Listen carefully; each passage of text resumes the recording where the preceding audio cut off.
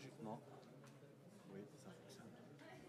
S'ils veulent, c'est soit clavier, soit flèche droite-gauche. Puis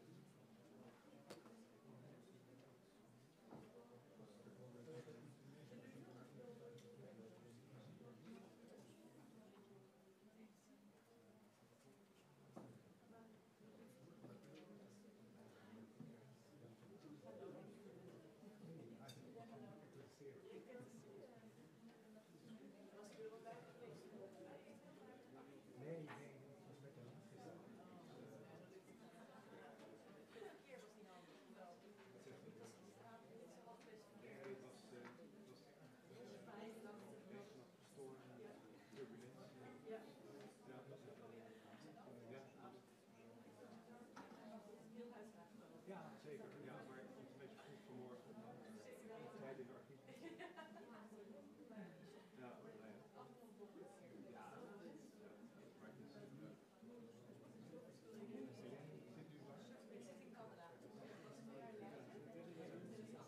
Ik zit in Canada.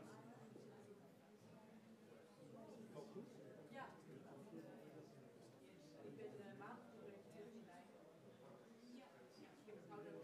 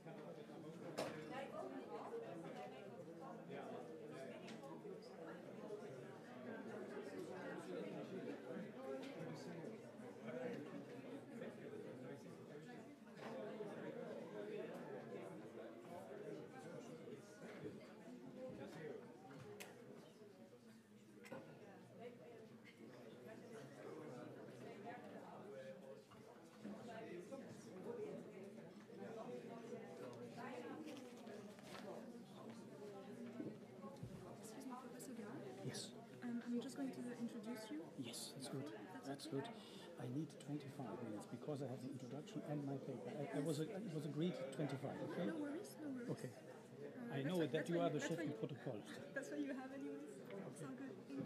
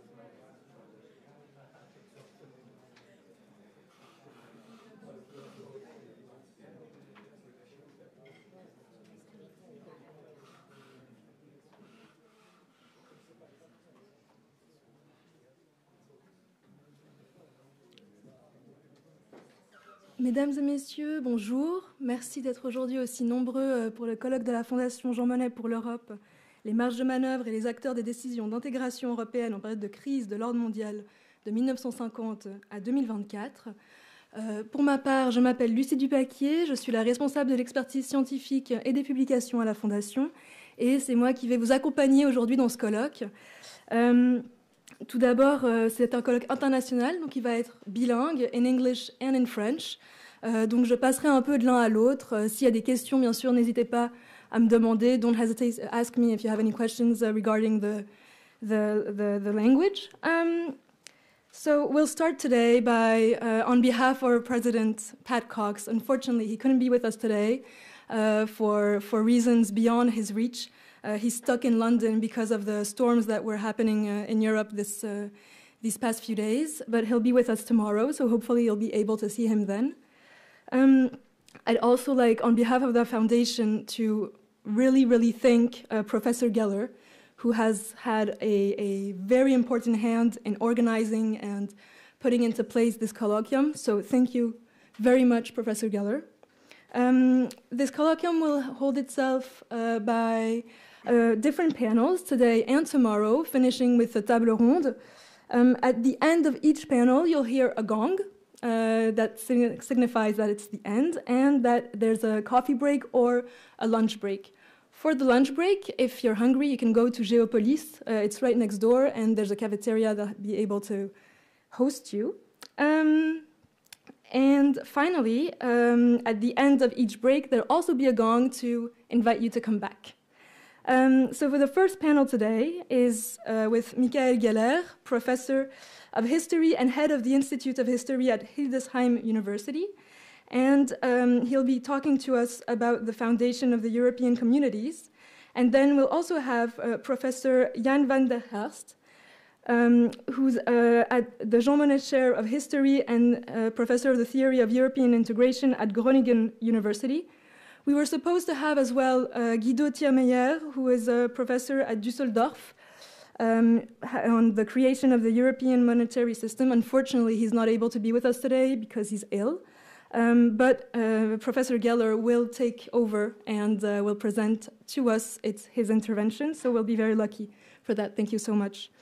On that note, thank you for being here and enjoy the first panel. Thank you.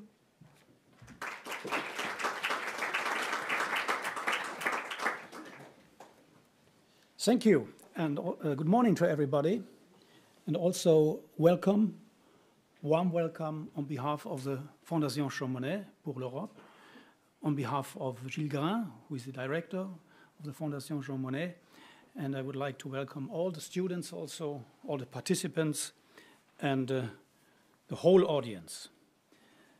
The topic is of this conference, to make a very short introduction, the scope for European integration. So it's about rooms of maneuver.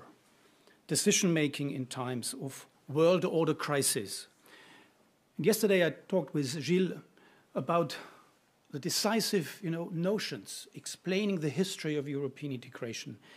And we came to 6 notions. It's, first of all, compromising, to make compromises, and then to constitute, so constituting. And that what is achieved must be defended, so defending. And then also evolving, but everyone knows money.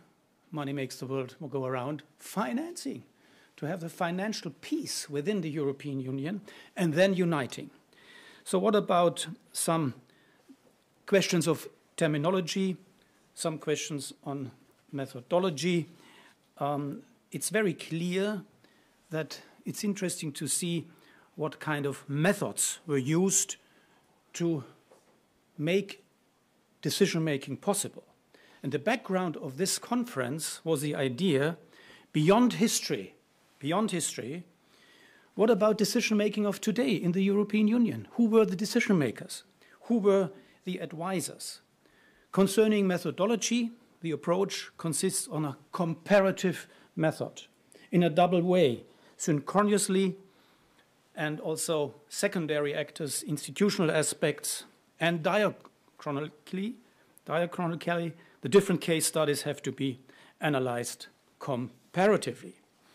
And looking to the terms, to the notions, room of maneuver must be there in order to make decisions.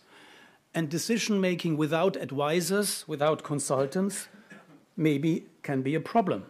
So we have different types of advisors, inside, outside advisors, key advisors, additional advisors, general advisors, special advisors, political, economic, legal, security, technical advisors, advisors on foreign affairs, advisors on European affairs. So we would like to look on these aspects, 3 central elements: room of maneuver, decision-making, and also the role played by advisors.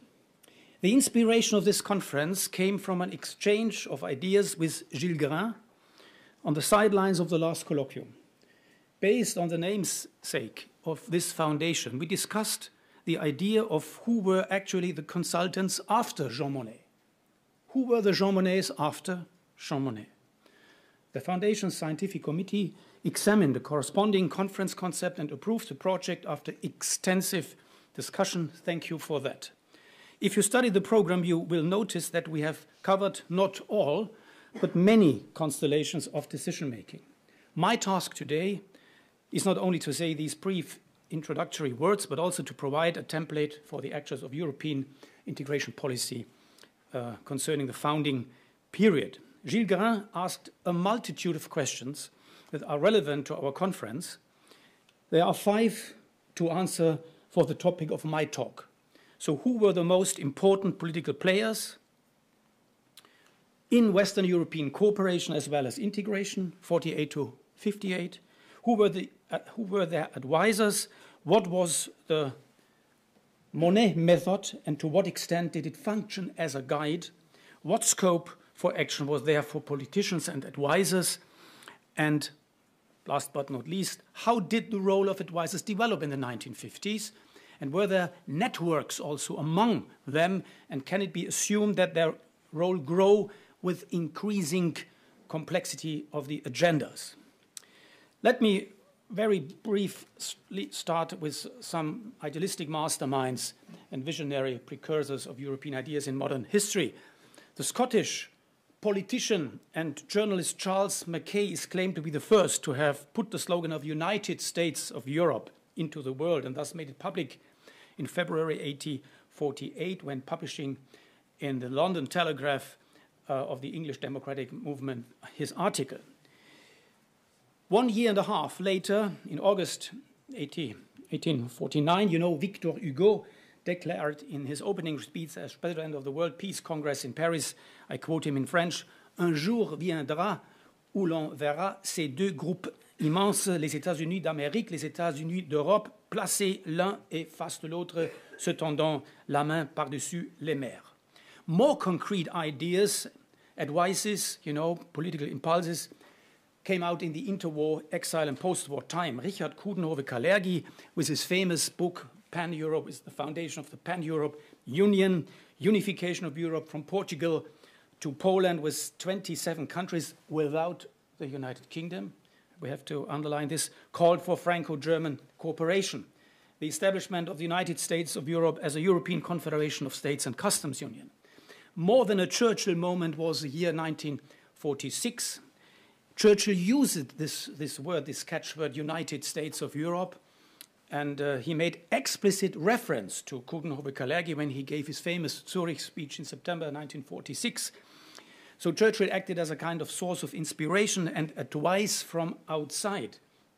So it was more just a moment, namely a certain period-specific hype that lasted for a few years, especially among academics, pressure groups, and intellectuals. So Churchill, from my point of view, cannot be judged as a convinced pro-European, but he served as a public advisor, as an initiator, as a driving force. He appeared as a beacon of hope, even if the United Kingdom was to rule itself out.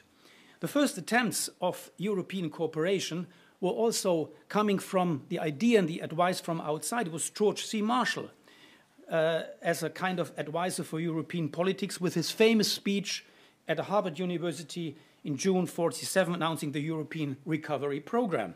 And his main collaborators, co-creators were William Clayton, Averell Harriman, you see him on the right with Robert Marjolin, or Paul G. Hoffman. And Robert Marjolin, the French economist, was an important figure. In August 1947, he published a memorandum that influenced the Congress, the United States Congress, with regard to further American aid for Europe. Marjolin became later on, very, very shortly, for 1948, the Secretary General of the OEEC. He led the French delegation in the negotiations leading to the Rome Treaty. He attached particular importance to establishing a common economic, financial, and monetary policy and received the support of the German head of delegation, Alfred Müller-Armack, and his deputy, Hans von der Gröben. In 1958, Marjolin was appointed also to the EEC Commission for Economic and Financial Affairs. Marjolin's advisors included also the French financial expert and economist Jacques Rueff. The sticker plan is the next point. This Dutch banker, industrialist, politician, diplomat, and foreign minister became known for the sticker plan. He presented this plan in June 1950 and made it known to the OEEC Council.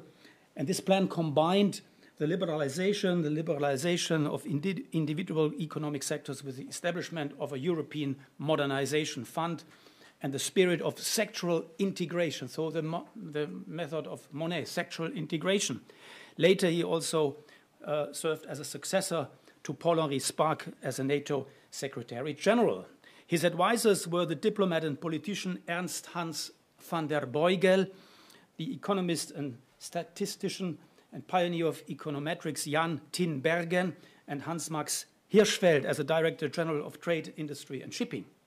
The Pella Plan, in the same year as Sticker made his proposal, the Italian Treasury and Budget Minister Giuseppe Pella presented a plan for a staggered reduction of internal market tariffs. Giorgio La Pira acted as his deputy. And Carlo Sforza, together with the Italian minister and Prime Minister Alcide de Gasperi, campaigned for his country to join the OEEC, NATO, and the Council of Europe and the ECSC as a founding member. Sforza's personal secretary, Livio Zeno, was the author of a biography of Sforza and the head of cabinet at the Foreign Ministry. And Mario Mondello acted as a further advisor to Carlo Sforza. And here you see Gastone Guidotti. He was Director General of Political Affairs in 1948 and a member of the Italian delegation for the negotiations of the Atlantic Pact in March and April 1949. He played also a decisive role as an advisor to Sforza. This is a kind of model presented by the German political scientist Wolfgang Wessels. I have provided some copies for you. You find trademarks of the elements of Monnet. So concrete solidarity of action, limited transfer of real national competences, stages on the way to a still less pronounced finalité, economic instruments as a means for political integration, co-product of policy field and institutional design, important enough, elite decisions made by consensus, and basic decision in favor of the European Federation as a community of peace and the Franco-German nucleus as a central point for European unification policy. Based on the research by Gilles Grain and on my own, a concrete additional model could be added. So Monnet is the only one who had an idea, who made an inspiration, who advised the French minister Robert Schuman, and then he took also the position as a president of the High Authority of Coal and Steel. He was in favor of the transatlantic partnership. He was not so much in favor for a strong parliament, so limited parliamentarism, just a common assembly of the coal and steel community, preference for sectoral integration, step by step, European atomic community, European economic community, wavering concepts between supranationalism and intergovernmentalism, take the European Council later on, also inspired by Jean Monnet, and then the Action Committee in favor of the United States of Europe. Jean Monnet himself was also dependent on advisors. Pierre Uri was involved in the drafting of the Coal and Steel Treaty and the drafting of the Treaty of Rome. The French industrialist and economic expert Étienne Hirsch, an official in the Commissariat Général du Plan in 1946, was also involved in drafting the Schuman Plan. Hirsch succeeded Louis Armand as president of the European Atomic Community, and André Philippe, for example, drafted a concept for Western European heavy industry community to the French government in exile, so during the wartime in 1943, with the help of Jean Monnet and René Mayer. René Mayer was a successor as president of the High Authority of the ECSC when Monnet resigned, 54, 52. And Louis Armand, a French engineer and industrialist, acted as Monnet's technical advisor and contributed knowledge of the coal and steel industry. He became the first president of the European Atomic Community in 1959, having already played a decisive role in drafting the treaties. Monnet, others advisors associated included the Dutchman Max Koonstam and also Dirk Pieter Spierenburg, as well as the politician from the Mouvement Républicain Populaire, Pierre-Anti Taitchen. Robert Schuman, Père de l'Europe, and his advisors. The French Christian Democrat Robert Schuman took advantage of Jean Monnet's bold idea to achieve the goal of Franco-German understanding. In addition to Robert Marjolin, Pierre Uri, and Jean Monnet, Bernard Clapier was Schumann's main advisor. Clapier was appointed Schumann's director du cabinet, chef du cabinet, from 1947 to 1950. He mediated the first contacts between Schuman and Monnet and was instrumental in drafting the Schuman Declaration. From 51 to 63, Clapier was also director of external relations at the Ministry of Economy and took part in the negotiations on the Treaty of Rome. Later on, he was governor of the Banque de France, and vice president of the Bank for International Settlement.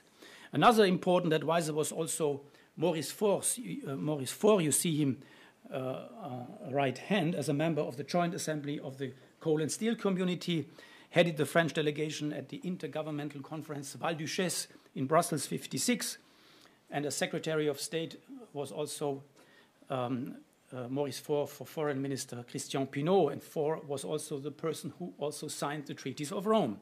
So Monnet and Schuman continued to support further projects, so also the René Pleven's plan on a European army, the European Defense Community project, and the rejection by the French Assemblée Nationale in August 1954 was a painful setback as well for Schuman and Monnet. De Gasperi, as I just mentioned, Sforza, on the same line, pro-Marshall Plan, pro-NATO, pro-ECSC, and you know that De Gasperi was important when he was in favor of Article 38. He saw in the signed EDC, the European Defence Community, a new light of hope. In his mind, Article 38 established an important point for the future, the goal of a supranational political integrated Europe. De Gasperi seems to be inspired by the Christian Democrat and European federalist, the Italian state president Luigi Einaudi. And he was also a particularly strong advocate of the European political community. In May 1954, De Gasperi was elected president of the Coal and Steel Community Common Assembly. And 11 days after his death, the French National Assembly, as I just mentioned it, decisively rejected the proposed EDC. De Gasperi's personal secretary was Paolo Canali.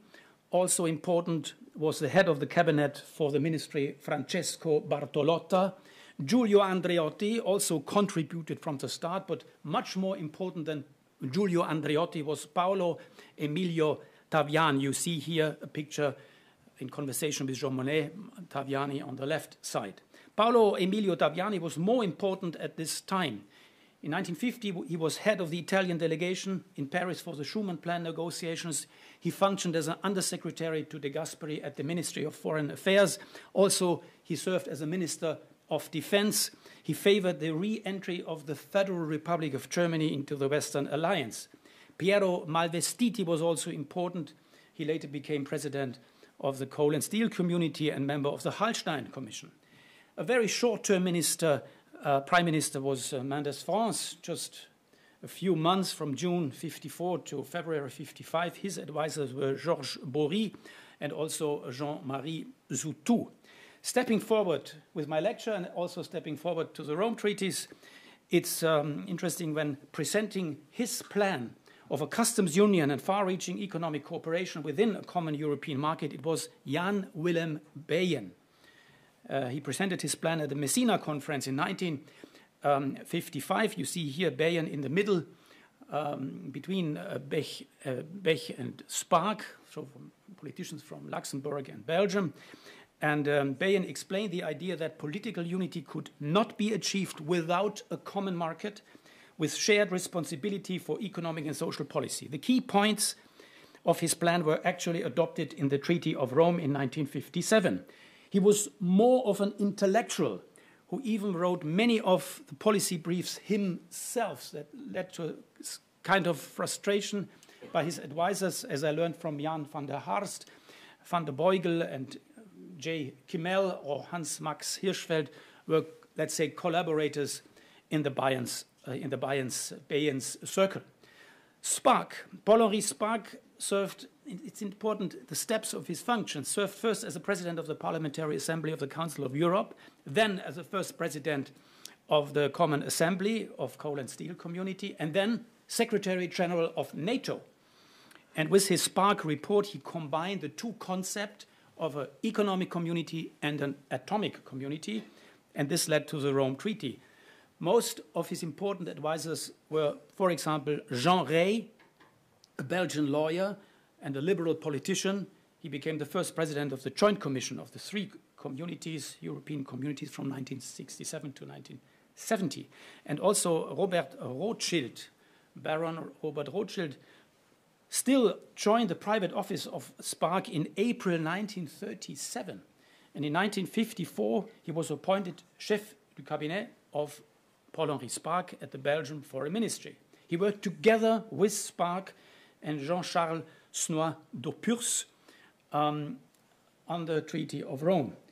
It is interesting to note when the Rome treaties, just before the Rome treaties were signed, Rothschild was standing beside Paul-Henri Spark, gazing over the Forum Romanum in Rome, when Spark said to Rothschild, quote, "I think that we have re-established the Roman Empire without a single shot being fired," end of quote. Konrad Adenauer is well known. He was one of the co-founders also of the European communities. He saw Franco-German cooperation as a means of recognizing Germany's position. It's interesting to note that he already gained international contacts and recognition as a party chairman of the German Christian Democratic Union in the Western European framework when very early very early, from 1947 to 1949, secret meetings took place in Geneva, as a so-called Geneva Circle, organized by Georges Bidault's close confidant Victor Cousin, to which Adenauer continued to send his confidants, so Herbert Blankenhorn, for example, or Otto Lenz. Through Jean Monnet, Walter Hallstein, and Max Kohnstam, Adenauer realized the Schuman Plan as a unique opportunity. And the network was extended by Louis Armand, Franz Etzel, Karl Friedrich Ophüls, Franz Josef Strauss, and others. And also in the end, in the following years, Adenauer met de Gaulle at the highest level and a personal exchange. Walter Hallstein is also to be mentioned as one of the close collaborators, chief negotiator of the ECS negotiations. He was State Secretary, Secretary of State at the Federal Foreign Ministry at the Auswärtiges Amt in Bonn, and the first president of the European Commission. Hans van der Groeben, I just mentioned him, was the co-author of the Spark Report. As a chairman of the Common Market Committee, he was active at the Intergovernmental Conference in Brussels in 1956. Val-Duchesse, his main task was to ensure that the EEC was given a contractually defined market economy framework. And it's interesting to note that he, van der Groeben, served also as the first and the only, up to now, German EEC Commissioner for Competition in the Hallstein Commission. Christian Pinault just mentioned it as a foreign minister.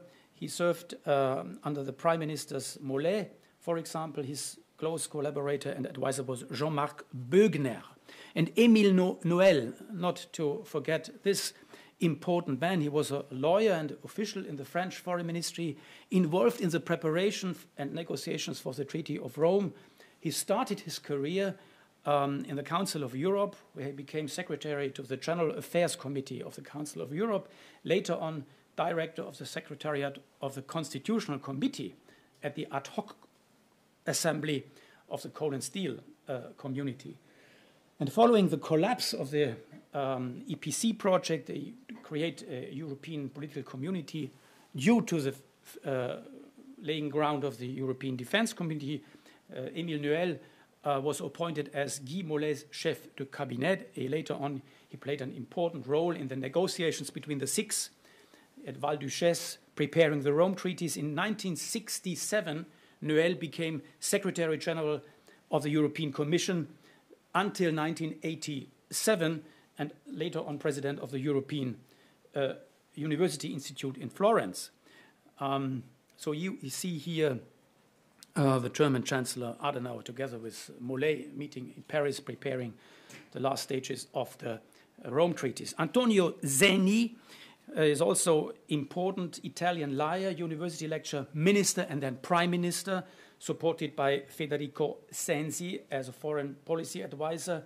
When he was prime, when Antonio Zeni was prime minister and foreign minister, his personal secretary was Francesco Fresi.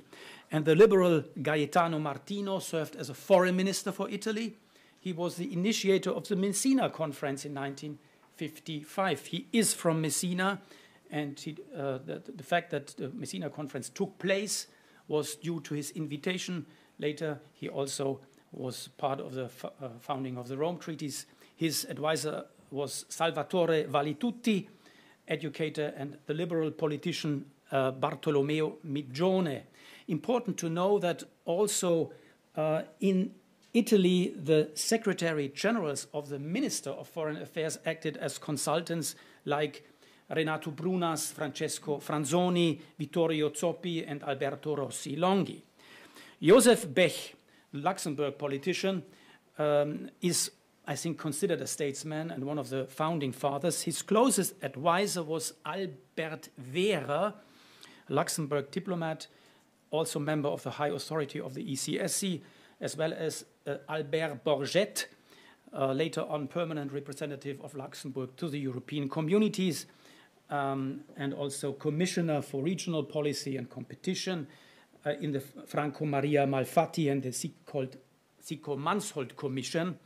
Pierre Pescatore, a Luxembourg law professor, later on also an advisor to Bech, later on became a judge at the European Court of Justice, and others have to be mentioned. Lambert Schaus, for example, here when signing the Rome Treaties on the right hand, or Christian Krams, Georges Heisbourg, Jean Dondelinger, and Charles Reichling, who was important, his contribution that the ECSC was established and with the institutions in Luxembourg. I came to the conclusion.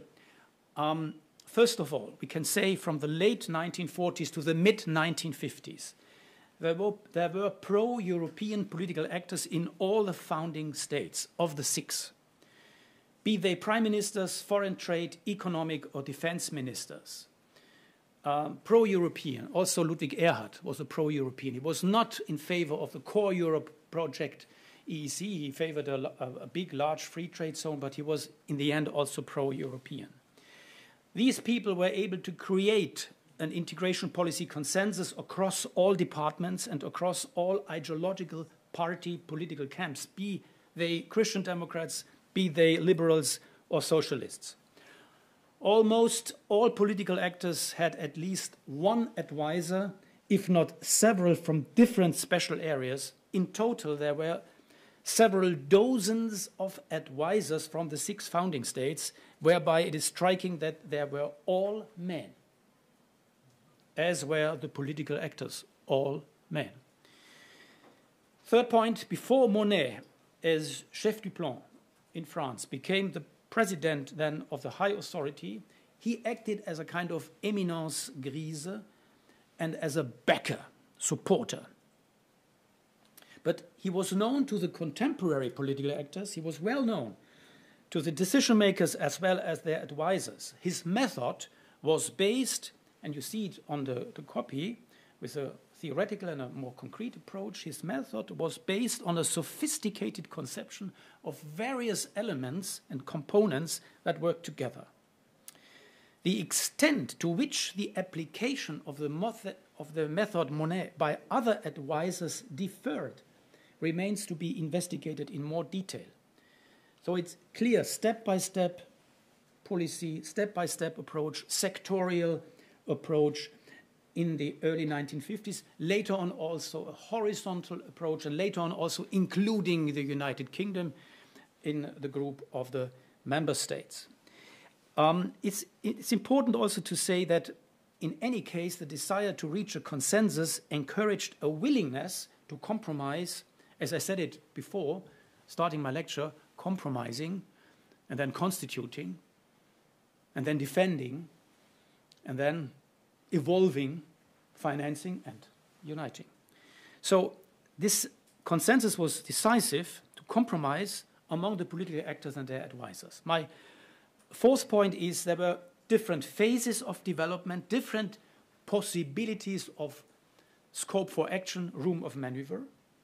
Due to the economic hardship and the political crisis, which stimulated European integration policy in times of Jean Monnet, for example, in the wake of the outbreak of the civil war in Greece and the Cold War in Europe, so the years from 47 to 49, Western European policymakers sought a closer alliance, particularly under diplomatic and political pressure from the Americans. The Americans made a very important input when starting the Marshall Plan, the OEC, also when starting the coal and steel community negotiations. They had lesser impact on the negotiations on the Rome Treaties. And also the escalation of the Korean War in the years of 1950 to 1953 provided a further boost, creating new scope for action for new French policy towards West Germany. And in a kind of anticipation, in a kind of awareness of the emerging Gaullisme, the renationalization in France, the pro-European political actors and their advisors were conscious, aware that there was only a certain and favorable window of opportunities in the early 1950s for their plans. And they had to take advantage of this opportunity as long as this window of opportunity was open before the stronger renationalization started in France due to Charles de Gaulle. So a tendency towards renationalization set again as early as 53, 54, 55, which was reflected in the setback of the failed European defense community. My last point, due to the extension of the integration policy agenda, the demand on consultants, on advisors, on experts, on professionals in various new fields was a growing process. So new policy areas became part of integration beyond coal and steel, and therefore the range of tasks and the need for consultants increased. Therefore, the need for exchange, the need for cooperation among advisors increased also, which promoted and even forced the formation of networks, not only between European institutions, but also between, for example, the OEC and NATO. So it is also noteworthy that many of the former consultants later pursued careers in European institutions and were able to carry on the pioneering spirit of the founding years. So the pioneers of European integration history and in the European institutions in the 1960s and the 1970s, in the 1980s, were former advisors to a certain degree of policymakers.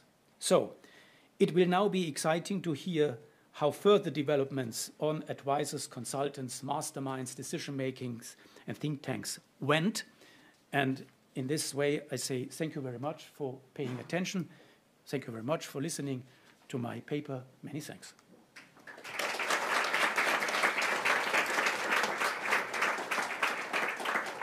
So thank you, and the next speaker will be my close colleague, I may say friend, Jan van der Harst. He was just briefly introduced. Jan van der Harst is one of the best experts on the history of European integration. We know each other for a long time due to the fact that we are members of the Committee de Liaison close to the European communities of historians. Jan van der Harst is a Jean Monnet chair. He was at the Groningen University a professor. Still is, so still active, was and is. He's a specialist on the Hague Summit. That's the topic of his lecture, the Hague Summit from 1969. He's also a specialist on the European-Chinese, EU-Chinese relations. And he's also author of a book together with his Dutch colleague Anjo Harivan on Max Koonstam, who was a very close collaborator of Jean Monnet. So we are happy to listen now to your presentation. Jan, the floor is yours. Thank you.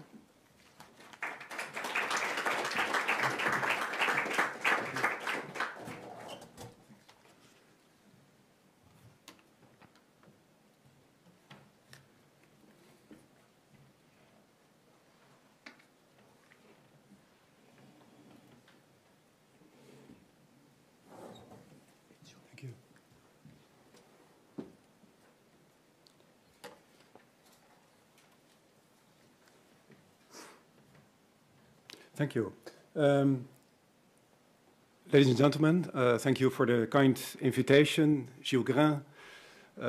It's very nice to be here, and also thanks to Madame Fontana, Madame Trafontaine for the excellent organization of this event. Ladies and gentlemen, I'm going to talk about the Conference of The Hague of 1969. Actually, I was born in The Hague, and I grew up there. And it was only a stone's throw from the place where I lived that the Hague Conference of December 1969 took place. The event in the medieval Ridderzaal, you can see it here, the event in the medieval Ridderzaal, the Knights' Hall, brought together the most distinguished people, the most distinguished political leaders at a crucial time in post-war European development. And since then, The Hague has been portrayed as a major breakthrough, bringing UK membership of the United Kingdom, and also extending EC responsibilities to foreign and monetary affairs. However, all this failed to impress the 11-old-year schoolboy who I was at that moment. Worse still, the conference totally escaped my attention, as did another remarkable event which occurred simultaneously, and that was the biggest federalist demonstration ever held. And here you see a picture of it. The biggest federalist demonstration ever held, because close to the meeting place, a group of about 1,000 European federalists, pro-Europeans, marched through the center of The Hague, and they were clashing with the police and shouting for the need to revitalize Europe after years of stagnation. And to attract attention to their cause, they carried a coffin with them. Here you see not the coffin, unfortunately, but you see Adenauer. And apparently Europe was dead and waited for the resurrection, which only the government leaders could provide. Now think about that, a pro-European demonstration in The Hague. The times really are a-changing. Another, a less visible and a smaller incident on the eve of the conference concerned efforts by the French embassy in The Hague to change the name of a local pub, a bar, a rather shady local pub, which was called Chez Pompidou. And French diplomats complained about an improper use of the name of their state president. And indeed, President Pompidou would soon travel north to attend the summit meeting, and he could be confronted there with this dilapidated location in The Hague. However, the owners of the establishment were unwilling to give in to the French demands, and local authorities refused to intervene. In other words, Chez Pompidou kept its original name.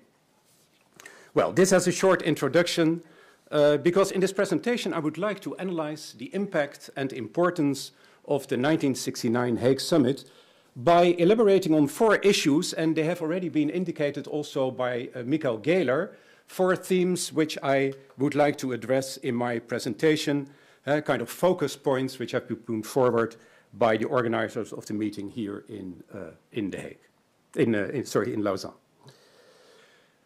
First, who were the main decision makers, counselors, and advisors? The decision makers in The Hague were obviously the politicians present at the summit meeting, the prime ministers, in the French case, the president, and the ministers of foreign affairs.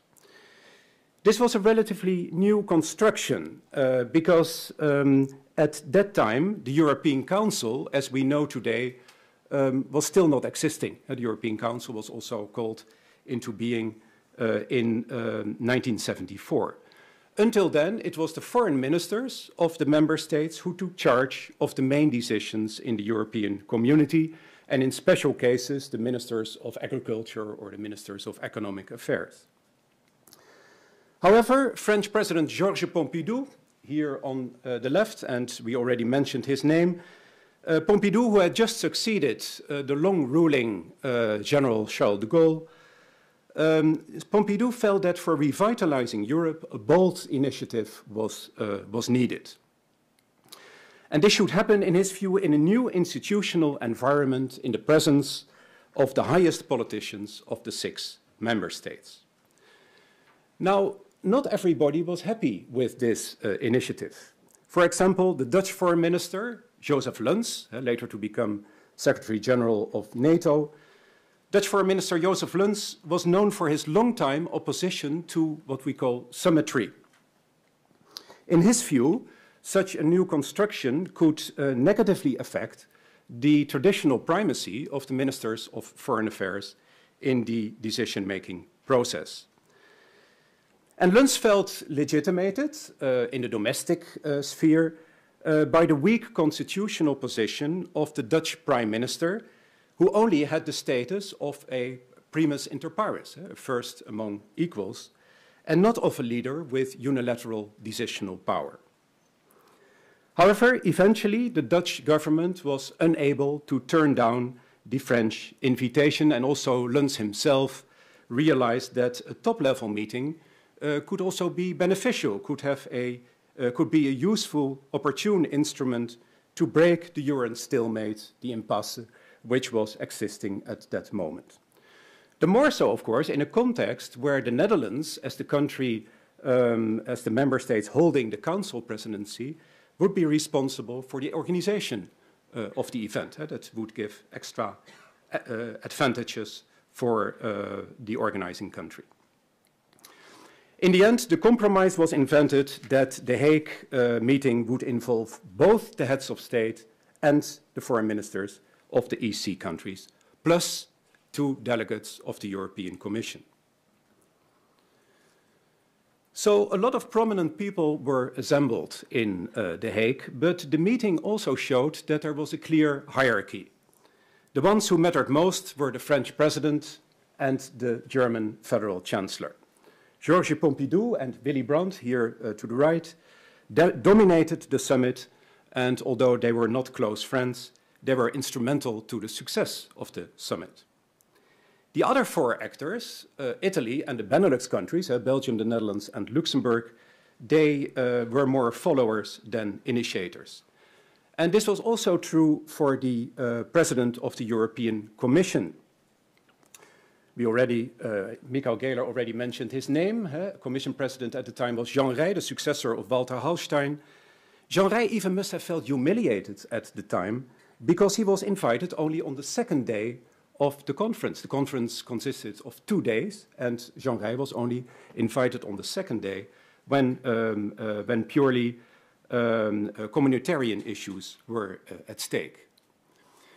Initially, Pompidou had even tried to prevent all forms of Commission participation, but pressure from the other member states had forced him to give in, at least partially, because Rey was present on 1 day.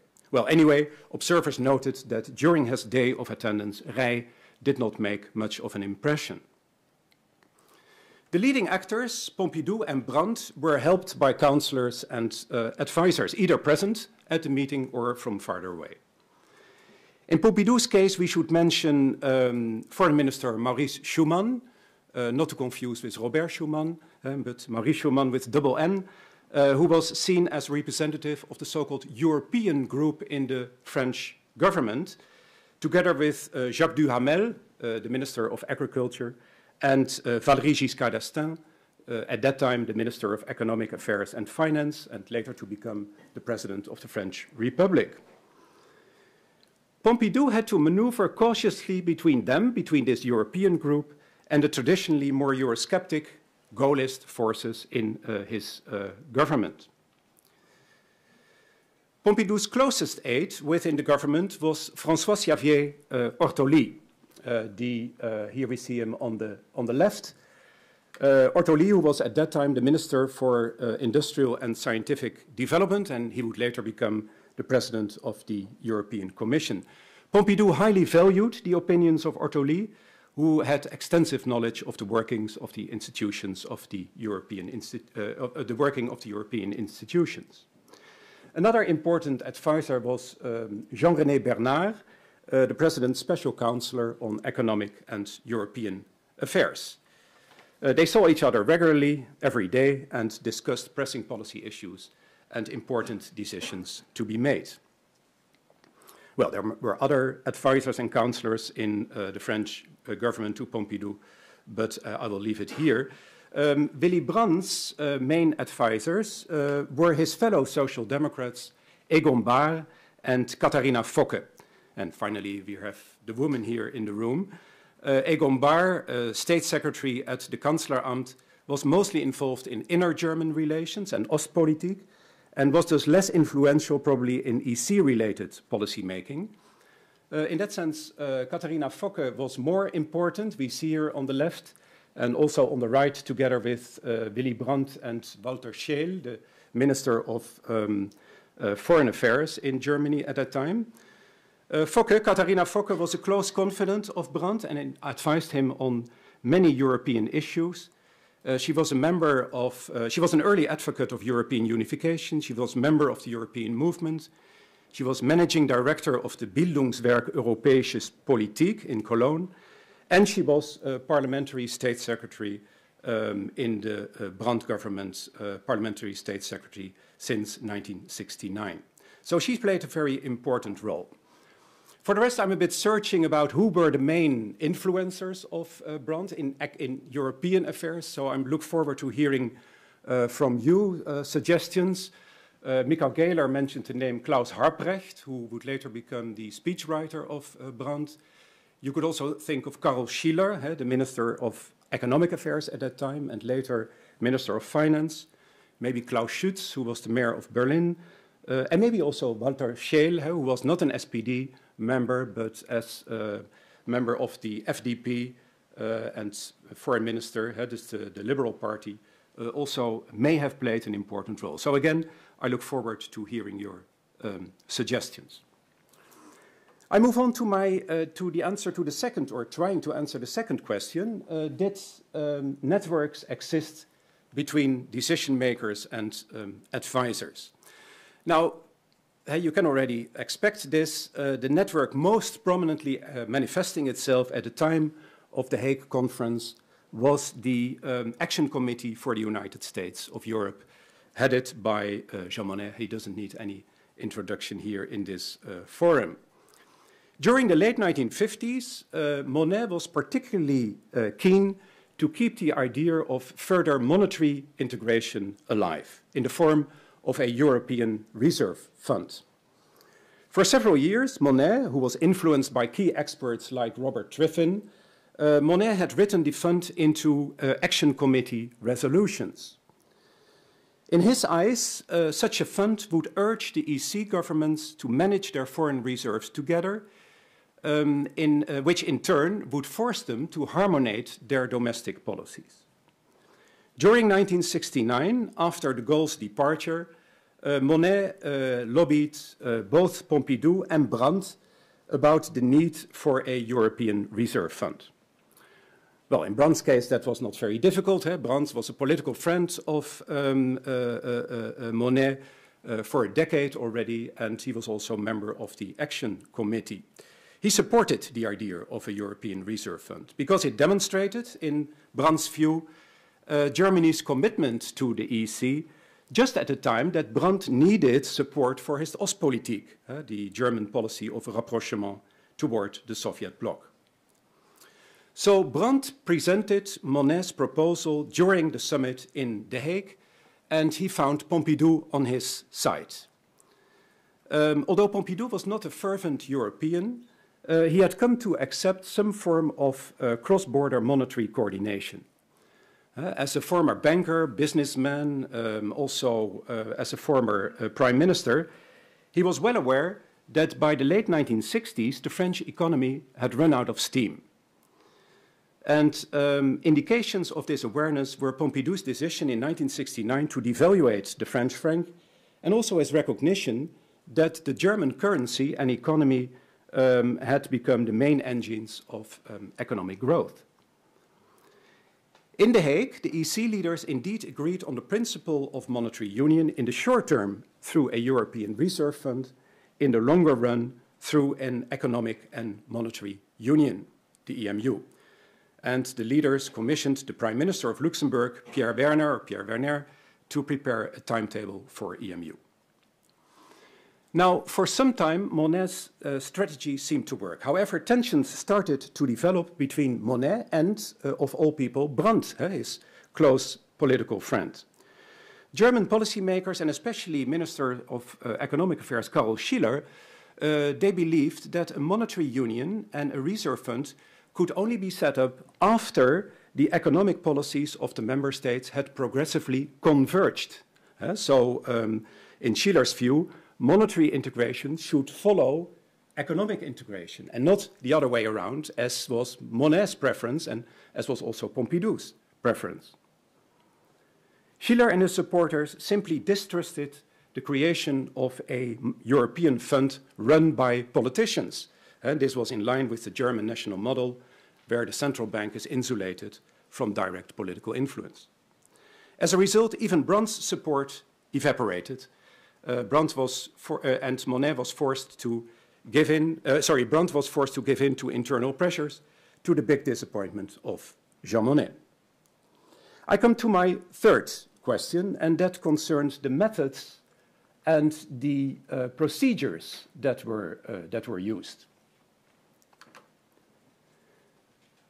The decision-making process in The Hague was very much based on the do ut des principle. I give something to you on one policy issue on the condition that you give something back to me on another policy issue. Enforcing this principle is quite common in European negotiations and often takes the form of a package deal, the package deal method, a set of proposals which are accepted or rejected together. In The Hague, a lot of sensitive debating topics were on the table at the same time, simultaneously, summarized with the keywords widening, deepening, and completion, the so-called triptych. Widening concerned enlargement, the EC enlargement with Britain and 3 other northern countries, Denmark, Norway, and Ireland. The deepening concerned the quest for intensified cooperation in foreign policy and in monetary affairs, and completion, the agreement on a definitive form of CAP financing, the financing of the common agricultural policy, and thus concluding the so-called transitional phase in the European community, coupled to providing own resources to the European Commission. Now, each participating country had its own priorities and had its own preferences, and they tried to get as much as possible out of the package on display. France, for example, was mainly interested in completion. The French insisted on a secure system for agricultural financing agricultural production. Germany, supported by the Netherlands and Italy, emphasized the necessity of enlargement with Britain. So Germany was in favor of widening of Britain and the other northern countries. So this showed diverging interests of the 2 main participants. And clearly, EC paymaster Germany was concerned about the financial implications of agricultural completion, which was desired by France. But as a quid pro quo, the Germans tried to persuade France to offer the long-awaited opening towards Britain, towards enlargement. So that was one issue. In the monetary area, which we already discussed a little bit, which was another hot issue, Belgium, Italy, and France strongly favored a European Reserve Fund, while in their turn, the Netherlands and Germany tried to make sure that such a fund would not take the form of an open-ended commitment towards countries with a less solid financial reputation. The European Commission also had a stake in the negotiations. For this supranational European Commission, the obtainment of own resources, as a corollary to agricultural financing, the obtainment of own resources was, of course, very attractive, an attractive target. But on the opposite, the Commission was fully aware that The Hague was a new episode in the dreaded development of symmetry, so eventually resulting in the creation of the Intergovernmental European Council in 1974. Now, these are only some examples of the many deliberations that took place before and during the Hague summit. And the atmosphere was often tense, and it was particularly President Pompidou who caused considerable irritation by his stubborn way of negotiating. For example, Pompidou was unwilling to mention a concrete date for the start of the enlargement negotiations with Britain. And the summit events showed once more how difficult it was to put aside the distrust which was caused by the long years of de Gaulle's hostility towards the EC. The new German leader, Willy Brandt, often played the role of mediator, and he was universally admired for his forceful debut on the European stage. He had just entered the stage as federal chancellor. He had been foreign minister before that, but he had just entered the stage as federal chancellor. But he was universally admired for his forceful debut. Thanks to Brandt's efforts, The Hague became a major success, although not an instant one, because its significance became clear mainly in the aftermath of the summit.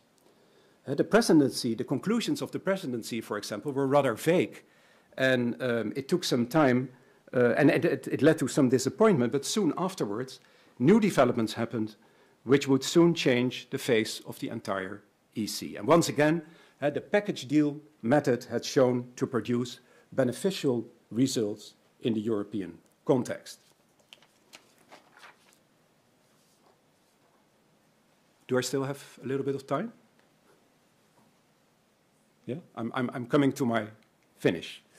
The last point. What were the consequences and effects? The Hague Summit had far-reaching consequences both on an institutional and a policy-making level. It led clearly to the EC's first enlargement, by providing the community not only with new members, but also with much-needed experience on how to handle accession negotiations in the decades to come.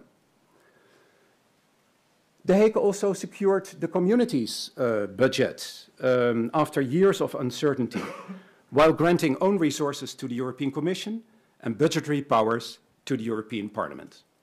Furthermore, The Hague laid the basis for major future developments in the fields of foreign policy and monetary cooperation. It started with the d'Avignon Plan and with the Werner Plan, and it ended up much later with the creation of the CFSP, the Common Foreign and Security Policy, CSDP, Common Security and Defense Policy, and the EMU, the Economic and Monetary Union. And last but not least, the meeting in the Ridderzaal in the Knights Hall in The Hague was an important step in the development of symmetry. It reinforced the feelings among government leaders that they had a crucial role to play in the development of European integration. I thank you very much.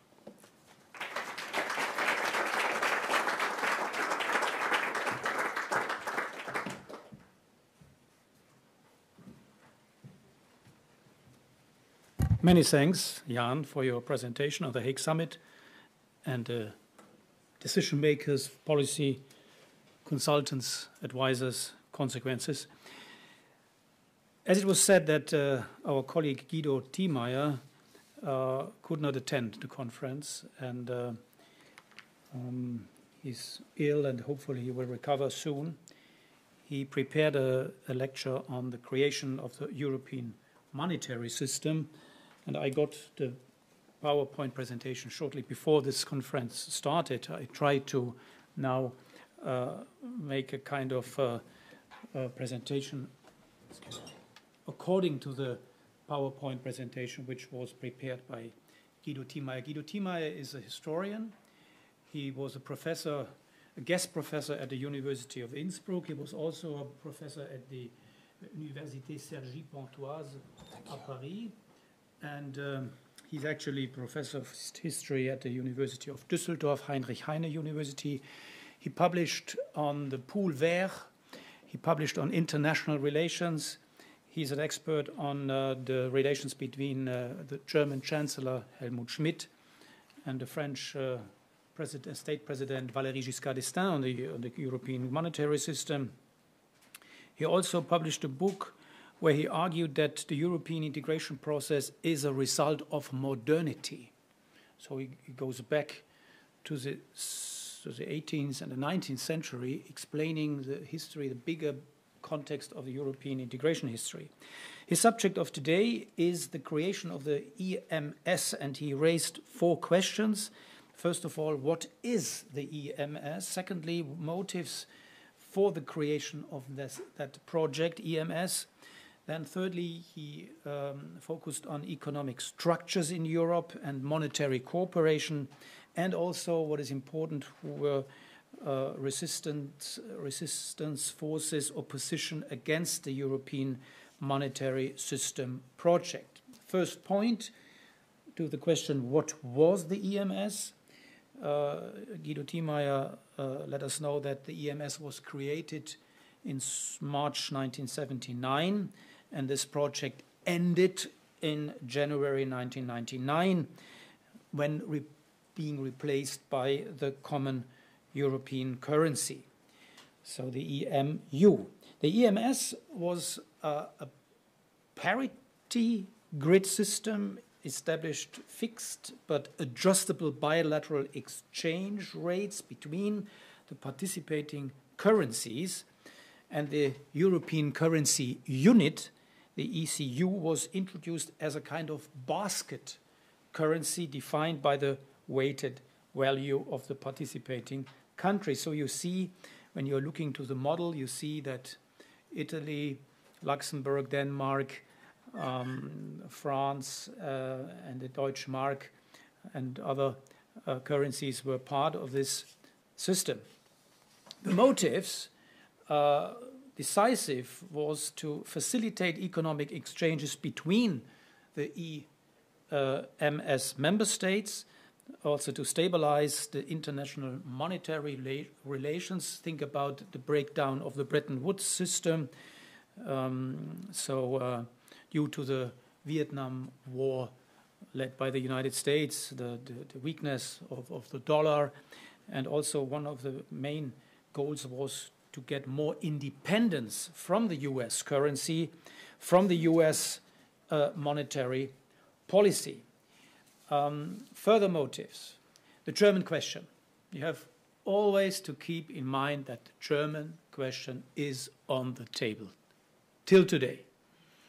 It's interesting to see how the German question, how dealing with the German question was one of the key backgrounds, reasons, motives for, as I said it when starting my lecture, when, compromising, constituting, and so on. So Giscard, Guido Thiemeyer provided a quote by Giscard.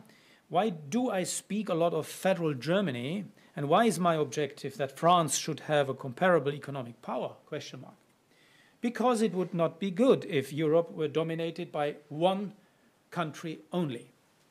Right now, if there were only one economic power, it would be Germany. But we can't have a confederation that would be dominated by one country only. So this was a quote by Giscard in a French TV questionnaire in October 1978, quoted by Michel Weihnachter, who is also an expert on Giscard-Schmidt relations. Helmut Schmidt, here Guido Thiemeyer also provided a longer quote, and it's a very interesting quote, because there's a remarkable reference to Germany's history, Nazi past. You can closely watch and pay attention to that. I quote Schmidt from the 30th of November 1978. As far as German policy is concerned, I would like to say in all simplicity, but with all urgency, without a functioning common market, without an economically and politically influential European community, German foreign policy cannot be pursued successfully. German foreign policy rests on two major pillars. The European Community and the North Atlantic Alliance. The whole game we have played with the Soviet Union and the Eastern European countries over the last 10 years, the game we have played with Berlin in order to stabilize the situation in this fateful city, would not have been possible without these two pillars. And I quote, we are doubly vulnerable and will remain so well into the next century. Vulnerable because of Berlin, because of the division of the nation, he means Germany, Germany's division, symbolized by Berlin's insularity, and secondly, remain vulnerable because of Auschwitz. The more successful we are in foreign policy, economic policy, socio-economic and military terms, the longer it will take for Auschwitz to sink into history. That's a remarkable quotation. The more we remain dependent on these two pillars I have spoken about, one of which is the common market. This was a quote when Schmidt gave a lecture before the Central Bank, the Council of the Central Bank of the German Bundesbank in November 1978. So you see how closely connected the burden of the past, the Nazi past, was connected with Germany foreign policy, European monetary policy, European common market policy. So it's a very crucial, remarkable quotation. So motives for creation of the EMS, economic structures leading to EMS, logic of market operation, reduction of transaction costs, also the de facto monetary union between the Federal Republic, Netherlands, Belgium, Luxembourg, and also other countries in the 1970s. so hegemony of the Deutsche Mark, and the Bundesbank, longue durée perspective, monetary integration since 1830. So the international gold standard, and I think it's the Latin monetary union, LMU, as far as I know, from the 70s of the 19th century, and the international gold standard Bretton Woods system. The opposition against the EMS, I think Guido Thiemeyer made 3 points. The Wilson government, so Harold Wilson in UK, public opinion and Labour split over the question of European integration, so not a unanimous position. In Germany, the Deutsche Bundesbank, he said ideologic reasons, free floating as an advantage of BB fear to lose its powerful position in Europe, so that the German Bundesbank could lose its powerful position in Europe. And French internal opposition in March 1978, majorité présidentielle, won the elections. Raymond Barre became prime minister. So we had different, let's say, forces of opposition against this project. So in the end, Guido Thiemeyer concludes with 4 points. I just can summarize this and can read this. I'm not really prepared in this subject. First, the establishment of the EMS is part of a long tradition of national regulation of international monetary policy that began in the middle of the 19th century. So you see, he goes back to the century before the 20th century. The key players were Schmidt, Giscard, also the commissioner, the Commission's president, Roy Jenkins, whose motives were European independence from the United States of America and the integration of the economically powerful FRG. Third, the common market in which the economic entities wanted to reduce their transaction costs through a common currency was also important, according to Guido Thiemeyer. And for various reasons, the main opposition came from the German Bundesbank, so the BB, and the British government, which soon withdrew from the project. Thank you for paying attention to the presentation made by Guido Thiemeyer. Thank you.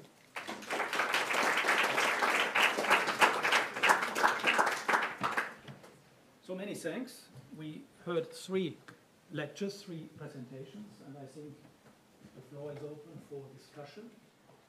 Please raise your hands. Please ask your questions, and we can I think, collect the questions. The first is by Wilfried Loth, then Amy Burden, and maybe we have a third question to conclude the first series of questions. Yes, maybe I make a further question. Jan van der Haast is also an expert on the different presidents of the Commission. He published a book together with a colleague from University of Groningen. It's Gerrit Veurmans. And the title of this book is An Impossible Job, ? The Presidents of the European Commission. How Jean-Ray reacted to this, let's say, constellation that he was just invited at the second day of the Council of the summit at The Hague in 1969. But first of all, Wilfried Loth, please, and then Amy Burden. Thank you. Thank you. I have 2 comments. First one on the man behind Jean Monnet, and the second one on the man behind Willy Brandt. It was good, Michael, that you mentioned among the advisors of Jean Monnet also André Philippe, French economist, politician of the Socialist Party in France, and for some years after World War II, Minister of Economy. As I'm just preparing a small book about André Philippe, I like to mention one interesting finding. If you look at Jean Monnet's memorandum of 4th of May 1950, arguing for the steel and coal community, you can find just the same argumentation in all details in a conference given by André Philippe at the beginning of February of 1950. And it is established that Jean Monnet did take part in this conference in February, in the series of conferences of the Cercle des Ambassadeurs. And there are some witnesses saying that both Monnet and his collaborators from the Planning Commission were very impressed by this demonstration by André Philippe. So maybe you can design André Philippe as the founding father behind the founding father of the coal and steel community. On your question about advisors of Willy Brandt, of course, with regard to the Hague conference, you should mention in the first range also Jean Monnet, because it was Monnet who gave to Brandt the impulse to present the idea of a European Reserve Fund during the conference. And in this respect, Brandt completely trusted to Jean Monnet. Brandt himself didn't understand anything about currency problems, but he just trusted Monnet, and was in this way able to start the way towards the currency union. But then there are not so many people behind Willy Brandt. Of course, Schiller was an entity of his own, working not together with Brandt, but against him. The foreign minister, Walter Scheel, was a convinced federalist, but also the relations with Brandt were not so strong. In this period, just in the beginning of Brandt's chancellorship, a kind of emancipation of Brandt from the foreign ministry took place, and this was a sense to install Katharina Focke, not in the foreign ministry, but in the chancellor office. And Brandt did this in order to have free hand in moving on the European scene. You must see that Brandt was an intellectual, thinking about European unification since the 1940s and always pursuing this project. So he had his own ideas, and he did not need advisors, and he felt that he did not need so much advisors. In this respect, Brandt was an European entrepreneur. And looking at the Hague Conference, one should underline that what actually was Brandt's role in fabricating this famous package deal. You said he was universally admired. Why? Because he was able of confidence building. Confidence building with regard to Pompidou, with regard to Luns, and with regard to Aldo Moro, the Italian prime minister. Nobody of them really could know if the promises regarding completion or regarding enlargement would be really fulfilled. But due to the confidence organized by Brandt, finally the package deal came out. Thank you. Many thanks. Lord, één word, please. You need a microphone. Yes. I could also shout the rooms up very small. Thank you. Thank you very much. I found it very stimulating, all three presentations.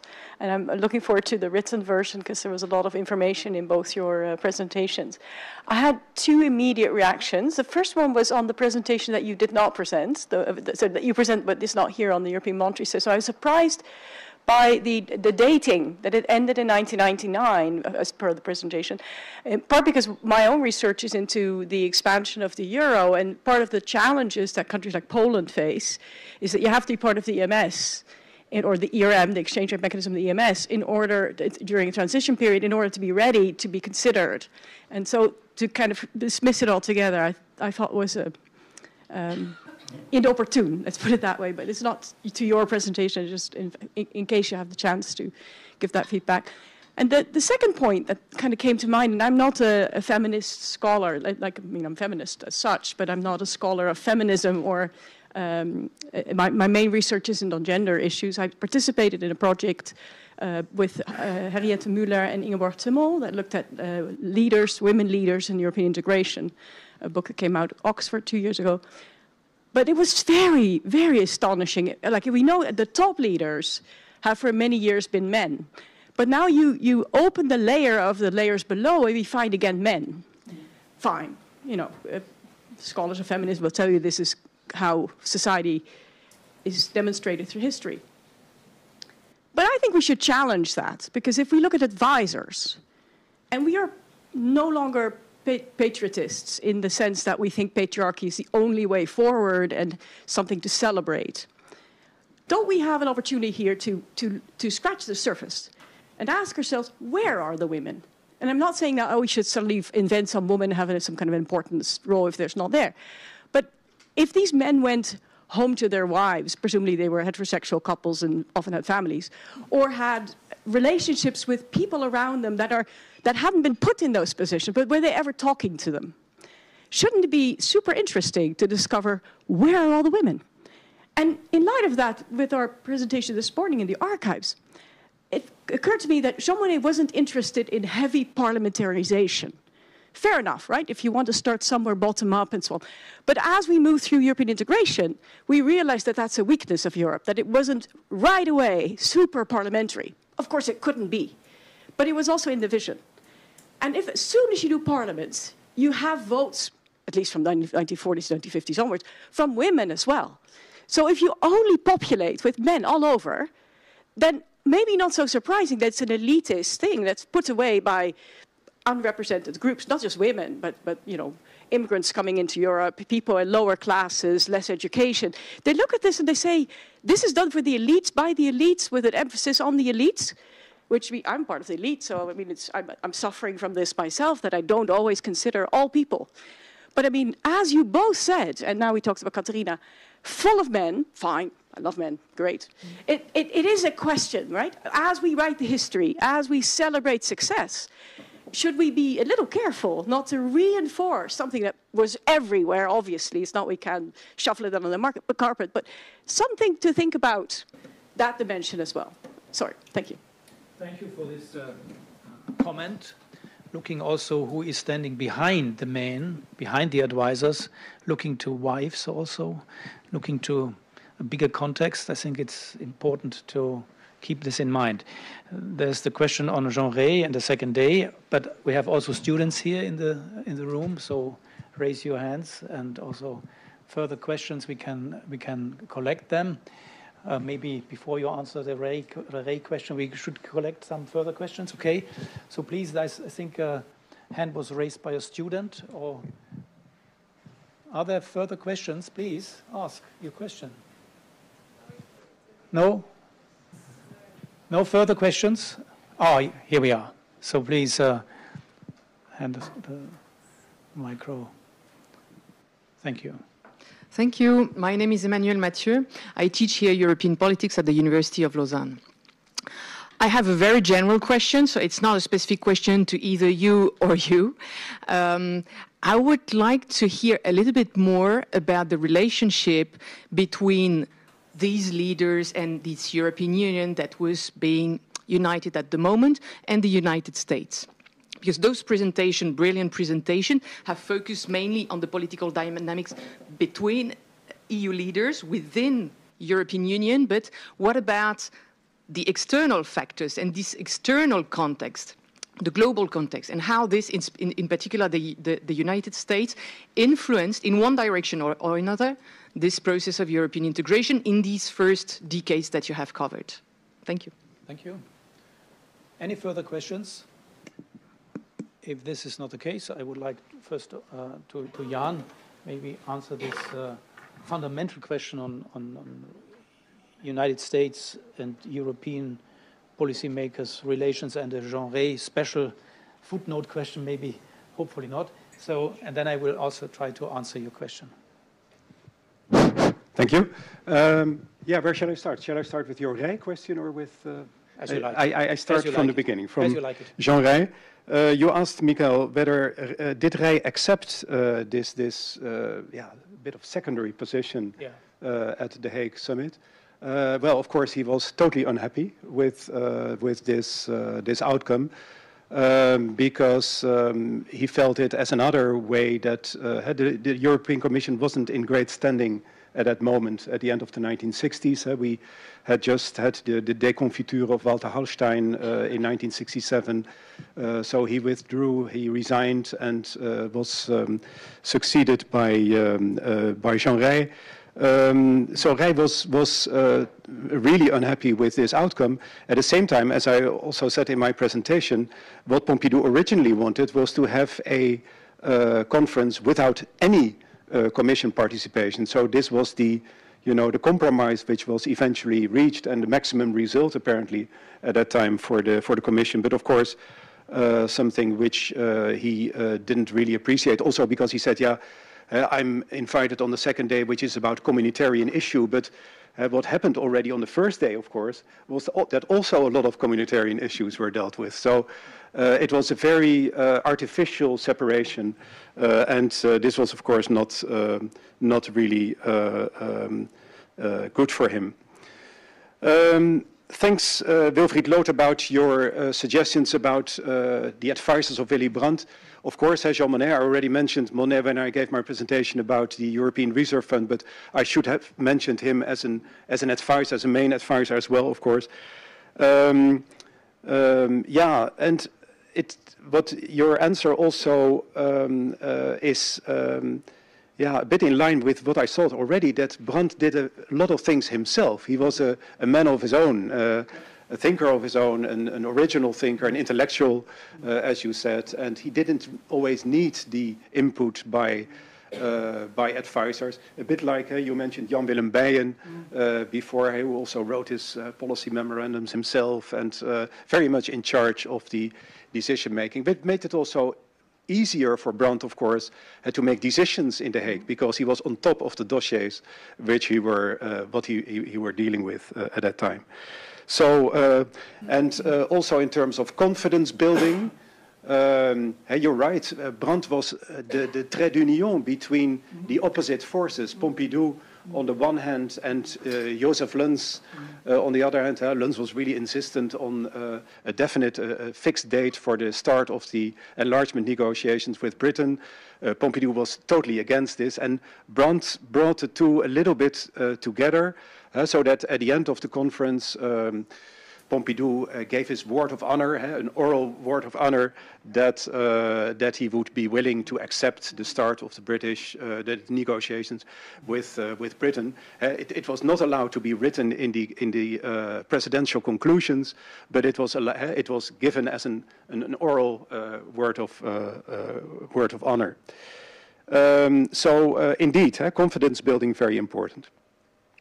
Amy Verdun, women politics, women politicians. Yeah, sure. I didn't mention her name, but who was very important in the Dutch politics at that moment was Marga Klompé, who was actually one of the first real federalists in Dutch politics, and who also had a big influence on the thinking in the Netherlands about foreign policy and European policy making. She had been a member of the Parliament of the Council of Europe and of the ECSC, so she was very much involved in the whole process and a very important person. She was not directly involved in The Hague. That's why I didn't mention her, but she is definitely an important person in Dutch politics. She was a Minister of Culture, but she was also very present in the international area. Of course, a person who we should also mention, although she was not involved in The Hague, is Margaret Thatcher. Because Margaret Thatcher was the one who was the main opponent of the completion of the European community, the financing on agricultural policy. So the definite solution on CAP was good for France and was good for the Netherlands and other agricultural countries, but it was very bad for countries like Britain, who would later enter the European community and who would start to protest against the high budget contribution which they had to make, which later, of course, ended up in these litanies of "I want my money back," etc., etc. But that started in The Hague with the regulation on the completion of the European community. And then your question about the EU and the US. In that sense, The Hague, I think, is interesting because by that time already the American influence was a bit less apparent than in the previous time. I think Michael will talk about that later. In the early time, especially in the 1950s, of course, the American presence was very obvious. By 1969, it was the time of the Nixon government. Nixon was much less interested in involvement in European integration issues. I don't think there was a very strong American presence on what happened in The Hague. It was really the 6 government leaders, and particularly Brandt and Pompidou, who were leading the process. And I think at that time, by that time already, there was the relationship between the US and the EC had become less intimate than it was before. But you know more about it. Well, on the gender issue, it is remarkable that in this early time of 1947 to 1949, when the Geneva Circle met secretly at Geneva, there was one Italian woman also part of the group, Morini. She served as a journalist and participated in these meetings. And Margareta Clompe, mentioned by Jan, as far as I know, was also a participant of the Nouvelles Équipes Internationales meetings. She was Catholic Party. So within this Christian democratic transnational bodies, you find a few ones. So it's interesting that Morini and Clompe are present there. To the big question on US-European integration relations, I think if you take Dean Acheson's memoirs, the title is Present at the Creation. And the US were present at the creation. I think without the Marshall Plan, forcing the Europeans to come closer together, working together, establishing an own European organization for European economic cooperation in Paris, the later successor OECD. Without the US at the very beginning, forcing the Europeans to work together, liberalizing the trade, having also a kind of pool for currency. It was not only the OECD, it was also the European Payments Union, EPU, within the framework of the OEE, starting in 1950, 2 years after the foundation of the OEEC. These were the preconditions for later on establishing a common market and, let's say, a customs union in 1968. So without these further steps, without this impact by the United States, I mentioned Marshall, I mentioned Clayton, Paul G. Hoffman, with a second Marshall Plan speech in the early 1950s, also the change from the Marshall Plan to more military assistance program, parallel to NATO foundation. You can see also, you take the biography by Jean Monnet, with close contacts to later on George Ball, for example, to the ambassador by the United States in Brussels, Bob Robert Schätzl. So if you look to the foundation of the coal and steel community, Brigitte Leucht from British University did a wonderful piece on the networks between Monnet Circle and American advisors. So there was a strong impact also by the United States when formulating the treaty, the coal and steel treaty, because there was a strong American interest to weaken the cartels, the Ruhr cartels in West Germany. So, and I agree that the impact, the influence by the United States, especially in the time of the Eisenhower administration, decreased to a certain degree. So the Europeans, the Western Europeans, the 6 ECSC founding member states, more or less negotiated more on their own. The history before the Rome treaties take 55, Messina Conference take 56, Venice Conference take Val d'Uchesse negotiations, take the Spark report, and this is due to more room of maneuver. I didn't mention this in my lecture. We had the Suez crisis, and we had the Hungarian uprising, two uprisings in Budapest against the communist regime in Hungary, against the Soviet, let's say, occupation of Hungary, and this absorbed a lot of energy by the Soviet Union, by the US, also by UK.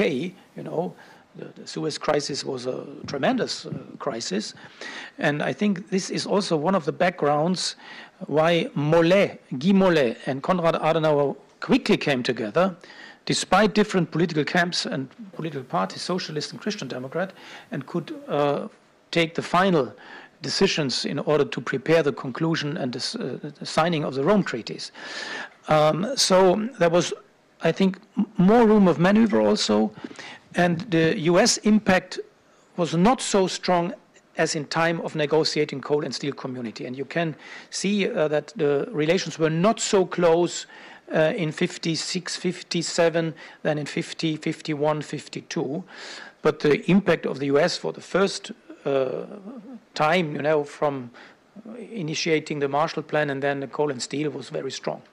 Very strong. Thanks. Just an addition, take Adenauer. Close connections and conversations with the US High Commissioner John J. McCloy in Bonn. They were also indirectly related from the family background, because the first wife of Adenauer was named Zinser. There was a relation to John McCloy, who was the High US Commissioner in Bonn. And what was done before Schuman Plan was negotiated were close relations between the US High Commissioner McCloy and the Chancellor Konrad Adenauer. So you can go also to the German occupation context and look also what kind of impact had the US representatives in Bonn to the Federal Chancellery. Thank you.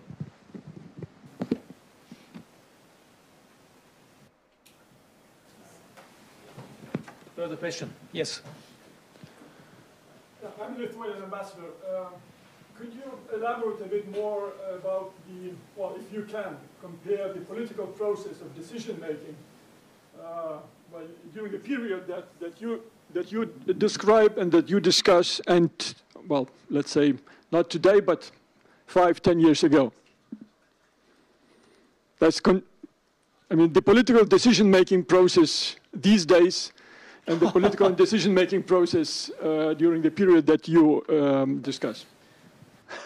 I think we have a round table also later on, and we have subjects later on coming to more recent and current constellations of decision-making. We can wait for these round table discussions and later on lectures, but if you ask me personally, I would have to give you a very sad answer. I said years before, I said one Macron is not enough. This was when he gave his famous Sorbonne speech and later on many other speeches. I said one Macron is not enough because I could identify a lack of German responses to Macron, very weak responses by AKK, Annegret Kramp-Karrenbauer, talking about the change of the seat of the European Parliament, one of the main seats from Strasbourg to Brussels. And so very poor answers to Macron. So I think the main question is, what about the German-French axis, the couple franco-allemande? Does it work? look to Scholz and look to Macron. Question marks, question marks, question marks. So what about the other ones? What about Poland? What about Hungary? You know, we have debates in Germany about the migration policy, and some guys arguing that Viktor Orban tries to really use the migration issue in order to weaken the European Union, in order to weaken the European Court of Justice, in order not to be ready to adopt to European Union laws and so on. So these are some bits and pieces on the question of decision-making of today. I see no real strategy by the European Union besides sanctions against Russia, besides support on all the levels for the Ukraine. This double strategy is remarkable and is recognizable, but I see no strategy by the European Union concerning what are the European interests in this case of war in the neighborhood of the European Union. I do not see a definition. What are European interests? What is the third part of a triple strategy? I think that's enough. We have later on, I think, hopefully other contributions to that question. Please. Yeah. Thank you. I think it's a very interesting point and difficult to answer, of course. In my introduction, I made reference to this do ut des method and about the package deal method. And I think these methods were very productive in the 1950s and 1960s, in the time that the European community still existed of only 6 members, because then it was easier to come to an exchange of priorities and preferences. I think about the coal and steel community that was already based on a kind of package deal. Also, the EEC in 1960 in 1957. There was, of course, or the Treaty of Rome, there was, of course, the priorities of the Dutch and the Germans. They wanted to have an economic community, and there were the French. They wanted to have an Euratom, an atomic community. And these were put together as 2 separate issues, but put together in order to make Europe work again. And also later, in the late 1980s, with Kohl and Mitterrand, we saw it again when Kohl wanted to have a European political union and Mitterrand wanted to have an economic and monetary union. Also there you could see a kind of working of the package deal method. But that has become, I think, more difficult in the present period, like Michael Gehler already said, because now we are no longer working with 6 or 9 states, but we are working with 27 states, with all their interests, and making a triptych, as in the past, or a package deal in the past, has become much more complicated, of course, with so many different priorities, so many different interests, so many different geographical interests, of course, also. So in that sense, I agree completely that it has become more difficult, but it's not impossible. Particularly under the influence of a real crisis in Europe, it's still possible to move ahead and to make decisions, very often still on the basis of this package deal. Thank you. I don't see further questions. I think we are just running out of time, I fear. So our chef du protocol should say some sentences, please. Now we have a coffee break. We have 5 more minutes. Great. So due to 5 minutes more, we can have further short, please, very short questions to Jan and yes.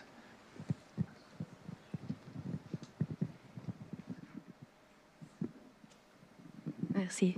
I'm Juliette Boschloz. I'm a student here at University of Lausanne in the Master in Political Science, sorry. And my question was, thank you very much for your presentations about all those figures about the creation of the European Union.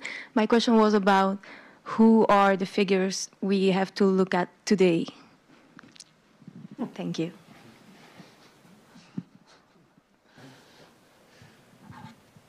The figures we have to look at today, yeah, I think that's, well, like I said in my, or like we said in our answer to the previous speaker, is that it has become more difficult to distinguish. In The Hague, when I gave my presentation in The Hague, I could easily say Brandt and Pompidou. These were the key persons who made Europe tick and who made Europe work at a time, and later Kohl and Mitterrand. Nowadays, it's more difficult to distinguish that. And that has, of course, also very much to do with the impact of the right-wing movements in all countries of the European Union at the moment, which has made the landscape even more diverse than it was before. Hey, my own country, the Netherlands, we have at the moment a very right-wing party is leading, actually, at the moment, the government. But in many other countries, we see that as well. They are, in principle, they are not European interested or not inspired by Europe. So when I told in my presentation about the European demonstrations, the pro-federalist demonstration in The Hague in 1969, that is almost unthinkable today. At the same time, Europe, I think, also surprises us sometimes. Think about Brexit. What happened after Brexit? Brexit brought Europe closer together, actually, and it gave a new impetus to European integration. The Ukraine war as well. So it brought Europe closer together. So there are circumstances still, often crisis situations, where Europe is able to come together and play a stronger role than we might sometimes think is possible. So I think we shouldn't only be negative about what is happening in the European Union at the moment, and also think about the good things. And even these right-wing movements, which are very strong at the moment, they also find it very difficult to go out of the EU. So the Brexit is not followed by an exit or a Dexit or other movements. So people know that the European Union is important. Maybe it gets another construction. It gets other priorities. But at the same time, we cannot get rid of it, apparently. Well, I think we have to talk about different European unions, different European communities. This is a problem to define the European Union of today, because it changes because of new members. And I think the so-called Eastern enlargement with in the end 12 new members, including Romania and Bulgaria, changed the profile of this European Union fundamentally. I can tell you that I organized since 2007 Europe Talks, Europagespräche at our university. And it got more and more difficult not to find experts, not to find historians, political scientists, social scientists focusing on European integration, but on let's say, prominent figures to invite them. So we had Egon Bahr, we had Kurt Biedenkopf, we had all the living German commissioners, Günther Verheugen, Günther Oettinger. It's very tricky to get von der Leyen. It's quite impossible to say it.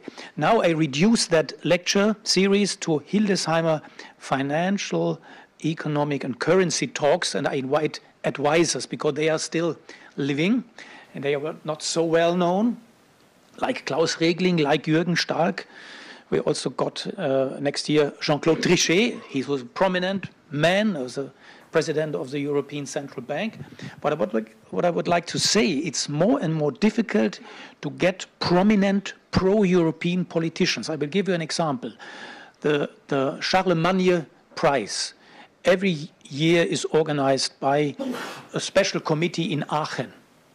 And the last 3 times, it was not possible to find a prominent European politician who would like to deserve to get the Charlemagne Prize.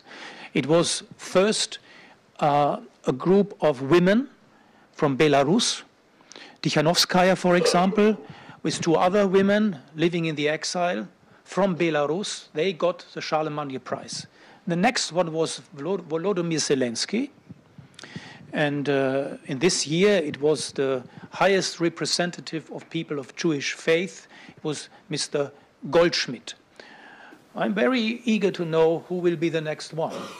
So, and if you look on a national level, I was not unhappy when I could realize that Michel Barnier is now maybe accepted, hopefully also the new Prime Minister of France. He did a brilliant job when negotiating the Brexit. Brilliant. So as a former commissioner for the single market. He is one of those who can see as a strong pro-European politician, but in other cases it's not easy to see and to find them. And if you look to Morawiecki, Tusk is an example also, a good example for pro-European as Prime Minister now of Poland. It was not easy for him to get the post as a Prime Minister, elected Prime Minister in Poland. Take Viktor Orban, very ambivalent, very Eurosceptic, sometimes EU hostile. EU hostile. He's talking about the European Parliament as a parliament of crazy people, as a madhouse.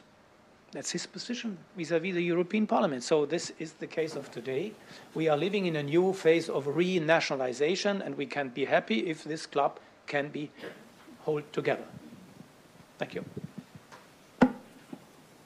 So now, maybe it's time for coffee break. 5 minutes. We have still 5 minutes. That's great. Students.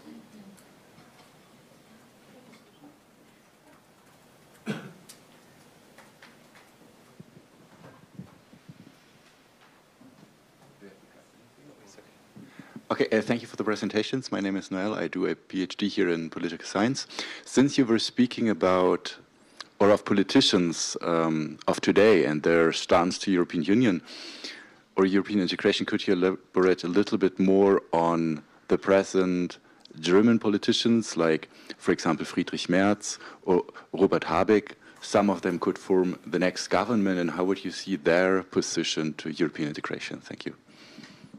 Question is directed to me. Yeah, not to me. I have to say that I'm not a German historian. I'm from Austria.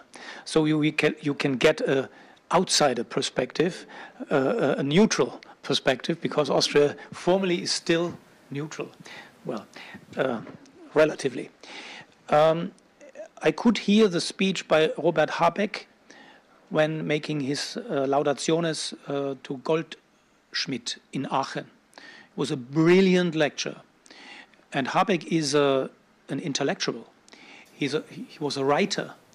He did make his comparatistic studies, so comparative literature. Sometimes people think he's a dreamer. I don't think so.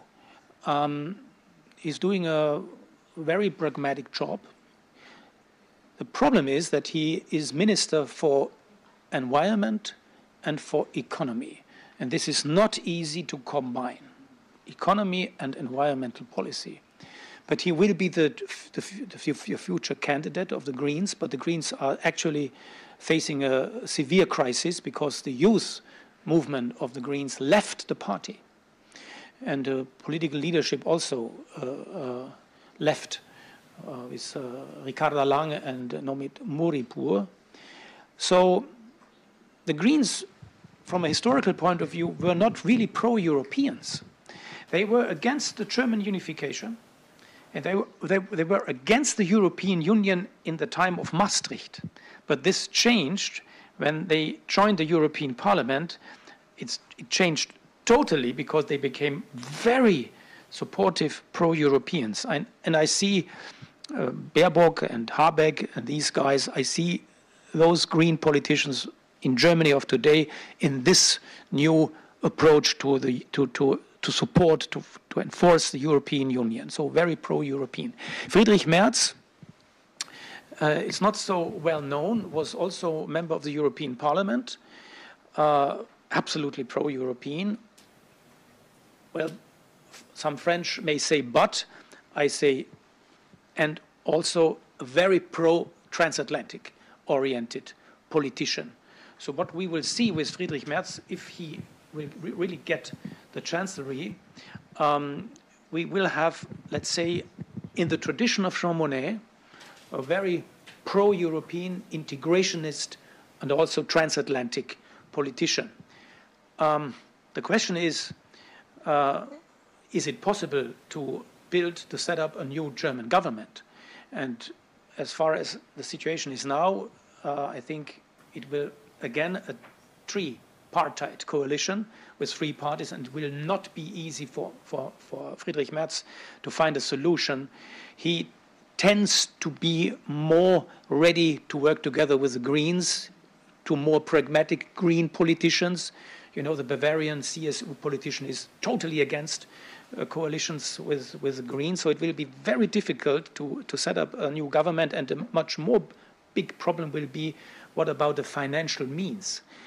Which kind of financial means a new, maybe Merz, Habeck, and so on government will have to make Germany fit again, and to start reforms and to overcome the lack of infrastructural deficits during the time of the era of Angela Merkel. So this will be a big challenge for him.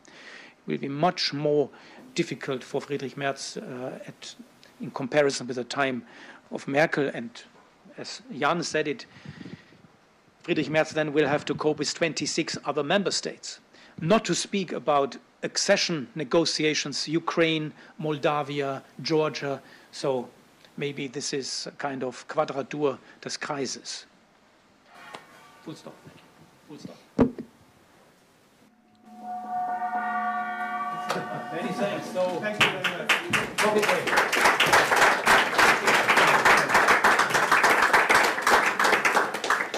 Thank you very much, Professor van der Herst and Professor Geller, for your interventions and your presentations.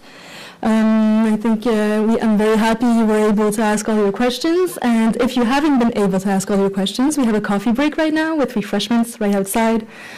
Just come back for 12:10, please, for the following panel and the following conferences. Thank you very much.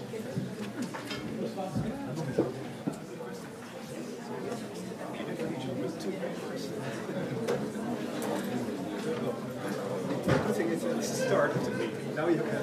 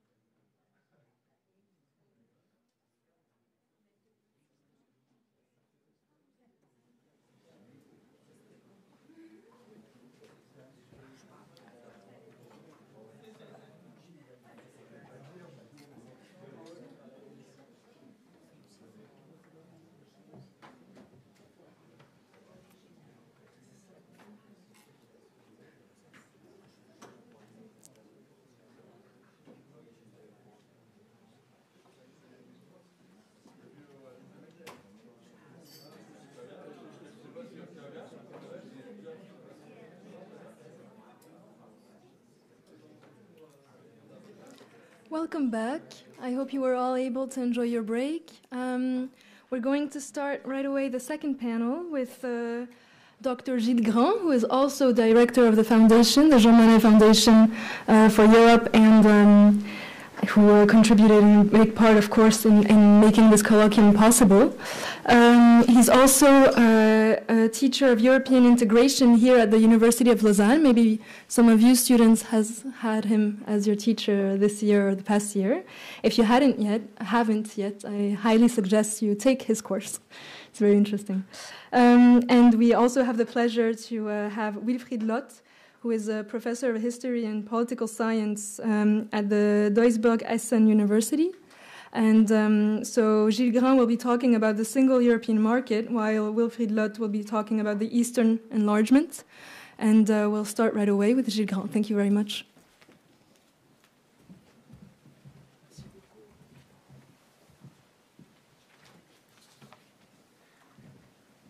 Bonjour, mesdames et messieurs.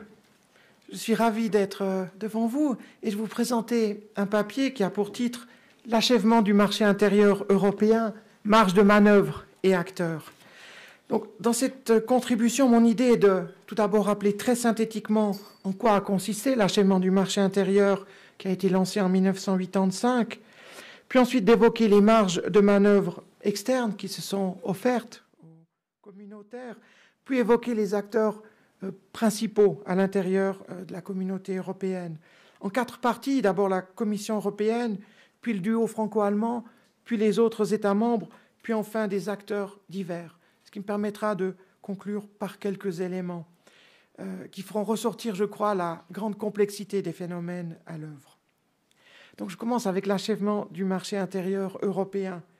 Les communautés européennes étaient constituées de 10 États membres en 1984. Une situation de crise prévalait depuis 1973, que je discute un peu plus dans le papier écrit. En juin 1984 survint un tournant important, celui du sommet de Fontainebleau, sous présidence française, qui a permis de trouver un accord sur un mécanisme de réduction de la contribution britannique au budget communautaire. Jacques Delors, qui était le ministre français de l'économie et des finances, fut alors choisi à ce moment-là pour devenir le futur président de la Commission européenne, et ceci à l'initiative de la France et de l'Allemagne. Delors fit un tour des capitales européennes à l'automne 1984, et des différentes idées sur la table, il constata que seule celle de l'achèvement du marché intérieur faisait consensus entre les États membres. La nouvelle commission Delors entra en fonction le 6 janvier 1985, et rapidement elle prépara un livre blanc composé d'environ 300 mesures proposées. Ce livre blanc, daté du 14 juin 1985, fut accepté par le Conseil européen de Milan, donc la réunion institutionnalisée des chefs d'État et de gouvernement qui se réunit à la fin du mois. À Milan, il y eut un coup de tonnerre, dans le sens que le président en exercice du Conseil européen, aussi président du Conseil des ministres italiens, Bettino Craxi, soumit au vote la proposition de la convocation d'une conférence intergouvernementale pour réviser les traités fondateurs des années 1950. Et donc il s'agissait de l'idée de faire une première révision majeure de ces traités qui avaient été finalement modifiés, on peut dire, à la marge depuis ce moment-là. La décision fut acceptée par un vote à la majorité simple de 7 contre 3, avec le désaccord du Royaume-Uni, du Danemark et de la Grèce. Et ceci ouvrit la voie à la négociation de l'acte unique européen qui fut signé en février 1986 et entré en vigueur le 1er juillet 1987. Cet acte unique faisait différentes choses, dont notamment donner une définition au marché intérieur, entériner l'objectif politique de le réaliser d'ici la fin 1992, aussi des modifications des procédures décisionnelles au sein du Conseil qui permettaient une extension du vote à la majorité qualifiée au lieu de l'unanimité, et puis aussi le développement et la codification de certaines politiques d'accompagnement et une légère augmentation des prérogatives du Parlement européen. Un accord budgétaire pluriannuel entre les 12, je parle maintenant des 12 parce que l'Espagne et le Portugal ont rejoint les communautés au 1er janvier 1986, donc accord nommé Paquet Delors I, fut adopté en février 1988 sous présidence allemande. Et il a signifié la disparition du dernier grand verrou politique pour une mise en œuvre complète ou très large des mesures du livre blanc. Si j'en viens aux marges de manœuvre, eh bien on le voit quand on étudie ces années passionnantes. Dès le printemps 1988, ce qu'on a appelé l'objectif 1992 ou le programme Europe 1992 a occupé le devant de la scène politique, et médiatique, économique et sociale en Europe. La visibilité de cet objectif 92 devint aussi considérable aux États-Unis en 1988. Avant ce moment-là, c'est clair, le projet ne figurait pas sur l'écran radar des hauts responsables de l'administration du président Ronald Reagan. Donc le projet se mit à déchaîner les passions aux États-Unis à un moment où il était devenu très connu et largement irréversible en Europe. L'administration présidentielle, le Congrès et des pans entiers des milieux économiques et médiatiques sont mis à parler de la grande crainte d'une forteresse Europe. Certains parlaient aussi de the infernal market, donc très grande peur. La grande crainte, c'était le protectionnisme, c'était que la mise en œuvre des mesures du livre blanc allait se faire en discriminant les intérêts économiques américains. Mais finalement, les choses tournèrent et les craintes se dissipèrent progressivement entre 1989 et 1992. Donc ceci veut dire que la conception et le développement du projet d'achèvement du marché intérieur européen a su exploiter une marge de manœuvre laissée par l'allié et partenaire principal, aussi garant de la sécurité de l'Europe, qui étaient les États-Unis. À l'Est, bon, je serai très très court ici pour ne pas perdre trop de temps, mais très sommairement, on peut dire que l'URSS ne portait pas une attention soutenue au développement de l'Europe communautaire à ce moment-là, et sa capacité d'interférence était de toute façon plus limitée qu'au début et à certains moments de la guerre froide. Donc ceci montre que les marges de manœuvre internationales ont pu favoriser de la meilleure façon possible, au milieu des années 80, une relance de la construction européenne. En plus, on peut aussi dire que les facteurs internationaux étaient encore présents d'une autre façon, c'est-à-dire dans le sens d'une prise de conscience des risques de décrochage de l'économie européenne, avec une économie relativement peu intégrée au sein du marché commun, par rapport à des grands concurrents internationaux issus des États-Unis et du Japon. Et à l'époque, on parlait particulièrement de certains secteurs technologiques clés comme l'industrie automobile ou informatique. Enfin, j'imagine qu'il y aura quantité de liens à faire avec aujourd'hui, mais ce sera l'objet de la suite de la conférence. Donc j'en viens d'abord au rôle de la Commission européenne. Je pense qu'elle a joué un rôle crucial dans cette relance de 85 comme représentante de l'intérêt commun des 12 et comme force d'initiation et de proposition. Ici, un homme sort naturellement du lot, c'est Jacques Delors, président de la Commission dès janvier 85, et ceci pour 10 ans. Il a porté politiquement le projet d'achèvement du marché intérieur. Il a su d'abord présenter une vision politique européenne large dans son premier discours au Parlement européen, le 14 janvier 85. Puis, il a accepté, malgré finalement son parcours, on peut dire, de centre-gauche, son intérêt pour le syndicalisme, etc., de se concentrer sur l'achèvement du marché intérieur qui était porté par le livre blanc. Et donc il a su jouer un rôle important dans la phase suivante pour préparer l'acte unique européen et l'accord budgétaire qui a suivi. Et on peut dire, dès ce moment-là, il a su remettre en perspective cet objectif 1992, qui était un moyen très utile, mais un moyen, pour renforcer l'économie européenne, parce qu'il y avait consensus entre les États membres, mais aussi d'amener peu à peu des ambitions plus larges qui touchaient le social, l'équilibre régional en Europe, le monétaire et bien entendu le politique.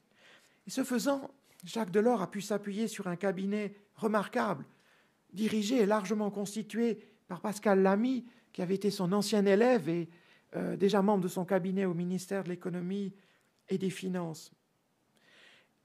Selon Pascal Lamy, je cite, « Le cabinet Delors était une équipe à sa main constituée de personnalités dévouées, très fidèles et bûcheuses. Toutes celles et tous ceux, sans exception, qui en ont fait partie en sont restés marqués à jamais. Certains en gardent un souvenir enthousiaste, d'autres trouvent qu'on ne rigolait pas beaucoup, mais aucun n'a jamais regretté cette expérience fondatrice. » Fin de citation. Et puis dans le cabinet de Delors, on peut identifier le rôle important de François Lamoureux comme point de contact avec la France. Et là, on voit le contact avec Elisabeth Guigou, qui était collaboratrice du président français à ce moment-là. Et Lamoureux a aussi contribué à cette idée que Craxi a repris justement d'un vote à la majorité simple au Conseil européen de Milan pour convoquer la CIG. Le secrétaire général Émile Noël, dont tu as parlé, Michael, qui était là depuis 1958, a apporté un précieux concours au président Delors et à son cabinet. Il participa en particulier à l'élaboration de l'acte unique, apportant son expérience et son expertise. Tout comme le secrétaire général du Conseil, le haut fonctionnaire danois Niels Hersbøl. Pascal Lamy a souligné l'importance du rôle d'Émile Noël dans ces termes, je le cite. Pour Émile Noël, les présidents de la commission défilaient et les commissions passaient, tandis que lui restait. Il était un pilier central et permanent de la commission, son ingénieur en chef. Il ne fut pas long à saisir le potentiel qu'offrait l'arrivée de Delors et à réaliser qu'il n'était pas un cru ordinaire. De son côté, Delors a très vite compris tout le parti qu'il pourrait tirer de la science et de la conscience impressionnante de cet homme, d'une ténacité à toute épreuve, dévouée corps et âme à l'intégration européenne. Leur rencontre fut déterminante. Fin de citation. Le Britannique Lord Arthur Cockfield, qui fut vice-président et commissaire au marché intérieur durant la première commission Delors, entre janvier 85 et janvier 89, a joué un rôle considérable. Envoyé à l'origine à Bruxelles par Margaret Thatcher pour défendre les positions portées par la Dame de Fer, Cockfield s'est rapidement émancipé de sa chef et est devenu l'artisan et le soutien passionné du programme d'achèvement du marché intérieur. De ce fait, il se brouilla assez vite avec Madame Thatcher et son mandat de commissaire ne fut pas reconduit après 4 ans. La concentration de Lord Cockfield sur le marché intérieur avec la précision d'un laser complétait fort judicieusement la vision plus large et plus politique de Delors. Dans une importante mesure, Cockfield peut être considéré comme le père du livre blanc de 85. Mais c'est toujours l'histoire des poupées russes. Dans son travail, Cockfield a pu s'appuyer sur de hauts fonctionnaires de grande qualité. Son chef de cabinet, Adrian Fortescue, qui connaissait très bien les arcanes bruxelloises depuis l'adhésion britannique en 1973, et qui réussit à convaincre les autres chefs de cabinet, donc un réseau très important entre chefs de cabinet au sein de la Commission, de la nécessité de quasiment toutes les mesures qui étaient prévues dans le livre blanc. Mais on peut aussi citer le luxembourgeois Fernand Braun, qui était directeur général de la DG3, à l'époque en charge du marché intérieur et des affaires industrielles, et ses 2 adjoints successifs, Paolo Cecchini et Riccardo Perisic, mais aussi le chef de division Alfonso Matera. Le directeur général des affaires juridiques à la Commission, l'allemand Klaus-Dieter Ellermann, coordonna un groupe de travail interne pour préparer le chemin menant à l'acte unique, pour coordonner donc les positions de la Commission. Mais on doit aussi mentionner le vice-président de la Commission de l'époque, l'Italien Lorenzo Natali, qui était en fait commissaire dès 1977 et qu'il restera jusqu'à son décès en 89, qui a joué un rôle vraiment important dans la première commission Delors. Mais aussi l'Allemand Karl-Heinz Marges, qui était commissaire entre 81 et 89, et qui fut notamment en charge du portefeuille de l'industrie dès 85, tandis qu'il avait eu le marché intérieur avant. Et ceci l'amena à une collaboration étroite avec Lord Cockfield. Je crois qu'on doit relever aussi le bon fonctionnement de cette première commission Delors entre 85 et 89, dû à des processus collégiaux et harmonieux au sein du collège des commissaires.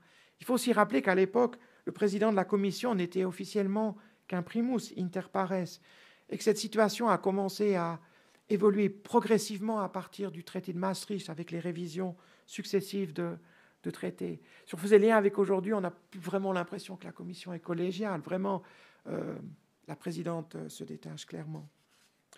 Le succès de la commission s'est notamment reflété dans sa capacité à concevoir un plan d'ensemble qui était dans le livre blanc et à soumettre aussi des propositions législatives au Conseil à un rythme soutenu et adéquat.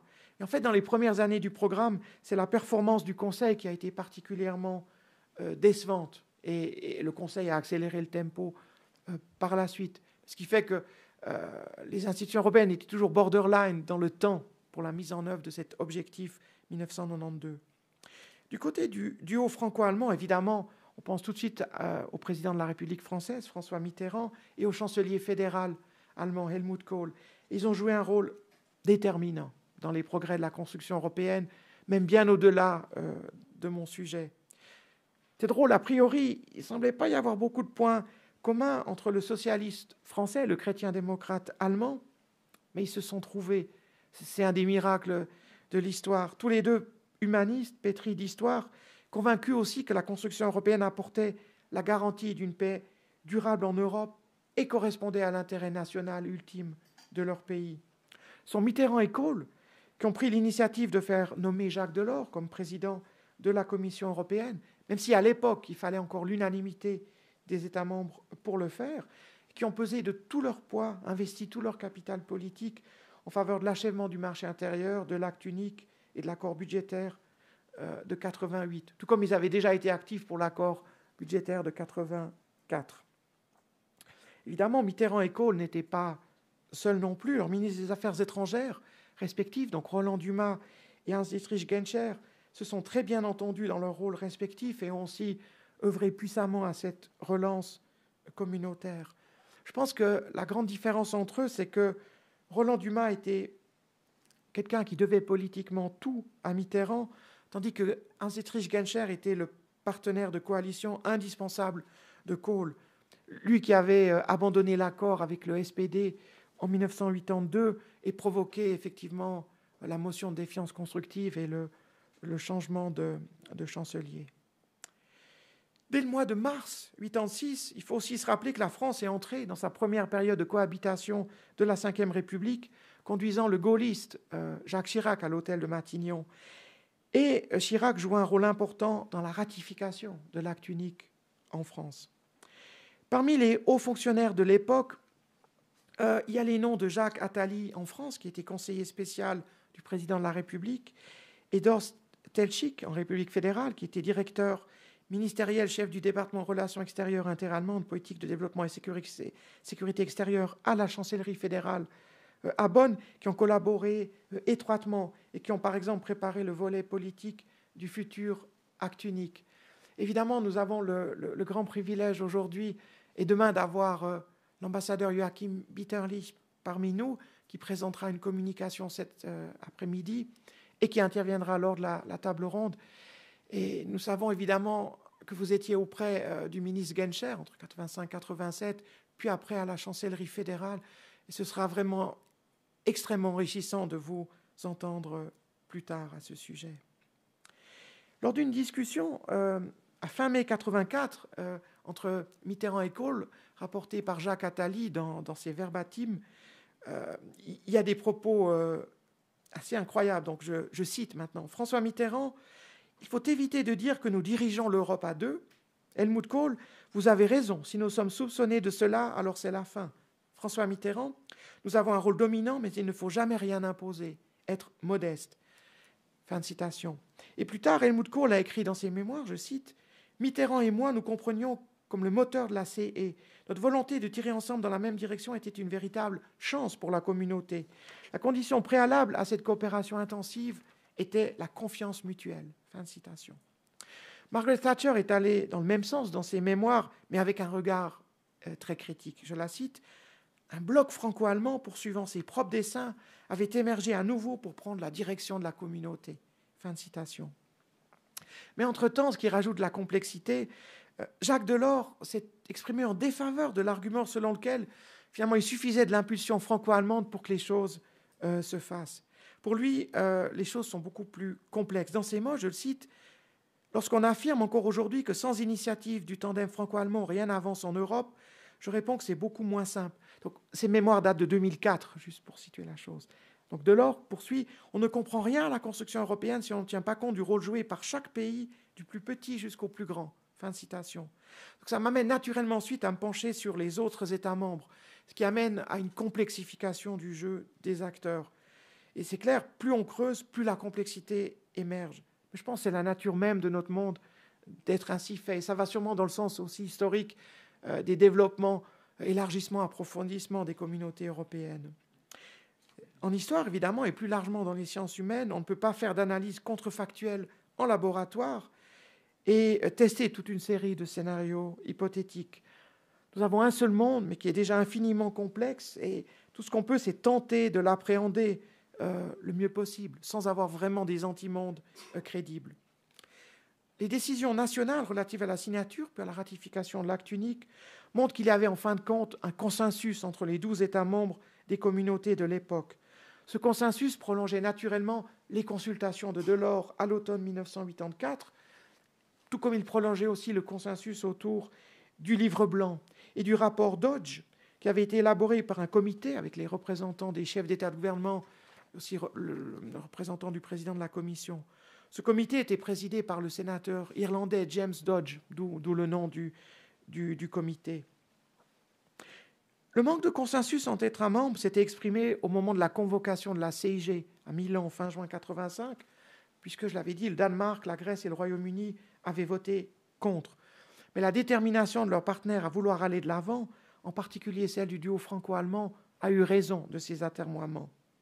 À l'époque, je pense qu'on peut discerner 4 blocs parmi les 12. Premièrement, les pays les plus intégrationnistes du moment, l'Italie et les pays du Benelux. Ensuite, le duo franco-allemand, aussi intégrationniste, mais dans une mesure un petit peu plus limitée que le premier groupe. Troisièmement, les pays de la cohésion, donc l'Espagne, la Grèce, l'Irlande et le Portugal, qui étaient prêts à des développements de l'intégration, simplement à condition de ne pas risquer un décrochage économique. Et puis enfin, quatrièmement, les pays les plus souverainistes, c'est-à-dire le Danemark et le Royaume-Uni, qui étaient prêts à certaines avancées modestes et sélectives seulement. En tant que néolibérale, Margaret Thatcher a soutenu l'achèvement du marché intérieur comme une mesure relevant de la politique de l'offre. D'ailleurs, la présidence britannique du second semestre 86 a été efficace en matière d'agenda du marché intérieur. La première ministre s'est brouillée avec le commissaire, enfin l'un des 2 commissaires britanniques de l'époque, qui venait de son parti, je l'ai dit, Lord Caulfield, dès lors que ce dernier a été prêt à soutenir des mesures d'approximation ou d'harmonisation fiscale. La Dame de Fer pensait que la mise en œuvre de l'objectif 92, à la base, n'aurait pas nécessité une révision des traités. Bon, finalement, elle a accepté de faire avec. Les relations de Mme Thatcher avec Jacques Delors ont commencé à devenir parfois rugueuses dès 1986. Par exemple, on raconte l'épisode du sommet qui marque la fin de la présidence britannique. Enfin, c'est très anecdotique, mais très parlant. Et puis, je pense qu'on aboutit à une situation de brouille irréversible dès 88. Jacques Delors se souvient dans ses mémoires, je le cite, « Je l'appelais Prime Minister et elle me disait Monsieur Delors », parce qu'elle n'aimait pas ce titre de président de la Commission. Elle considérait que la Commission devait rester un organe de hauts fonctionnaires. Fin de citation. Ce qui fait me demander, on réfléchissait beaucoup avec Michael sur finalement les concepts. Finalement, les commissaires européens, est-ce qu'ils sont des politiques ou des hauts fonctionnaires? Donc, est-ce qu'ils sont des décideurs politiques ou des conseillers? D'autant plus qu'on peut être commissaire et puis avoir été conseiller, avoir eu des fonctions nationales ou après en avoir. Donc, petite parenthèse, juste, je pense, sur la grande complexité du concept de conseiller. Madame Thatcher a tenté à plusieurs occasions de diviser les Français et les Allemands, sans succès. On peut donc considérer que cette position largement souverainiste, néolibérale et atlantiste de la Dame de Fer a souvent constitué un frein au progrès de la construction européenne. Même ironiquement, ça a causé aussi sa perte politique en 1990.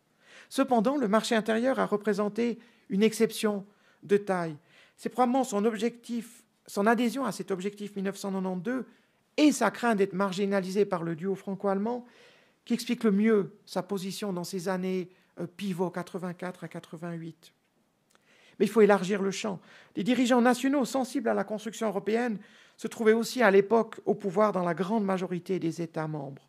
Bettino Craxi en Italie, avec son puissant ministre des Affaires étrangères Giulio Andreotti, Wilfried Martens en Belgique, Jacques Santer au Luxembourg, Ruud Lubbers aux Pays-Bas, Gareth Fitzgerald en Irlande, Felipe González en Espagne, Mario Soares au Portugal. Les présidences italiennes et luxembourgeoises successives du Conseil européen en 1985, ont d'ailleurs puissamment œuvré à la réussite des projets de relance et à ces éléments charnières de 1985. Parmi les hauts fonctionnaires, en plus de ceux que j'ai mentionnés, eh bien, j'ai vu émerger le nom de l'Italien Renato Ruggiero, qui était en étroit contact avec les conseillers français et allemands. Entre 1984 et 1987, Ruggiero a exercé de hautes fonctions au ministère des Affaires étrangères à Rome, tout d'abord comme directeur général des affaires économiques, puis comme secrétaire général du ministère. Maintenant, allons encore plus loin avec d'autres acteurs et une complexification qu'on peut peut-être mettre au carré. Jacques Delors a mentionné l'aide reçue de 2 membres sortants de la Commission européenne au début de sa présidence, Étienne d'Avignon et François-Xavier Ortoli, qui a déjà été mentionné tout à l'heure par Yann. En outre, d'Avignon et Ortoli ont été les instigateurs de la création de la table ronde des industriels européens en 1983, qui a joué un grand rôle dans la sensibilisation au risque de déclassement industriel et économique de l'Europe dans la concurrence internationale.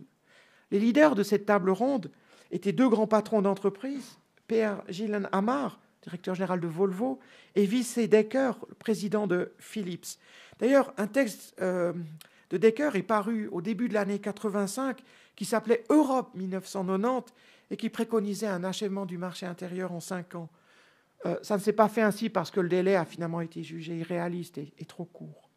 Mais outre Wiese Dekker et Lord Cockfield, l'idée d'une date butoir pour un programme européen d'ensemble a aussi été portée au niveau européen par le néerlandais Max Constam, dont on a aussi déjà parlé tout à l'heure, et son comité d'action pour l'Europe nouvellement créé, dont il était l'inspirateur et le secrétaire général. Et là, c'est clair, cher Yann, je me suis appuyé sur votre livre de référence que vous aviez écrit avec Anjo Arrivan.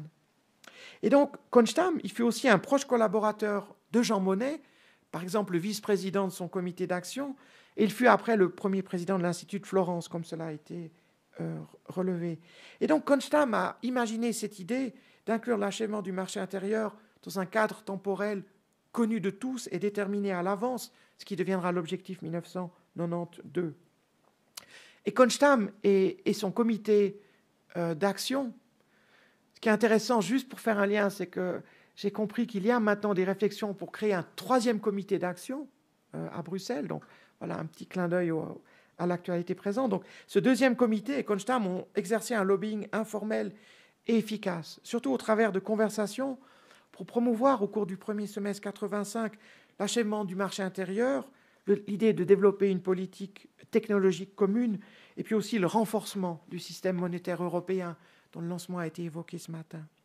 Et ainsi, Constam était en contact avec des conseillers de dirigeants nationaux comme l'allemand Horst Hellschick, le britannique Charles Powell, l'italien Antonio Macanino notamment, et en plus Constam avait un accès direct à Jacques Delors.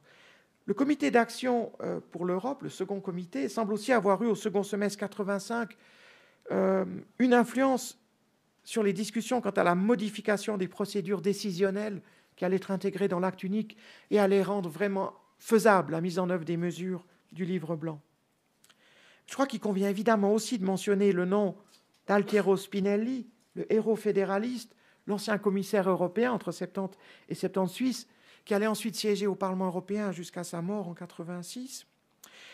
Et donc, avec son projet de traité d'Union européenne, adopté par le Parlement européen en janvier 1984, mais resté sans suite à l'époque du fait de la volonté collective des États membres, il a cependant tracé le sillon qui a rendu possible plus tard l'acte unique. Et Jacques Delors lui rend un bel hommage dans ses mémoires, je cite Delors, « J'estime que sans cette action de Spinelli lui-même et du Parlement, il ne m'aurait pas été possible d'insérer autant de facteurs de progrès dans la révision du traité adopté en décembre 1985. » Fin de citation. Et donc j'en arrive à la conclusion. L'achèvement du marché intérieur a été le fruit d'une série de facteurs d'ordre historique, d'un côté, poursuivre l'œuvre entamée avec le marché commun dès les années 50, mais aussi contemporain, c'est-à-dire actualiser et approfondir en tenant compte des défis du moment. 2 aspects montrent le mieux cependant la rupture initiée en 1985. C'est, je crois, le concept d'un espace sans frontières intérieures, qui sera ensuite encore prolongé par Schengen, bien sûr, et puis le droit à la libre circulation pour tous les citoyens, c'est-à-dire pas seulement les travailleurs et les acteurs économiques. Cette émergence d'une dimension citoyenne distingue clairement, je pense, le marché intérieur de l'ancien marché commun. L'augmentation, certes encore limitée à l'époque, des pouvoirs du Parlement européen, grâce à l'acte unique, va aussi dans le sens d'une Europe plus politique et plus démocratique. Donc, dans la relance de 85, il y a eu à la fois des facteurs internes et externes. Les facteurs externes mettait en avant un défi technologique et économique pour l'Europe et ont pu exploiter largement une grande marge de manœuvre qui était laissée par l'environnement global en faveur des communautaires. Donc, pleine exploitation de cette marge de manœuvre.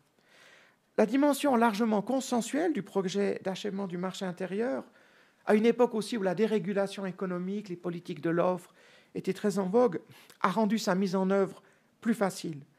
Mais en même temps, les choses n'allaient pas de soi. Et on peut être tenté, en reconstruisant, en revoyant l'histoire après coup, de gommer les aspérités et puis d'oublier certains épisodes. Mais si on songe à la négociation de l'acte unique, à la mise en œuvre du paquet de l'or 1, où la présidence allemande a joué un rôle fondamental, eh bien tout aurait à tout moment pu capoter.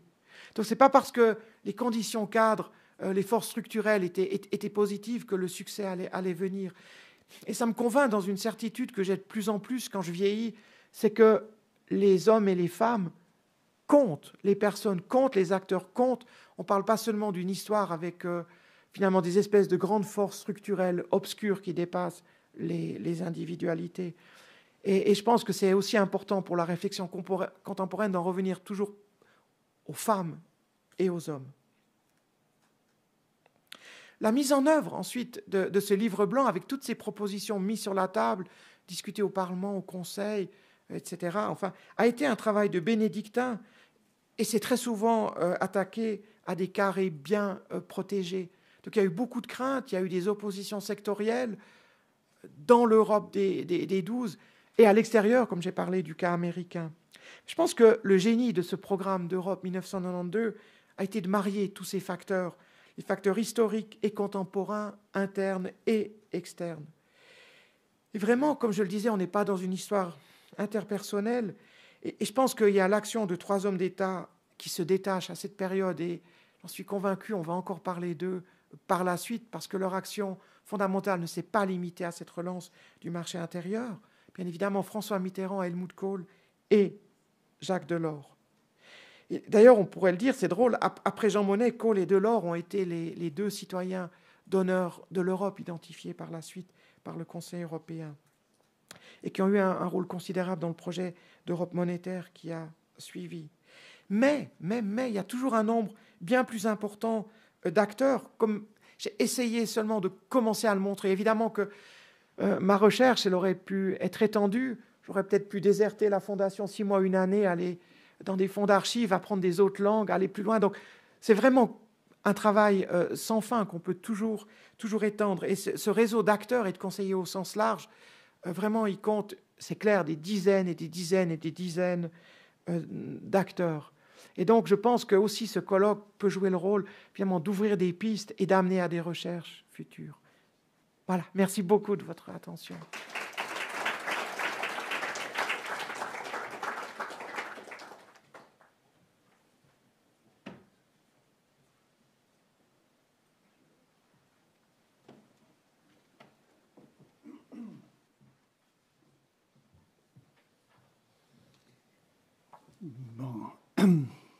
Dear colleagues, ladies and gentlemen, I think it was a good idea of the organizers to include a chapter on the Eastern enlargement in this conference on room of maneuvers and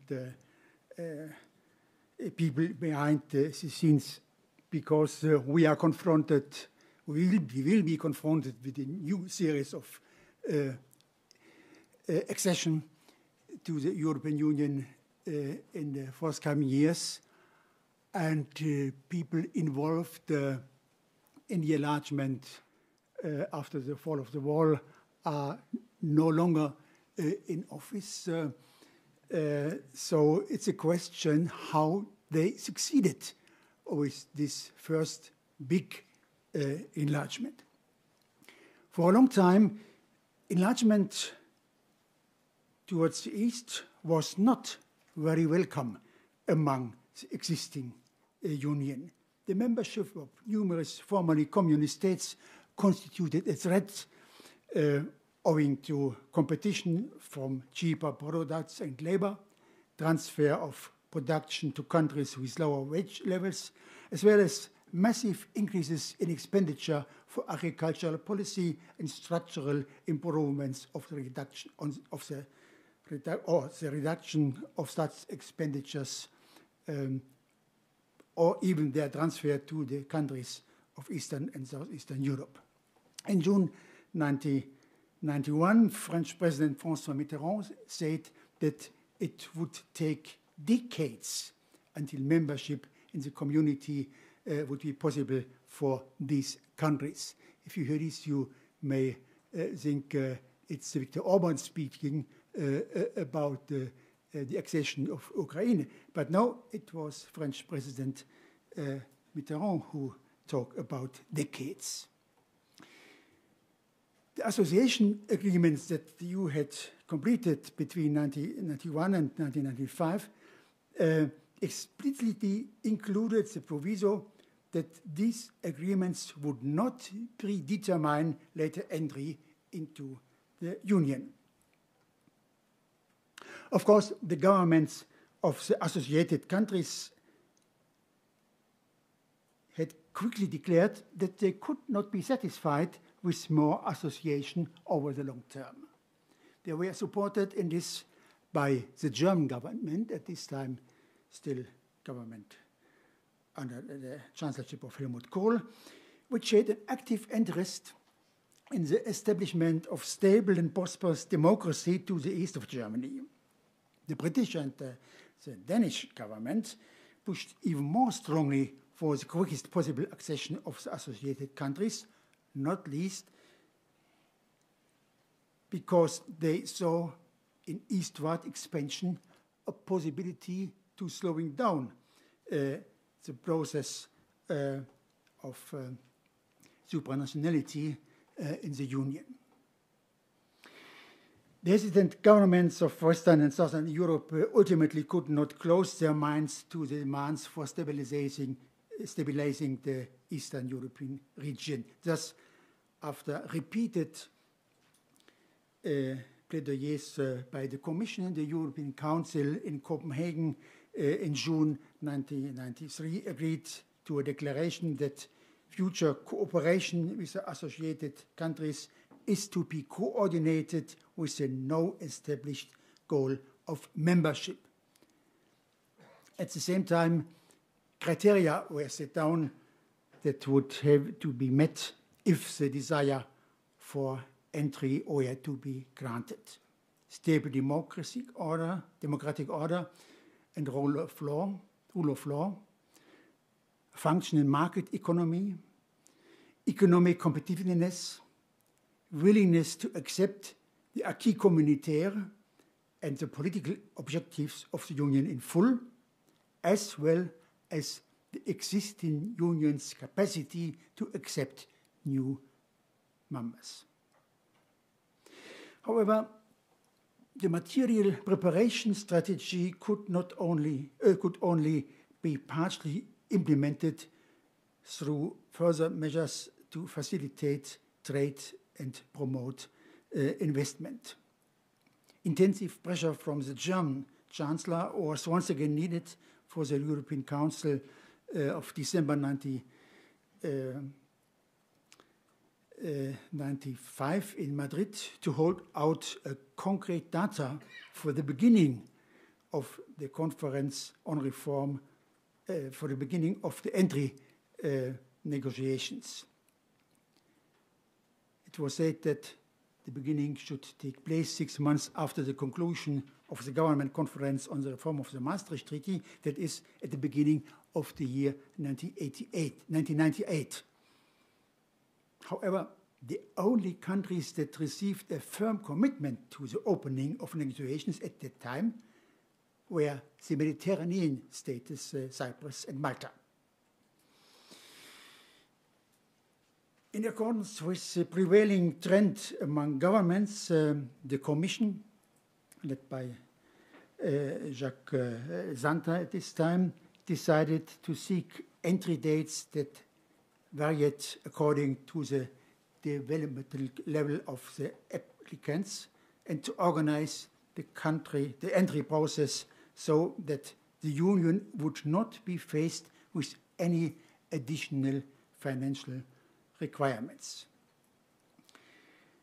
After evaluating the application materials submitted by the candidates, Commission President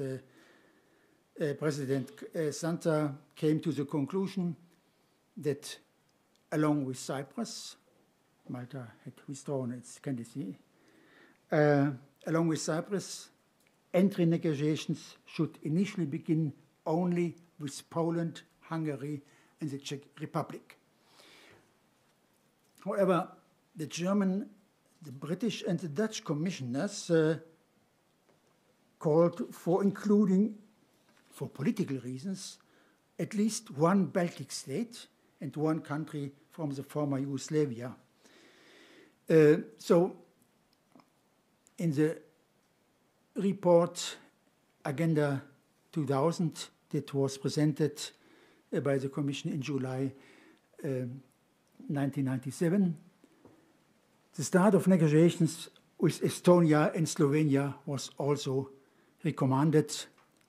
Different views could be taken to their ability to compete in 5 years.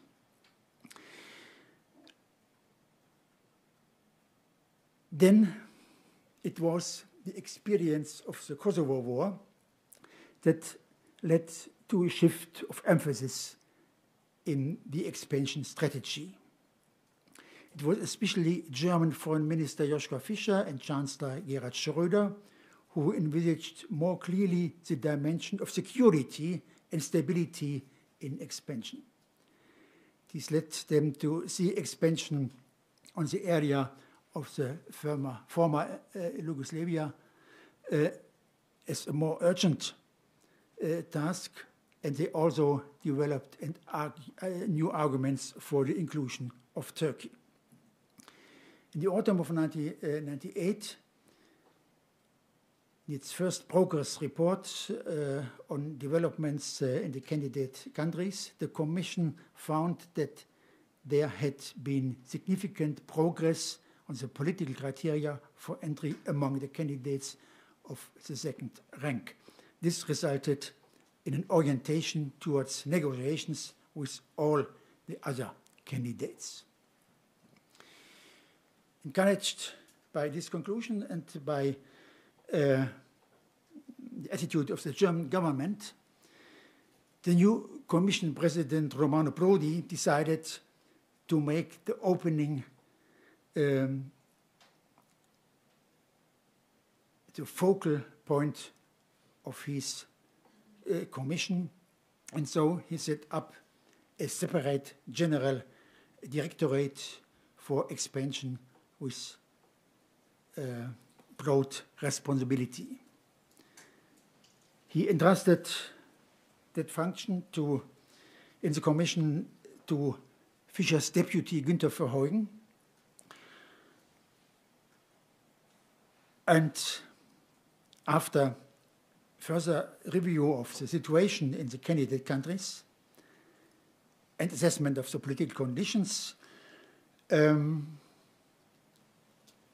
he made the recommendation that negotiations now be started with all the candidates of the second rank, that is Latvia, Lithuania, Slovakia, Romania, and Bulgaria, as well as Malta, which came back to on the negotiation table.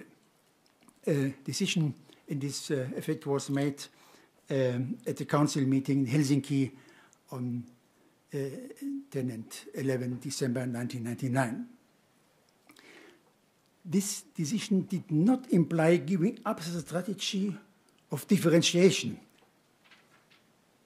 which was in effect the conclusion of negotiations, and the actual completion of accession remained dependent on reform measures and the performance of the land in question. The decision of Helsinki made the expansion process more dynamic only, to the extent that for political strategic reasons there was more willingness to take greater risks in evaluating economic problems. Furthermore, it was now the case that significantly greater personal capacity of the Commission was invested in simultaneous negotiations with no fewer than 12 candidates.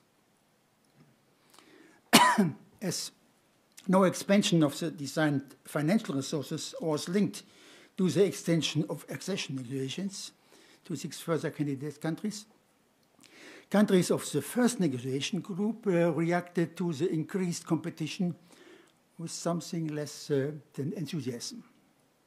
At the same time, however, a race to Brussels also developed among the candidates. Each country now wanted to attain the status of readiness for entry as early as possible and thus secure the best condition for that entry. The pace of reform in the countries of the first group accelerated, and the countries of the Helsinki group made intensive efforts to catch up with the Luxembourg group. Clearly, there was a danger of problematic setbacks in the modernization and democratization process in those countries, relegated to the last place in the system of successive entries based on the principle of competition. It was especially in Poland and in the Czech Republic, both of which were notably not at the forefront of reform measures, that opposition to entry under the conditions set by Brussels threatened to become insurmountable. Doubtful, too, was there would be political majorities in all the existing member states for an expansion round without Polish and or Czech participation. Hence, Enlargement Commissioner Verheugen ventured a major effort. In a newspaper interview in October of the year 2000, he hinted at the possibility that 10 countries could enter at the same time in the year 2004. He then presented to the European Council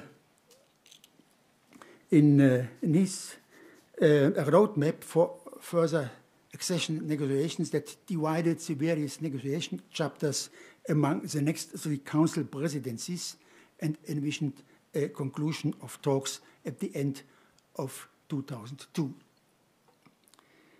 Many of the heads of state and of government regarded the entry of 10 new members in 2004 as utopian. They did, however, accept the Commission roadmap and thereby spark the competition among the Council presidents now, firing their ambitions to complete the negotiations chapters assigned to them within their terms of office. And to a great extent, the presidents succeeded. In its next program report in November 2001, the Commission projected that if the then current reform tempo was maintained, all of the candidates except Romania and Bulgaria would be ready for accession by the end of 2002. And then in a gathering at the Brussels Royal Palace in Laken in December 2001, the European Commission declared that Estonia, Poland, Slovenia, the Czech Republic, Hungary, and Cyprus, as well as Lithuania, Latvia, Slovakia, and Malta should comprise the group for which negotiations were to be completed by the end of 2002. For Romania and Bulgaria, entry in 2007 was envisaged. In order to achieve this negotiation goal, it was necessary to deal, at long least, with the financial implications of enlargement. To the surprise of many observers, this was possible, because the governments of all the member states and candidate countries were now condemned to success. after a common timetable for no fewer than 10 accession candidates had become binding, no one could any longer risk taking the blame for the failure of the great succession project. The Council was able to make the policy decision for acceptance of the 10 applicant countries at its meeting in Brussels in October 2002. The accession candidates were visibly disappointed by the outcome of the struggle over the apportionment of the resources for assistance. It was especially Polish Prime Minister Leszek Miller being pushed by his coalition partner of the Farmers' Party, who fought back strongly against a situation in which, due to the complex regulations for requesting structural resources, his country was threatened with becoming a net payer right from the beginning of its membership in the community. So the Council decided to give Poland and the Czech Republic special cash flow facilities for a transition period, which would be financed from the budget for structural assistance. This arrangement stemmed from a mediation proposal made by Gerhard Schröder.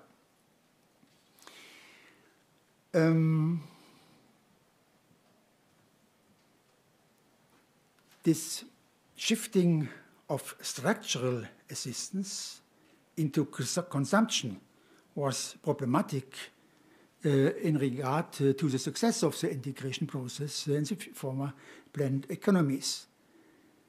That, of course, represented the price to be paid, be paid, for avoiding a situation in which entry into the common market was allowed to fail due to modernization anxieties stirred up at the last minute. Overall, the many compromises forged by outstanding politicians of the old as well of the new member countries, such as Danish Prime Minister Anders Fogh Rasmussen as Council President during the last negotiation period, and Polish President Aleksander Kwaśniewski, ensured that opposition to the great expansion was meager in the existing EU member countries and remained below the critical threshold in the applicant countries as well. However, only to a very limited extent did the population in the old as well as in the new member countries join in the euphoria over the clear success of the reunification of Europe. The success of difficult negotiations had produced a network of enlargement constructors which was integrated in the European institutions.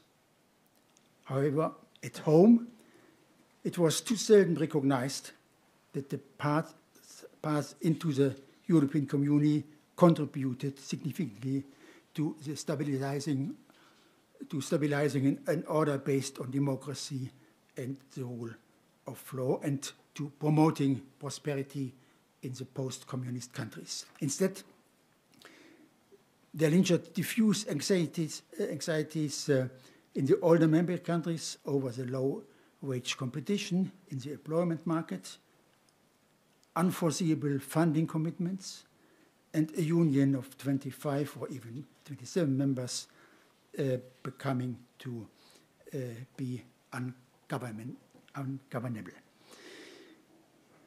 In the new member countries, conflicts continued between winners and losers of the transformation, and the tendency to revert to buried nationalist conceptions also remained strong. There was little understanding of the mechanisms of the Union, and thus also of the implications of accession, which large majorities had approved. in forthcoming elections, those parties that had successfully managed the accession negotiations were punished. The negotiations with Bulgaria and Romania leading up to this accession on 1st of January 2007, which cannot considered here in detail, did not change this overall ambivalent result. Thank you for your attention.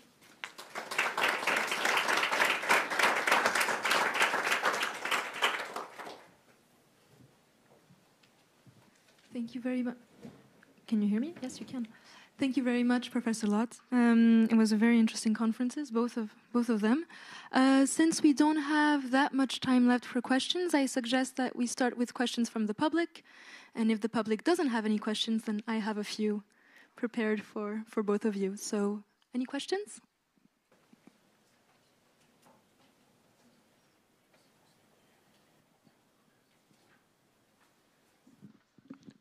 Thank you very much. Just one question to Wilfried Loth. You covered the period from the 90s to the 2000s. And what is interesting that we have this change between Santer to Prodi. We have this change from Kohl to Schröder. We have the change from Kinkel to Fischer. At the same time, Jacques Chirac, Lionel Jospin, cohabitation in France. So how would you judge these changes in positions with regard to the Luxembourg group and the Helsinki group? Does these changes have a real strong impact on the way of expand the list of applicant countries and candidate member states to? You mentioned Kosovo, the Kosovo impact, the Kosovo crisis, Kosovo war impact. I think it's fully understandable. How would you judge the changes in the positions of different views of Europe by Santer, by Prodi, and also, you know, the pro-European Kohl and the more or less not really pro-European Schröder? This would be, I think, an important point, how to judge these changes. Thank you. Thank you very much.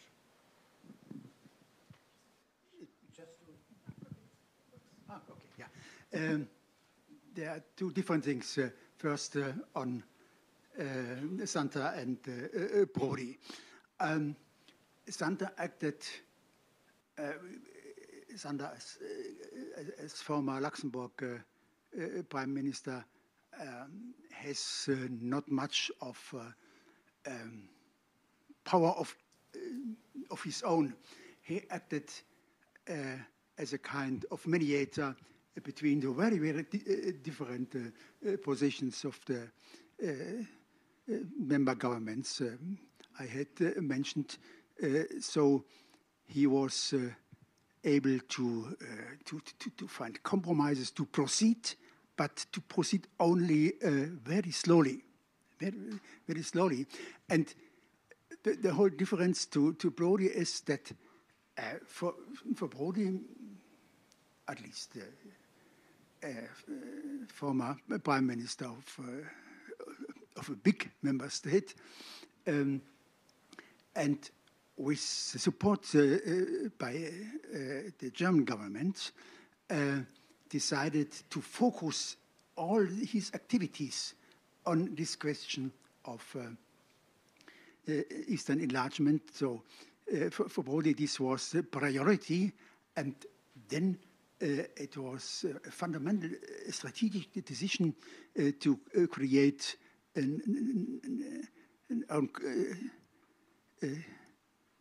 commission for enlargement and to nominate Günther Verheugen as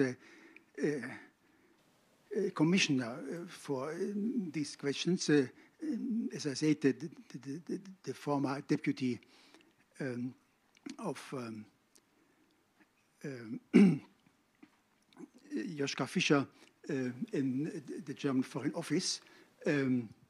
Verheugen was social democrat, former liberal politician, but then he changed to the Social Democrats, and so we had a strong base in both parts of the German government for this very active and also active policy by Verheugen, which also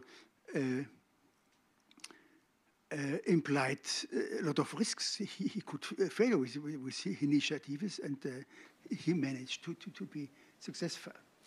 Then, and in this way, we have already somewhat of the connection between the Commission's role and German government's role.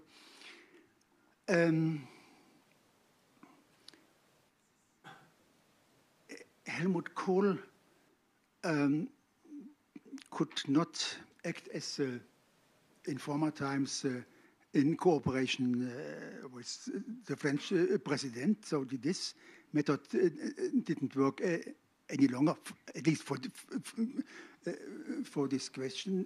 Nevertheless, for many reasons, and German reasons,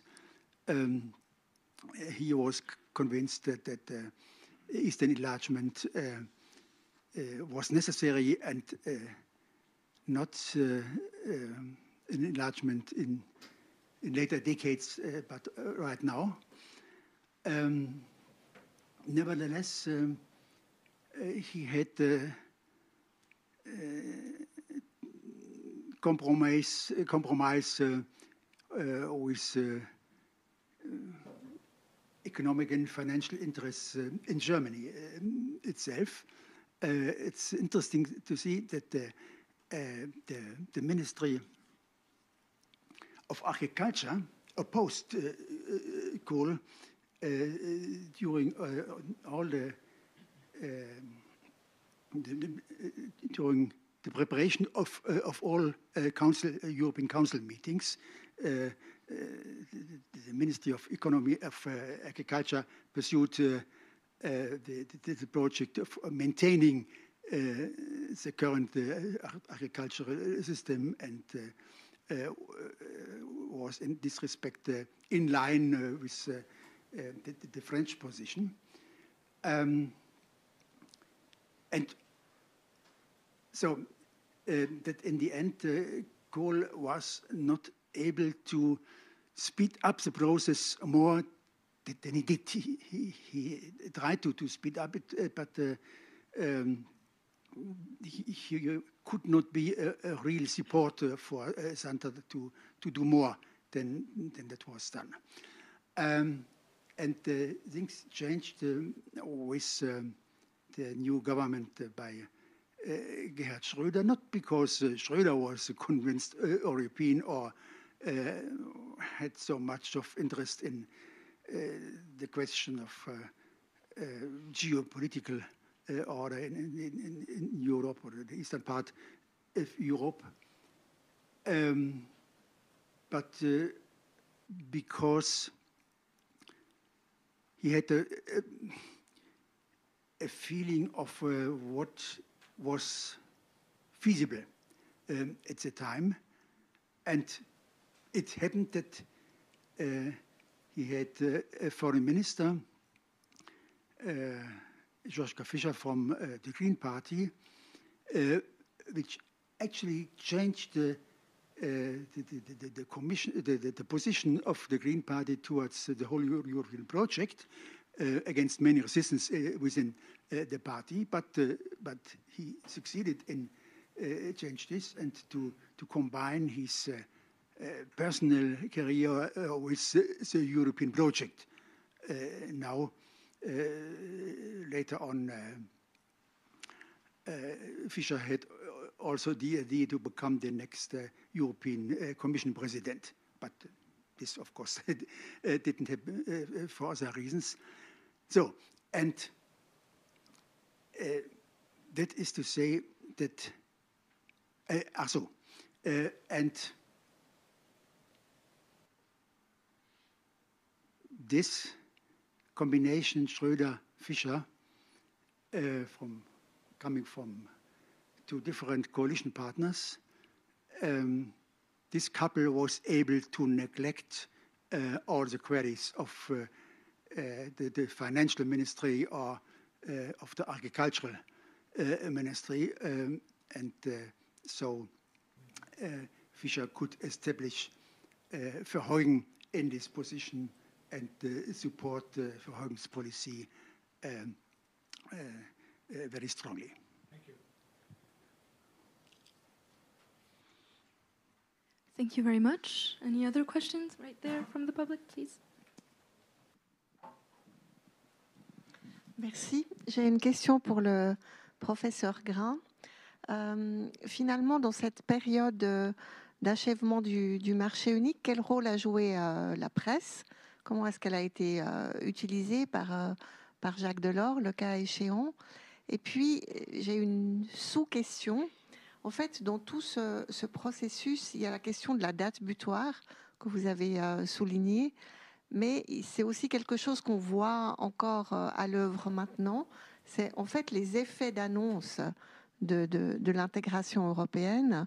On met un cap, et puis entre le moment où on met un cap et le moment où ça se concrétise, ben évidemment, on a dans la presse la narration de tous les problèmes, de toutes les difficultés, et puis finalement, ça donne un spin un peu négatif par rapport à ce que produisent les institutions européennes.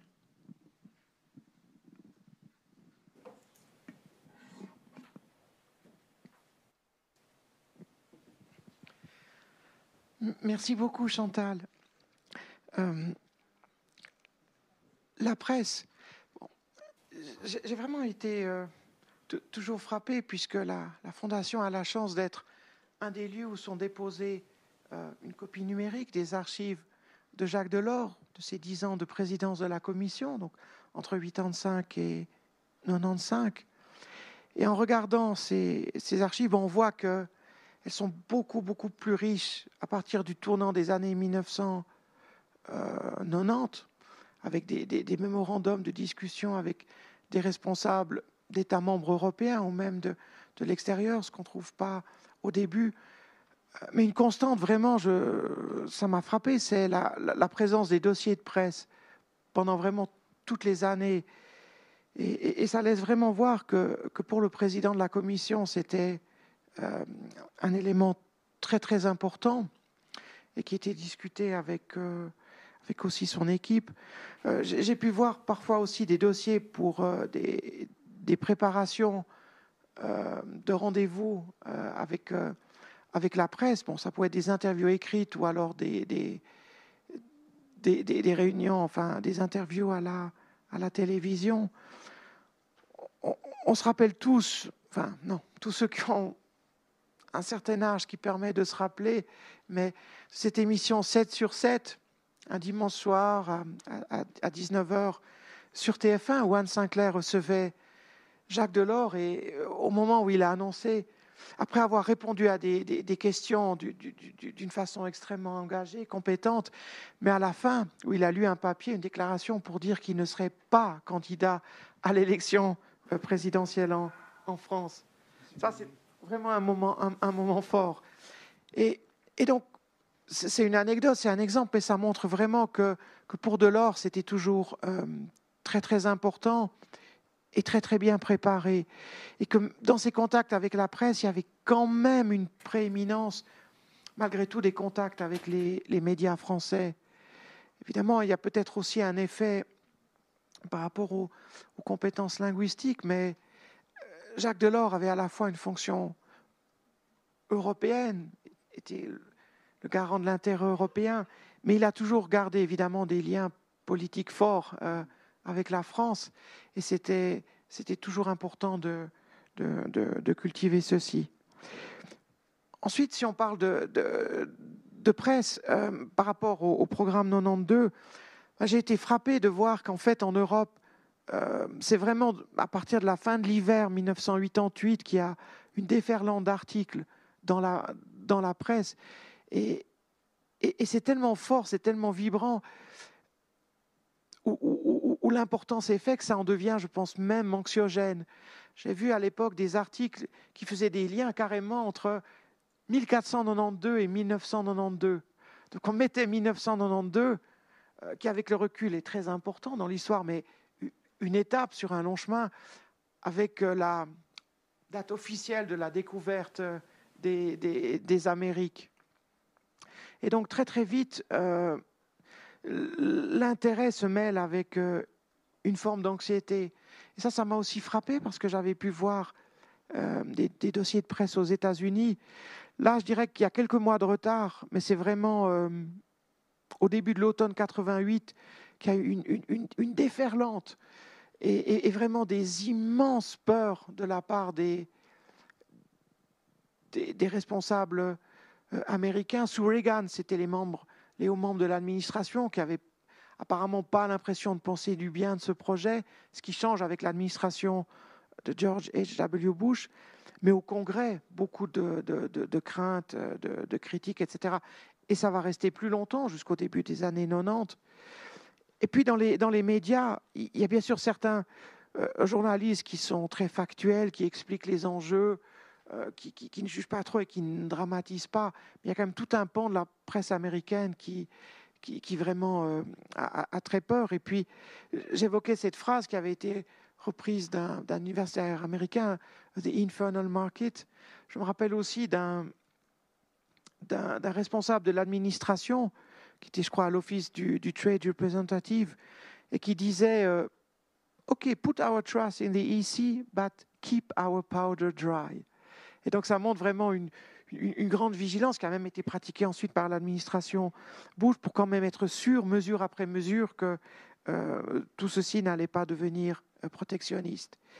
Et puis, enfin, évidemment, il y a le tournant du début des années 90 où il y a eu la chute du mur de Berlin, la réunification allemande, la chute du rideau de fer, la libération de l'Europe centrale et orientale, la chute même de l'Union soviétique, et puis le début des guerres abominables dans l'ex-Yougoslavie.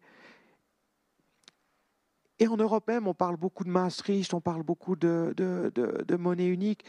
Il y a ce qu'on sait bien, le référendum français, tout petit oui, le référendum danois, première fois non, 92, oui ensuite. Donc ça veut dire que l'enjeu du marché intérieur, il est quand même grosso modo évacué de l'espace médiatique, des discussions à partir de ceci, parce qu'il y a trop de choses qui ont vraiment repris la place.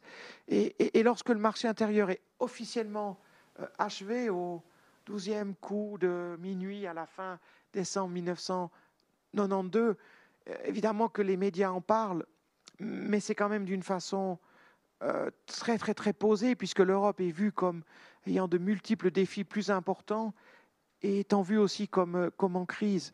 Donc il n'y a vraiment pas d'euphorie. Et puis même du point de vue du programme, j'avais fait cette étude il y a longtemps, on voit bien que même, il y a seulement à peu près 90% des mesures du livre blanc qui sont vraiment votées par qui de droit, fin 92, sachant même que la Commission elle-même a fait évoluer le livre blanc et a retiré certaines mesures controversées. Et puis quand on regarde les transpositions nationales, on a un quart des mesures qui manquent et on a une partie encore en fait, majoritaire de toutes les mesures qui ne sont pas encore transposées dans l'ensemble des États membres. Donc si on prend ce critère exigeant qu'une mesure qui compte, c'est lorsqu'elle a été adoptée, mais transposée aussi dans l'ensemble des États membres, eh bien là, le marché intérieur, oui, au moment où il naît officiellement, il est réalisé qu'à 40%. Donc ça explique vraiment pourquoi c'est beaucoup moins annoncé à l'époque et pourquoi il n'y a vraiment plus d'euphorie. Et ça limite un tout petit peu ex post par rapport à votre deuxième thème, c'est le lien clair, les dates butoirs. La date butoir, elle a vraiment été forte au niveau d'un engagement politique pris par l'ensemble des dirigeants et par les États membres dans les années vraiment initiales du programme. Après, l'objectif est resté toujours évidemment présent, mais le concept de date butoir a quand même perdu de son importance. Je pense que ce sera intéressant par la suite d'évoquer le cas de l'Union économique et monétaire, où une date butoir a été de nouveau mise sur la table, mais d'une façon évidemment différente, vu la nature même de l'Union monétaire.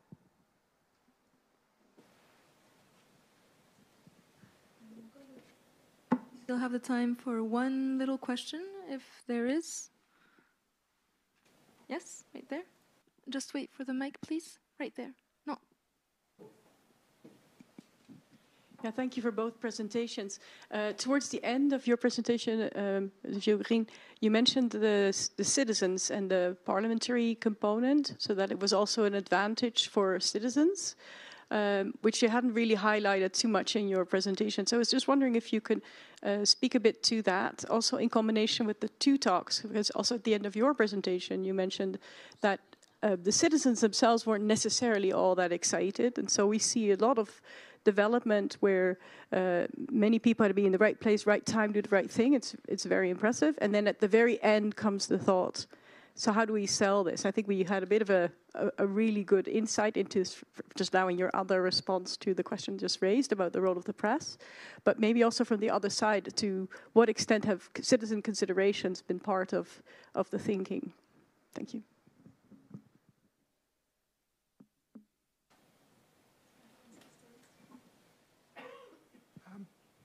Perhaps due to chronological reasons, I could perhaps start.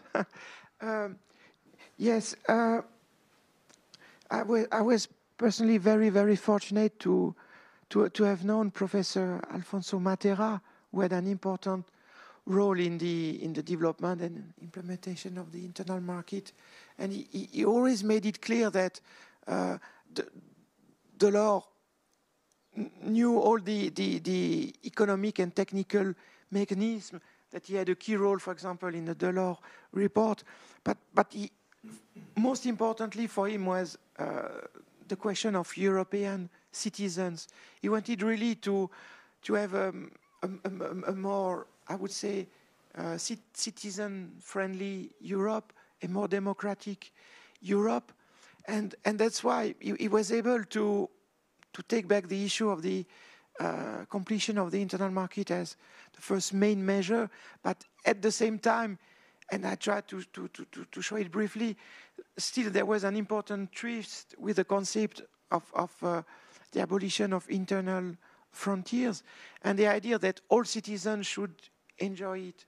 And practically this would take place with directives from 1990 about, for example, they are students or retired people, and also people that don't work. I mean, but that I mean, provided they have sufficient financial means, still could enjoy it. So this was really put at the forefront of the relaunch of 1985, and of course. Starting in 1988, Delors started to put forward other components of his agenda.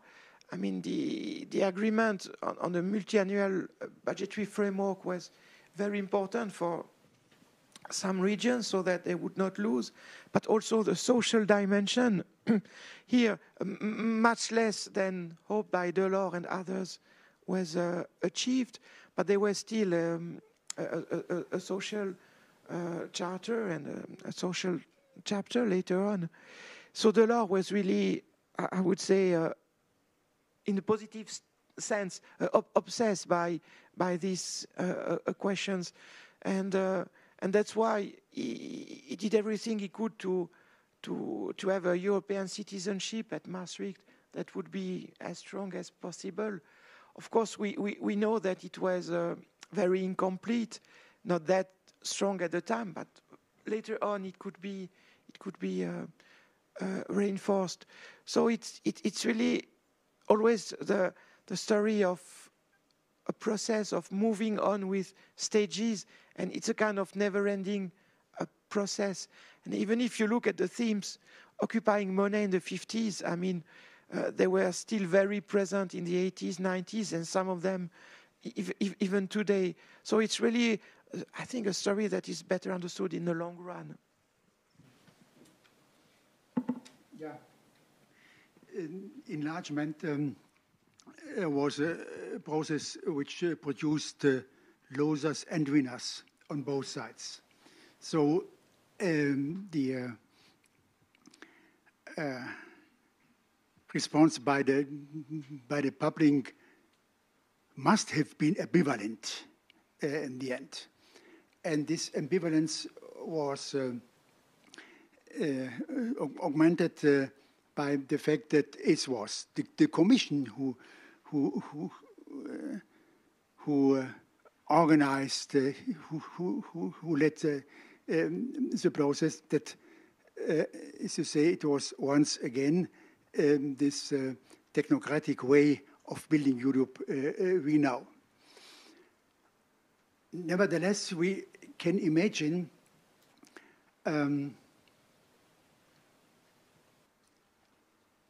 a commission, for instance, a commission president more able to communicate with the public, or a German chancellor more willing to communicate about European issues with the public than Schröder was. Schröder let things happen, but he did not educate the German public in this respect. And you can continue with other politicians at the time. Or you can compare the situation in the late 90s and the beginning of the 21st century with the actual situation with a commission president who is active, addressing herself to the public, also in this respect. And that is an element of a process which was missing during the process I dealt with.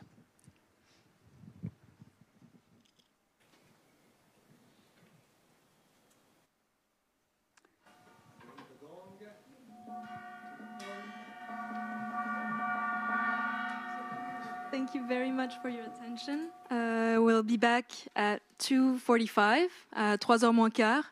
Until then, you can go eat at Geopolis, it's right behind, and we look forward to seeing you this afternoon. Bon appétit!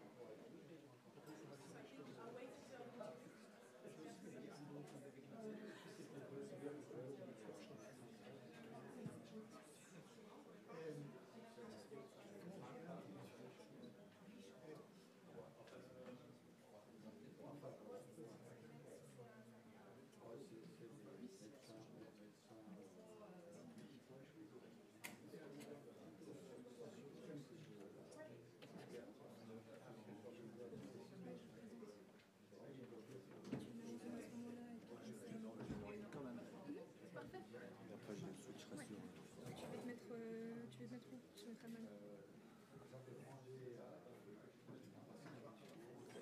a coupé sa vidéo. Elle a coupé la vidéo. Comment je fais pour juste pour le... Après je le mets en... Il a coupé sa vidéo. Il est parti. On va lui dire, on peut rallumer le son. Mr. Cable, are you there?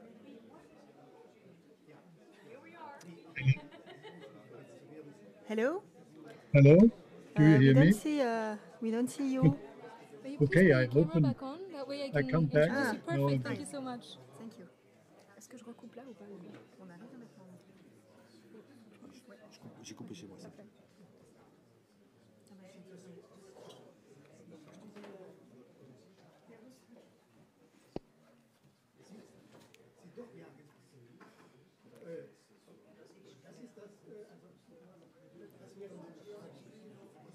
Ladies and gentlemen, mesdames et messieurs, welcome back. I hope you got to enjoy your break and had a good lunch, got a bunch of energy for this afternoon and the very exciting panels that are ahead of us. The first one that we have this afternoon is with the professor Amy Verdun, right here, and she's from Leiden University. She's a professor in European politics and political economies.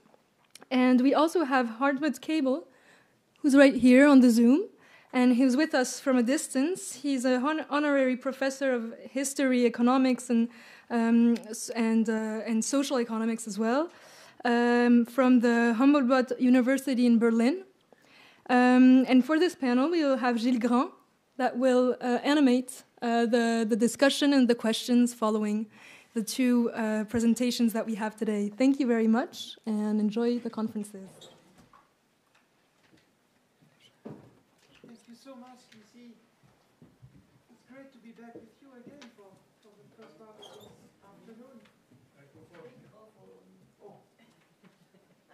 I was saying it's great to be with you again for this afternoon, and I propose that we should start straight away with Professor Amy Verdun's presentation on the Euro governance between 2008 and 2015.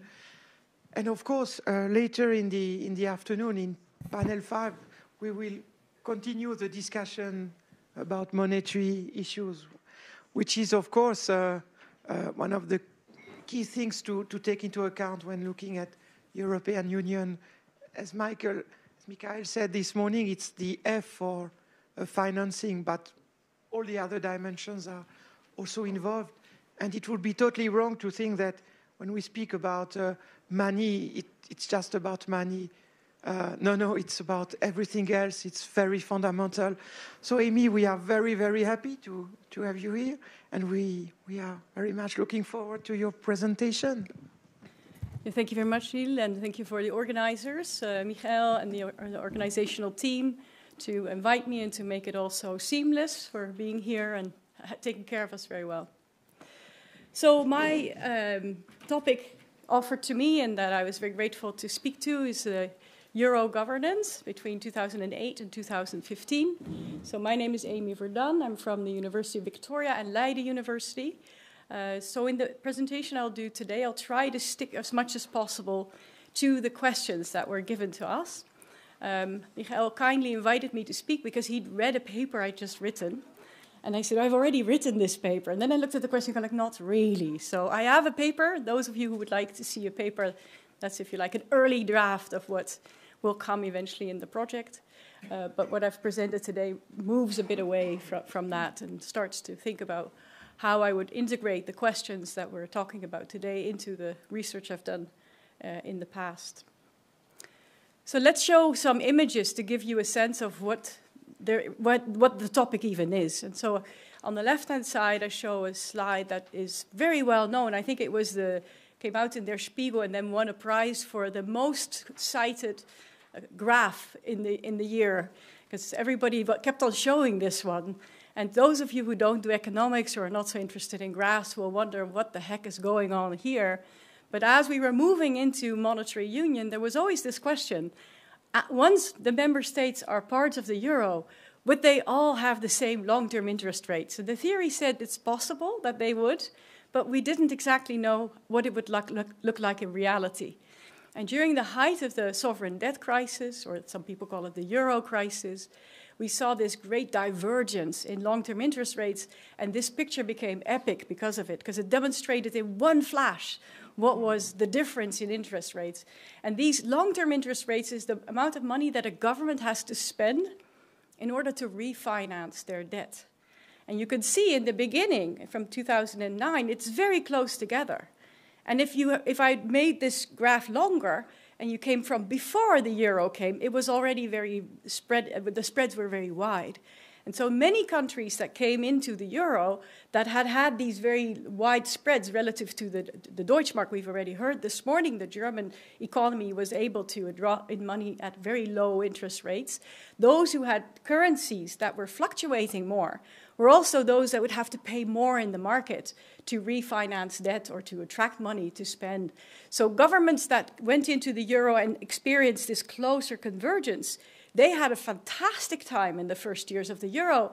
So if you were in Spain or in Portugal or Greece, Ireland, you could borrow money at relatively inexpensive rates and then do lots of things. Like in Spain, it was major construction. But then after this period, it was the opposite. All your debt was starting to become very expensive to refinance. And if you held a sovereign bond, if you had a long-term debt commitment that you as an investor or pension fund had that was in euros, you were now better off maybe moving over to another one held by another government that was not at risk of possibly defaulting. And the result was this extreme exacerbation of a process that became extreme in the forms that you see. It goes all the way to 30%. I remember one day I was sitting in a meeting, and the Financial Times flashed by, and it was now at 38% for Greece to refinance, and we all knew this is impossible. So that's what this graph does. And then on the other side, I show a picture that came out of the Financial Times in the same sort of period, where the header is, you can't really completely see it, but it gives you an instance. Soviet collapse holds a lesson for the euro. And so the question, will the euro stick together? So this is at the heart of the question of the talk today. Okay, so here are the questions that I was given from Michael. So who were the decision makers besides and in addition to those that we know very well for the Franco-German axis? And so how have they been mentioned in finding the room for maneuver for decisions taken? And I would argue that, as we've heard already this morning, the Franco-German axis is in the euro maybe even the strongest of all.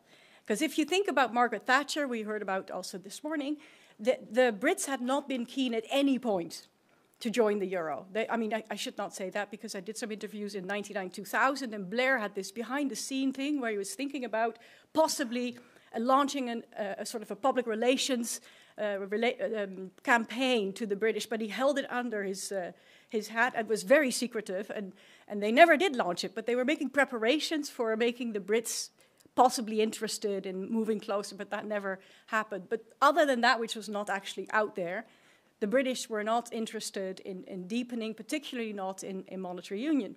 So if you think about the leaders, it's France and Germany, and then a circle of connected member states.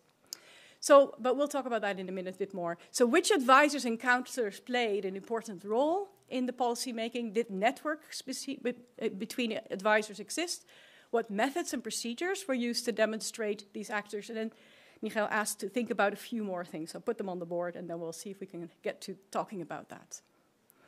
So the talk is structured in the following way, starting off with these major questions, brief overview of the crisis, some of the background, then what are the main decision makers, the role of advisors, networks, and then how did decision making occur?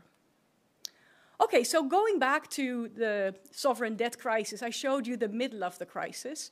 But if we think about the origins of the crisis, in the EU context, what happened was the financial crisis that started, in fact, already in 2007, where banks were having difficulties refinancing because they had packages of collateral debt that they had also acquired through instruments that were new that included, among other things, mortgages from the United States that were repackaged and also secured. They ended up defaulting, and that had a ripple effect on the entire financial sector, which led to the financial crisis of 2008. And so this period was already very rocky, but as such didn't shake the EU to its core as it did a few years later. So in this early period, we have problems in the finance sector. So even countries that are connected to the EU but not in the EU were already heavily affected by it. So think, for instance, of Iceland, one of the first countries to really suffer in the financial crisis. But then also the UK was one of the first countries to suffer. Also Netherlands, Belgium. So these countries with large financial sectors had a major impact through the financial crisis.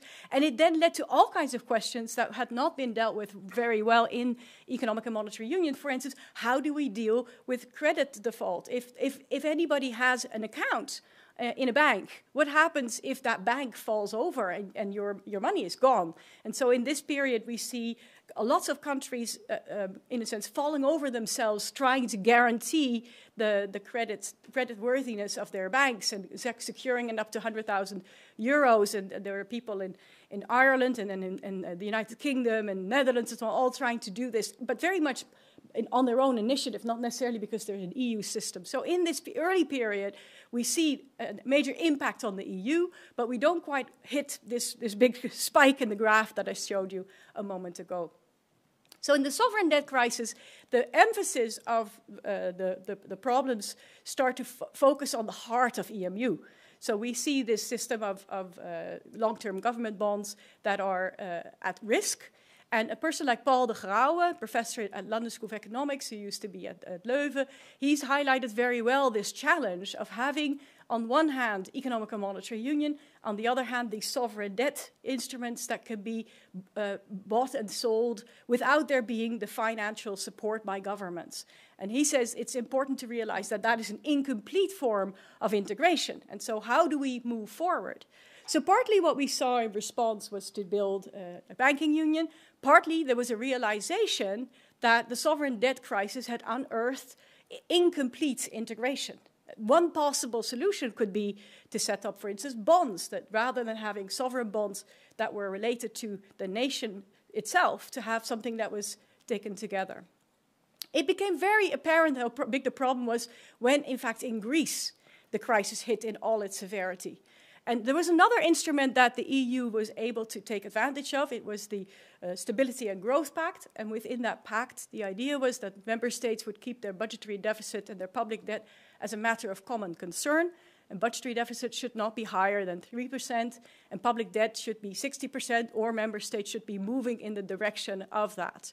Now, Greece made clear, there was a change in government, they wanted to be very transparent, that in fact they hadn't been meeting their budgetary deficit.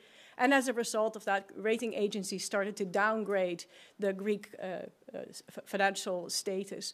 So that led to a situation that Greece was running into trouble. And then there was a risk of contagion, like would other member states fit the same bill?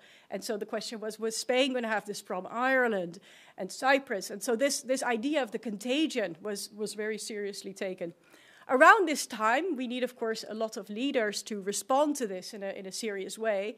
And despite how people have said over years that, for example, Angela Merkel was a very strong European, at the height of all of this, it was difficult for her to make a quick, strong decision to lead this. She was also facing elections. There wasn't quite that support for exactly these kinds of problems, right? If we go back in time and analyze how EMU was put together and the role of the no bailout clause and the responsibility of member states, having the Stability and Growth Pact in the first place, the idea that you would keep to these targets, to then have to bail out a country, that was just really difficult. So in order to find a solution, it was at some point at the razor's edge. Are they going to support or not? But it took quite long. And then it needed to be new ways to find support. The idea of really deepening integration was at that point not at the table. And so we'll hear from Mr. Regeling later on also some of the instruments that were being used through the European Stability Mechanism. So what the EU eventually ended up doing is finding new ways in EU governance, finding, for instance, the European semester was an instrument that was used where it was built on the mechanisms that were around in this so-called open method of coordination, targeting mostly benchmarking best practices and peer-to-peer ways to consider what might be a better way to organize if you have an outlier in your domestic socioeconomic conditions. Now, who were some of the main decision makers that had to come up with plans to move the sovereign debt crisis to a level that was that you solve this problem? And so obviously the Franco-German axis has always been a crucial element of the single currency, and nothing happens without support of France and Germany. But in this case, there were a number of other phenomena that we saw at the same time. Because the sovereign debt crisis so severely hit countries of the euro area, it was also to some extent euro area versus not euro area. And so if you were not along the table with those people deciding every weekend what to do next, then you were not really taken seriously. So countries like Hungary and Poland, Czech Republic, who were not in the euro, were not quite taken at full membership, if you like. They're part of the EU. The plans are to make the EU a better and more robust system. But this was first and foremost a concern that hit the euro countries more than others. On the other hand, there were the classic EU solutions to the problem. So one of them is what EU institutions can do. And so one of the lead institutions that could act relatively quickly was the European Central Bank. And in fact, in 2007, when I mentioned the first shimmering of the financial crisis hit, which in fact in August 2007 we had significant issues in the middle of summer. I happened to be at the European Central Bank, and Ad van Riet, who was the boss of my co-author, he was so excited. He said, we did something faster than the Fed and we're out there, we're making money available, and he was very, very excited about it. But I mean, it's just again an example of little things that happen where if you are at the buttons and you can do something, an EU institution can do something, and the ECB was pretty fast in doing what it could. But the problem was big enough, it couldn't just be solved with the European Central Bank being involved. It required thinking about next steps. And in that role, we also see the European Commission coming forward with all kinds of forms of reports and plans to move the integration process forward. I already mentioned that you needed to be around the table of the euro area. Obviously, as time had already developed, the Euro Group, which is an informal ECOFIN council, it's not with all the bells and whistles, with the translators and all the support people, so it's also a bit more of an informal setting. So these are the ministers of ECOFIN that come together in the Euro Group in advance of the ECOFIN and talk to one another, and the setting also makes it easier for them to come to a decision. And many times the Court of Justice of the EU played an important role, sometimes also in a way that made member states have to realize that there's a limit what they can do, but also sometimes to approve that there was not a risk of, for instance, the no bailout clause. So which advisors and counselors played an important role? Now, this is a very technical area. So compared to some areas where that might be more possible for day-to-day citizens to be involved in, this area, economic and monetary integration, has for all these years been dominated by a relatively small group of people who know what's going on, and they know each other very well. And so it's an area where at all the levels, main people know each other and can engage with one another. And so they get support from both their Sherpas and their immediate assistants, as well as people who across the table know one another. The Commission is interested in collaborating in this area also to advance the European integration process more generally. So the two reports that come to mind are the 4 and the 5 presidents' reports that were put together, mixed by a council president and also in the second instance by Juncker. So we have Van Rompuy, who was responsible for the 4 presidents' report and the 5 presidents' report. But the people who actually wrote it were, again, one level lower. Below the actual president. So again, we have the importance of advisors here. I mentioned already the Euro Group with its support. And so the question about networks, this is an area which is very well documented as having been very well networked.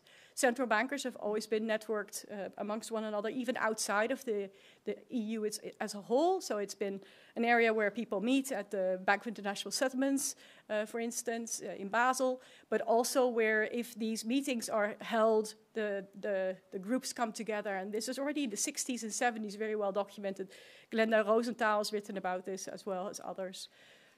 So thinking about the methods and procedures that are used to have European decision-making and action. So we have the well-known declaration, whatever it takes, by Mario Draghi. We spoke Mr. Regli and myself spoke about it, that's what often has drawn people's attention, because his speech comes very close to, if you look at the long-term interest rates, his talk was also an important element in bringing down the rates. But everybody who's studied this, and they've done a forensics of this talk, and where did it matter, and how does it connect with how the markets responded, and so on. The story is a bit more complicated than him making one declaration. It was also Angela Merkel had finally basically said, I will support this, so if you say something like this, I will be there, which is absolutely crucial. And also, he didn't actually have a plan. He didn't have anything in place other than this major declaration, and they came up at it in September, and then even the outright monetary system the transactions that the OMT program hadn't been used afterwards. So it was just this declaration that was important, but the declaration couldn't have come without the support of others, and also to kind of build that over time. So a declaration was one way to deal with the crisis, but also cooperation amongst the member states and the leaders. So these all need to kind of come together. And in terms of coming with cooperation and deepening, there were quite a number of instruments that were used over the time, or institutional structures. So there was an ad hoc green loan facility that was put together to assist Greece.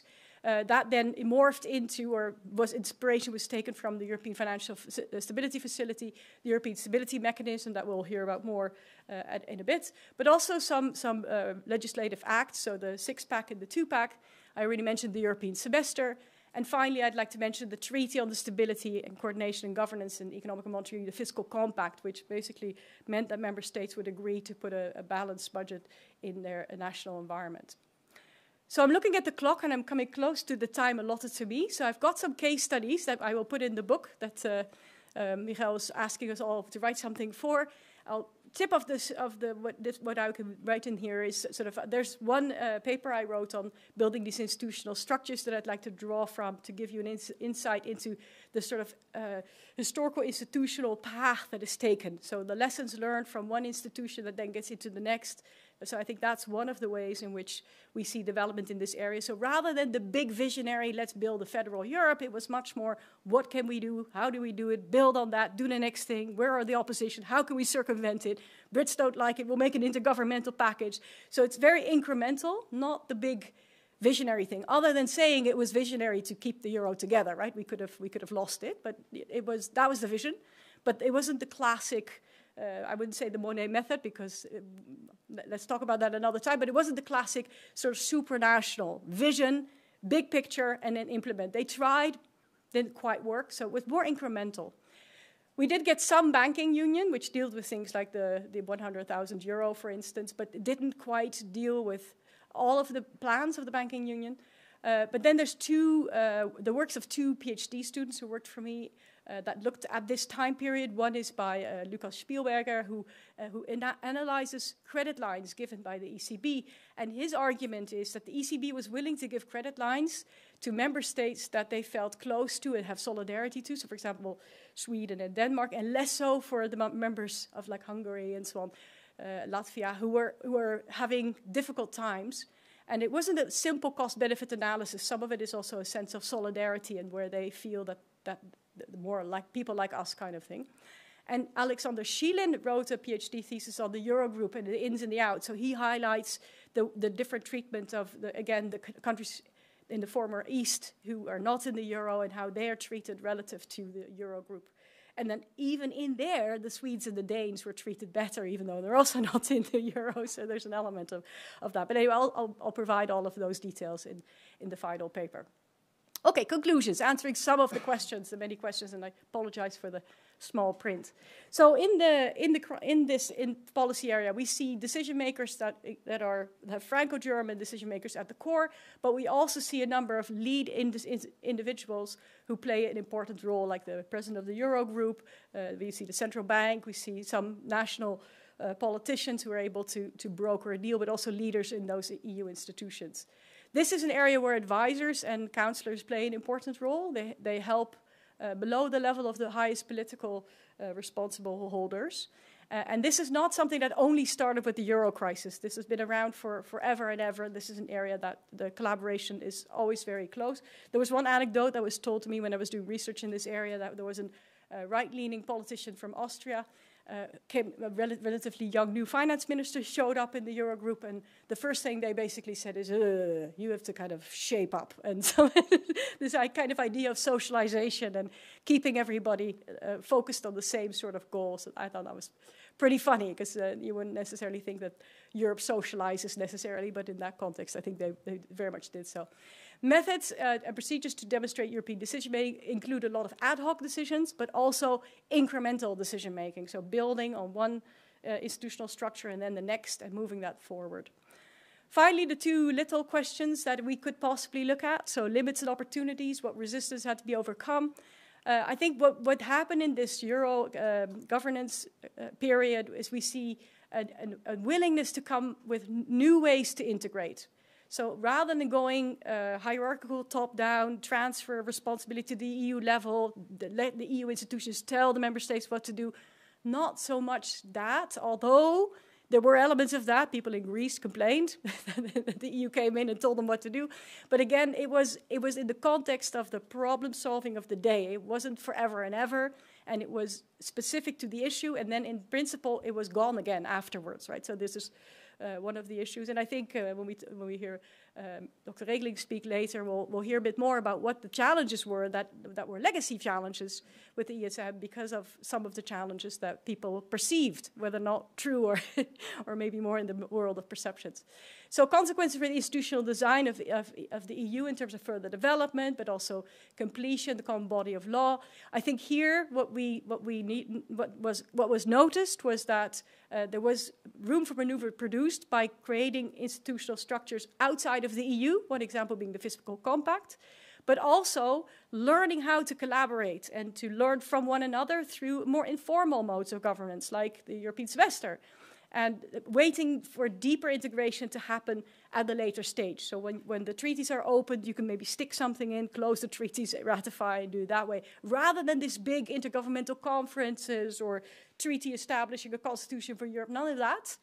Although the crisis could have warranted something like that, that was not the strategy chosen. Okay, I think that's it. I went a little bit over time, and I apologize for the delay.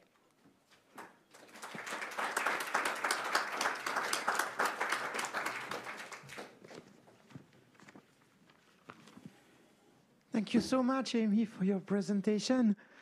So now I would welcome Professor Hartmut Kelble from Humboldt University in Berlin. Good afternoon, Professor. Good afternoon. Thank you very much for the invitation. We can see you. We cannot hear you yet, but it will come very shortly. Now it's better? Now it's perfect. It's perfect. It's perfect. Wonderful. Yes, we can hear you. Thank you very much for the invitation to Lausanne, and thank you very much to Madame Troisfontaine for having solved the technical problem that I speak from Berlin. Thank you very much. I'm very sorry that I couldn't come to Lausanne this time.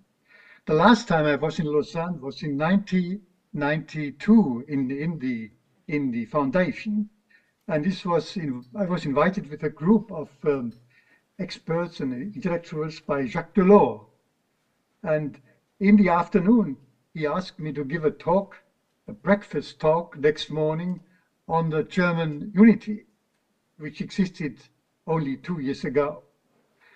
Michael Gehler now asked me to give a talk on the European Recovery Fund with a distance of 4 years. Normally, as a historian, I would have said, please give me at least 7 years for talking about such a topic. But I think the spirit of the place in Lausanne is against this. I think Jacques Delors and also Jean Monnet would have said 4 years is enough for a historian.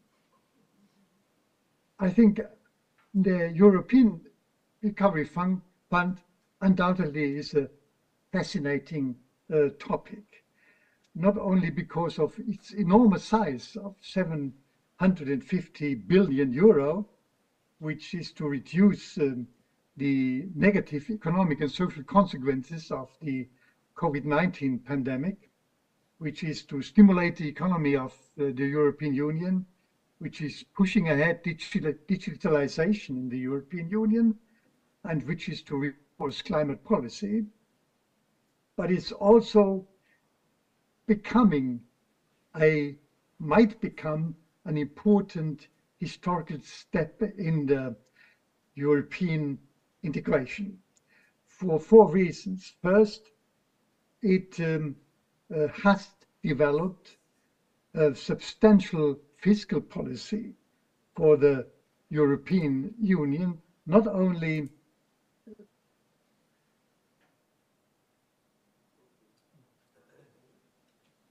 tends to enlarge own resources of the European Union and filling in this way an important hole of the construction of the euro.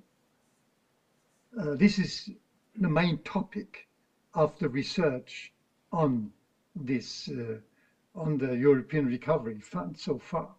But there's a second reason why this could be an important step. This is for revitalizing the European policy of the Franco-German couple. And in addition, it was a new step because the European Union was helping in this case in a common catastrophe and started to help in very urgent basic challenges. And finally, this is also interesting because for the first time the European Union intervened in health, in the field of health, not only by regulation, but also by becoming a powerful buyer of vaccines and medical material. So this is not really a historical topic because of the short time distance. I try to analyze this as a sort of a historical topic, first dealing with actors, secondly with the historical context, which I might drop when the time is short, and thirdly in evaluating the historical impact and importance of the European Recovery Fund. I'm sorry I cannot say very much about advisors and networks for this topic, but we could perhaps come back to this topic in discussion in talking about general tendencies of advising and expertise in international politics. So first, the actors. It is not easy to talk about actors since the archives are not yet possible, and one has to rely mainly on official publications, on media, and on witnesses. There seem to be 5 main actors for this European Recovery Fund, pushing ahead at least these projects. This is first, again, the French and the German government, who launched the project at the 18th of May 2020 with the idea of 500 billion euro, with the idea of European debts, but also with the idea of own resources of the European Union for the repayment of the debts. And the European Commission, third actor, in very short time, 27th of May, made his proposal. It enlarged the size of the fund to 750 billion euro and was much more detailed in what own resources for the European Union could be created. And the fourth actor was the European Council, to which I come back. And the fifth actor was the European Parliament, which entered this intergovernmental project only when it became part of the budget of the European Union and part of the multi-annual financial framework, 2021 and 2027. There are many various interesting questions covering the actors. One first interesting question is, why this Franco-German proposal? after years of Franco-German dissent on depths of the euro. Why this new room of maneuver? I think there are 4 reasons for this change, for this move of the German government. During the COVID-19 pandemic, it was obvious for the German government that the European market became more important when the access to Asian markets became more difficult and when the delivery lines were interrupted. In addition, European debts became or were more difficult to prevent after the Brexit, on the one hand, and with the rising political strength of France with Macron as president, but also the rising strength of Italy and Spain after the euro crisis. In addition, the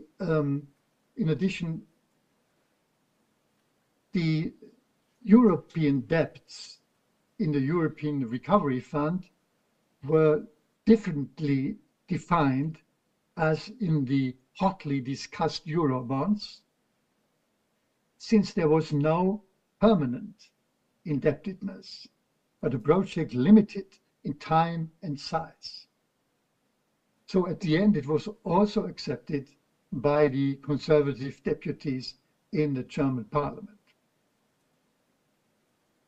I leave out the European Commission, which was also an interesting question, why it reacted so quickly and how it made his plan and his proposal. As far as the European Council is concerned, it's interesting that this topic, together with the multi-annual financial framework, was discussed in 4 days, an extremely long session in July 2020, with difficult situations and interesting for the Franco-German influence, which became very different after the Brexit. Roughly speaking, there were 4 groups of member states in the European Council: the Southern European countries, highly indebted, struck by the euro crisis before, and in need of European transfers.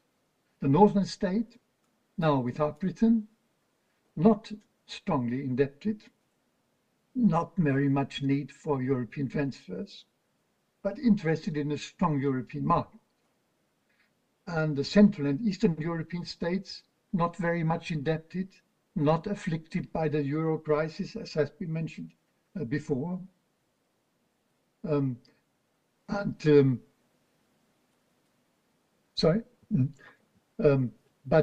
in need, much in need of European transfers.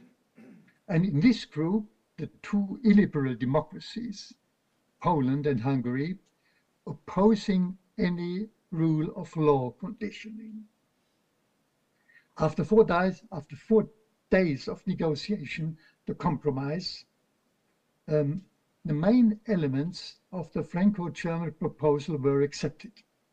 This is the size, large size, of the European Recovery Fund, with enormous financial transfers, especially to Italy, Spain, also to Poland, as the main recipients. In addition, the European debts were accepted. In addition, the financial support for digitalization and climate policy was accepted. But further elements were added in the European Council. This is a factual reduction of the debts because a substantial part of the transfers would be loans to be repaid, not grants. And in addition, more control of the European Union. More control because the national governments had to propose projects for the European Recovery Fund, which were sorted out and controlled by the European Union. In addition, a rigid control by the European Union via the European semester when they received the transfers and spent the transfers. And finally, also payments under the condition of the rule of law. So I have to say that this was added later, not at this session of the European Council, but later on in a common decision of the European Council and the European Parliament in December 2020. So the European Parliament came in this way. It's interesting that no decision was made in the European Council on the own resources of the European Union. So this question was not solved, even though it was proposed by the German and French government, but also by the European Commission. Now I think time is running out, so I probably will skip the context, even though this is interesting for the room of maneuvering. I would have said how, in which way the COVID-19 pandemic is important as the context. I would have showed how the experience of the European Union, of European Commission and the Union managing crisis since the financial crisis, since 2008, became more and more refined, and so the reaction to the crisis, to the COVID-19 crisis, was far more rapid than the reaction to earlier crises. I would have showed that the Brexit was important context for new room of maneuvering, and also would have showed that the low interest rates at this time, and also the belief that low interest rates are there due to structural reasons and not very cyclical. I think this, I would have said more about this for context, but I have to cut the paper, and I come to the historical evaluation. How important was the European Recovery Fund? Will it enter the school books one day? I think the European Union achieved two important things. It was first ready to mobilize enormous amount of financing for pushing ahead the European economy. The European Recovery Fund with 750 euro has the same size as the American Inflation Reduction Act 2 years later, with about $900 billion. The application of the two funds are very different, but the size is rather similar. In addition, the European Recovery Fund changed the economic policy of the European Union. So far, it was mainly busy with regulations for creating a single market. But from now on, the economic expenditure rose substantially. It's a new sort of economic policy. But one question is the European Recovery Fund only a unique, for a long time unrepeated decision with no long-term impact on the history of European integration? Or is it a door opener to new developments? And for trying to answer this question preliminary, it's really difficult for a historian. I return to the four dimensions. The European fiscal policy is the main topic of the debate in research, especially mainly by political scientists and lawyers for the moment. And there are two positions. Some are saying there is no Hamilton moment. That means there is a lack of two crucial elements for a continuous European fiscal policy. There is no permanent perspective. The project is limited in times, and there are also different to the United States in the times of Hamilton. There are no own resources, no European taxes and revenues. The European Union still depends on the contribution of the member states, and European Council still is very powerful. The other position is that there are beginnings of a Hamilton moment. Since this is a big economic policy project similar to what the United States do today, it's widening the room of maneuvering for the European Union by the new European debts. And it is important because it might become a historical reference for further projects. And we can see that already in the Draghi report, there is reference to this European Recovery Fund.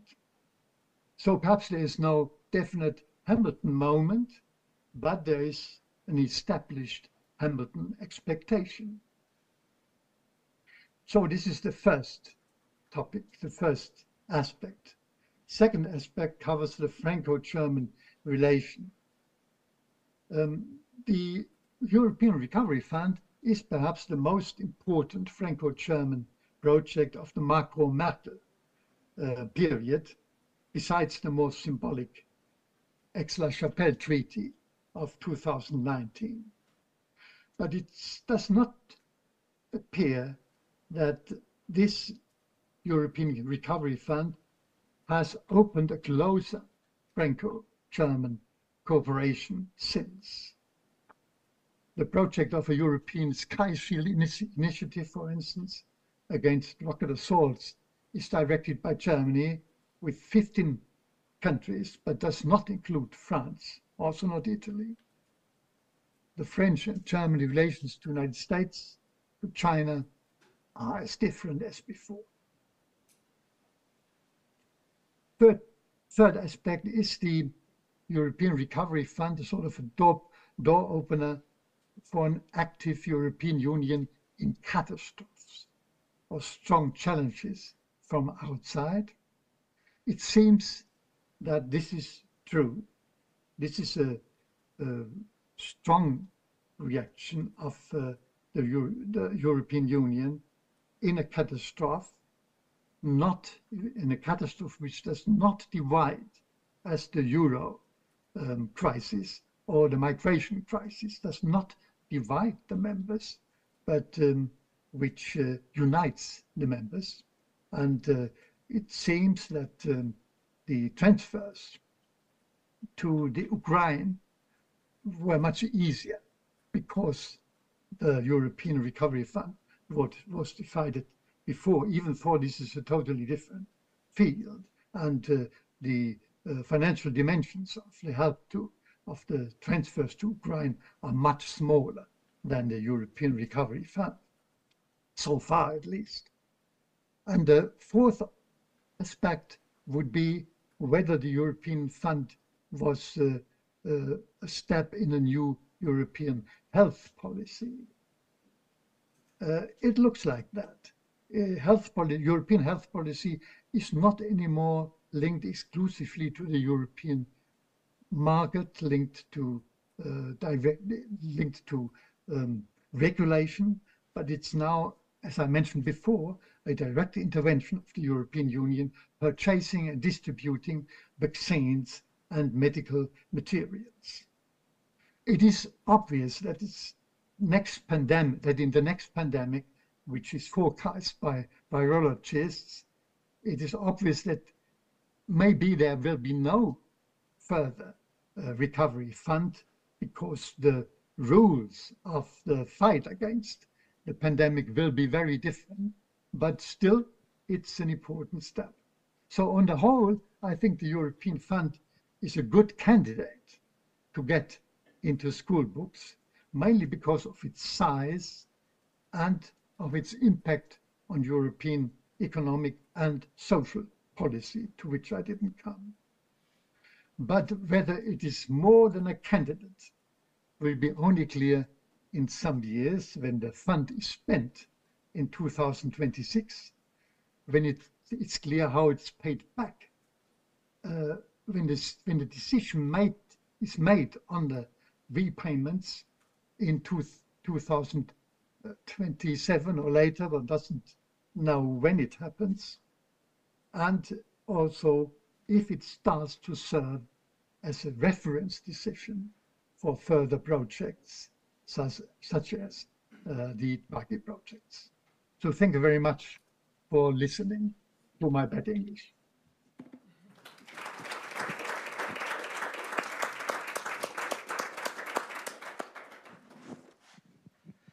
Thank you so much, Professor Kelblay, for your great presentation. So now we have, I think, half an hour for the discussion.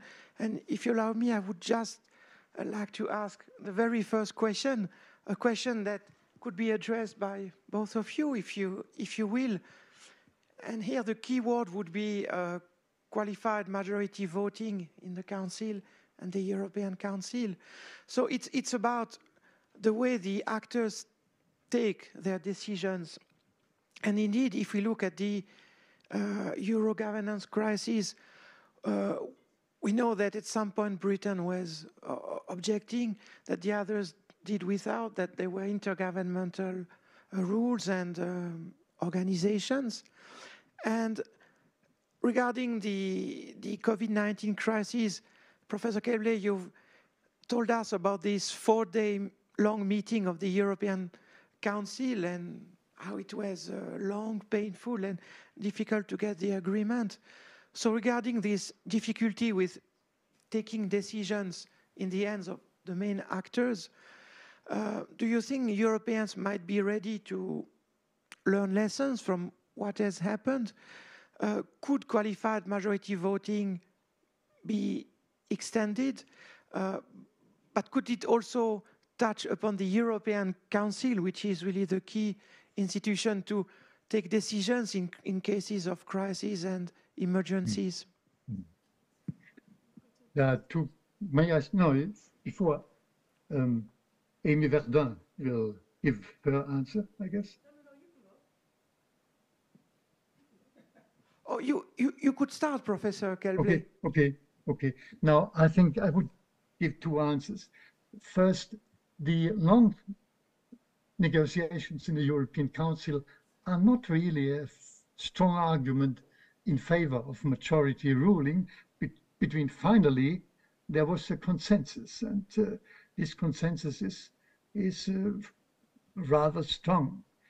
Even for the illiberal democracies did not get the decisions they wanted, it's accepted. In addition, I think the majority rule is now in a difficult situation because since 2 years, we got more and more governments, national governments, which were either directed by a right-wing party or under the influence of right-wing parties.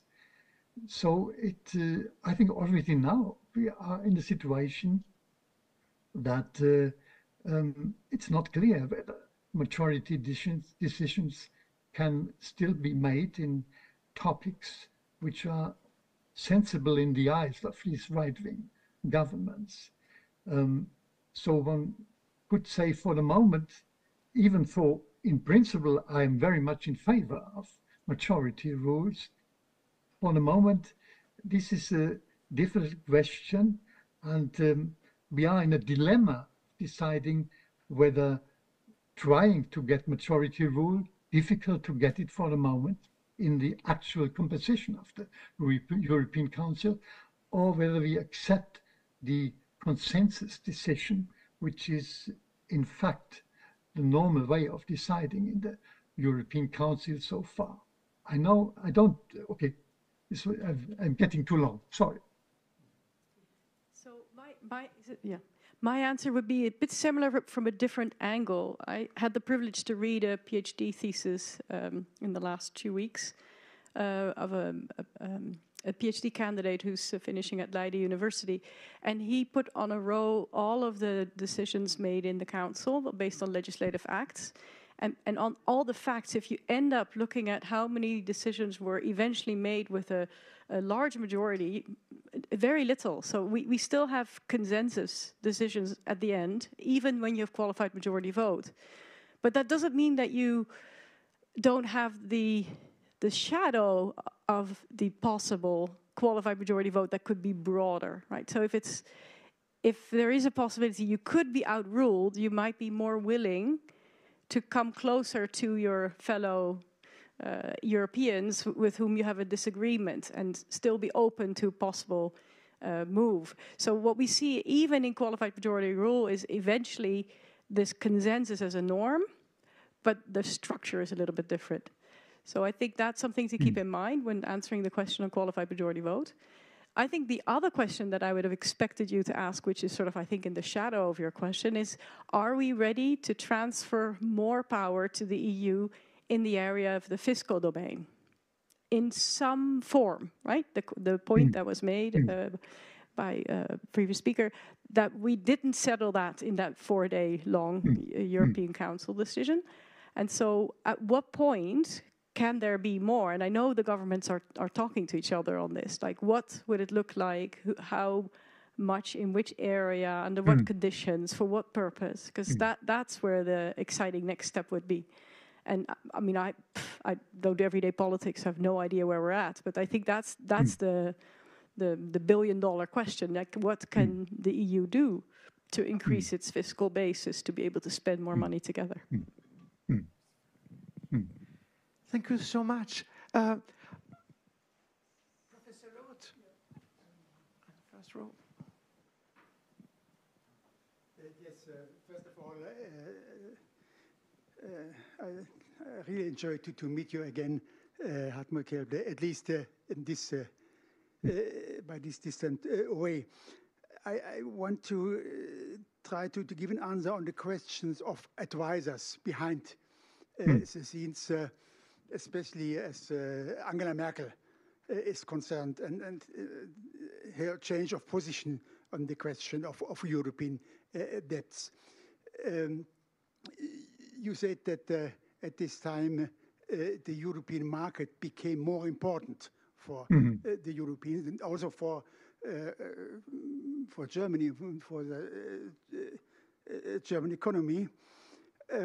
Well, there are hints that both prominent representatives of the German industry pressed Merkel to give in this question, and a younger generation of German economists.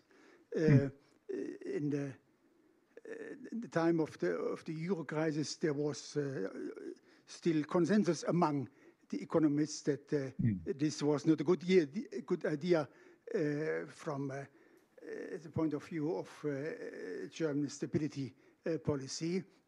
But now, in the COVID crisis, you have arguments from a younger generation of economists, and it's quite clear that Merkel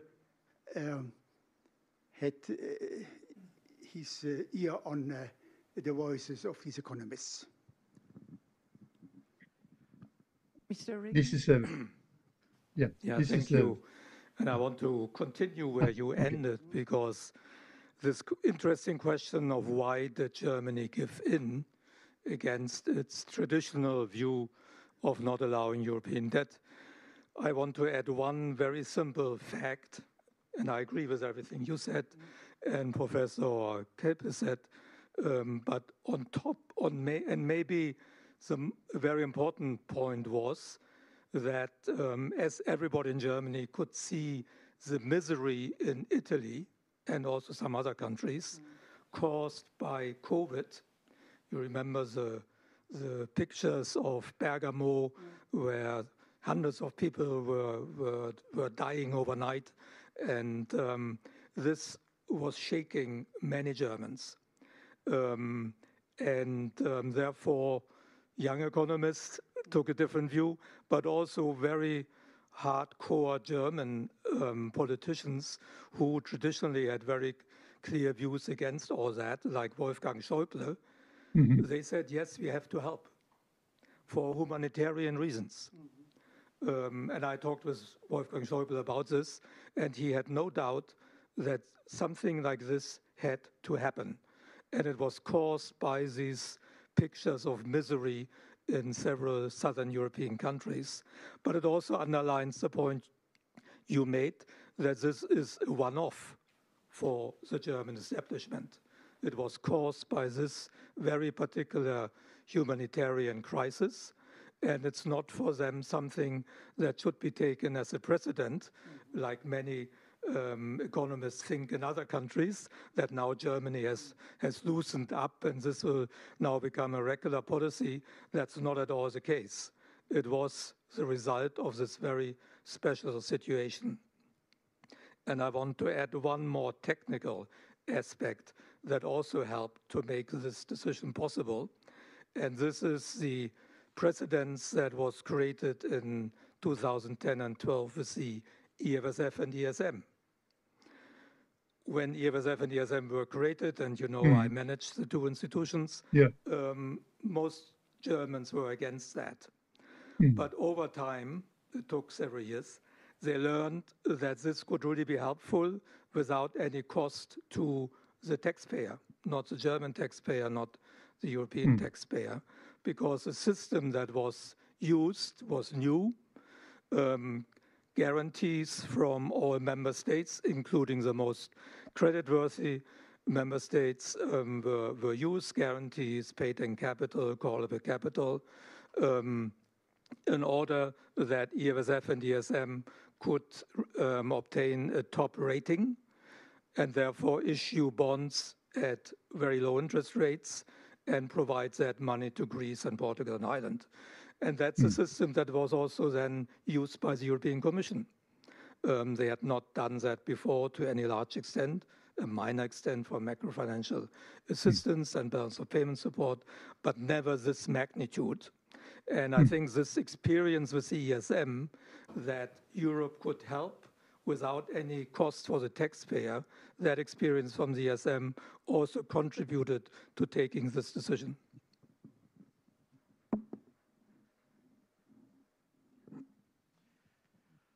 Oh, we have the ambassador from Lithuania. Yeah, well, thank you. Actually, just to build up on the last question, still I would say that the emphasis then, in 15 years ago, was on fiscal discipline and on measures to be passed to really bring in sound fiscal management. And then, of course, next to that, there were these instruments, fiscal instruments to help the countries. So we in the Baltics, I mean, in Lithuania, we were the front runners in tightening our belts, and that worked very well. And then I remember in 2012, I came to the Netherlands as ambassador in The Hague, and then the Dutch were discussing, I mean, whether to stimulate or to save and to tighten the belt. And 90% of academia were criticizing the government for opting for tightening the belt. Well, in my view, it worked well. Tightening the belts worked well then.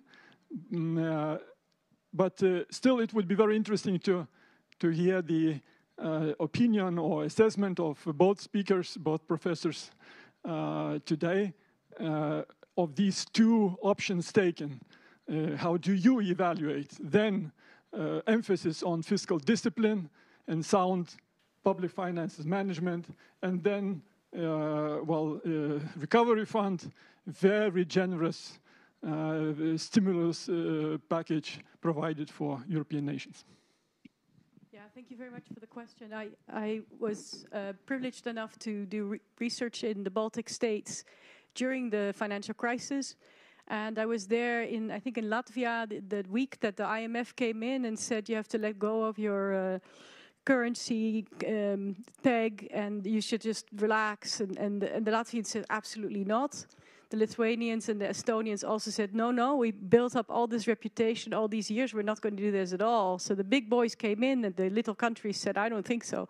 And it was not as if they couldn't have. They themselves also realized that they just wanted to be in the euro, meet all the criteria. And of course, in the Lithuanian case, they had been told, you know this more than maybe some in the room, Lithuania applied to be part of the euro and they had the smallest of possible margins of not meeting the best 3 performing countries in terms of inflation. One of them was Poland, wasn't even in the euro, and they were told no. And I interviewed people afterwards. I said, well, why did you not leave Lithuania? Surely this could not have been a devastation to the euro if they had a little bit higher inflation after you let them in. No, it was important, had to set a precedent for Poland, because if they weren't even an inflation country, but if they wanted to come in, they're a much larger economy, and also it was just a fluke. We're sure that they're going to have high inflation. They were right, there was high inflation after. But I mean, all this to say is that the Baltic states, for very strategic reasons, really wanted to be in the euro, and they were not going to have anything jeopardize that. Even Latvia, that wasn't doing so well. I mean, Estonia had an impeccable record and was afraid to try when the Lithuanians had just been told off. They gave themselves more time. But the moment the financial crisis came by, they were not growing so fast anymore. Their inflation was lower, and they went in. So I think they were on a very different cycle. It was get in the euro. And this, again, foresight by the Baltic states. They were wanting to be in the euro because they knew it would be really closer to the core. If they had been in today's world with the Russians where they are, they would not be in the euro. They would have not had quite that same feeling of belonging. So I think Baltics were very clever. They saw the writing on the wall, and they were sticking to their guns, even with the small countries, with the big France and the IMF and everything. So I'm very impressed, and I think they had the foresight, and the rest of us were on a different game. Professor Kelbley? The first question, as far as the fiscal discipline, I think this will come up in 27 when the next multi-annual fiscal framework will be discussed, in which the repayment of the debt of the debts will be decided. It was postponed, but then the decision is made, and it will be interesting to see which decision will be made, whether the European budget will be cut in other positions for financing the repayment of the debts, or whether the European taxes will create it, or whether further debts will be decided to pay back. That's a very bad solution. I think all these solutions will be discussed, and all these solutions are difficult to decide. Will be a difficult time, in the time in which also in France a new president will be elected. This will be a very difficult period. So I think this question of fiscal discipline will come up. It was postponed in the session of the European Council in 2020, but it will come up in a few years. As far as the reason why the Germans moved, I fully agree with Wilfried Loth. Sorry that we can't have together lunch or something like that. I very much agree that the economists have the young economists have different views, and there is a debate also on this European Recovery Fund among economists, how to evaluate it.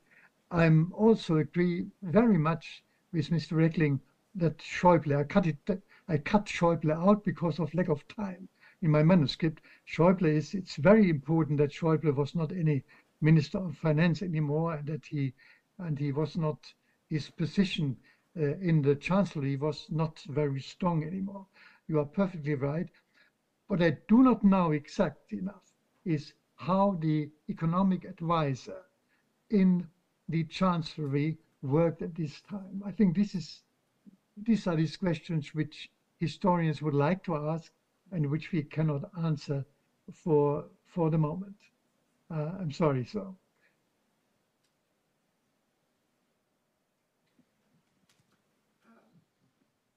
Professor van der Haast.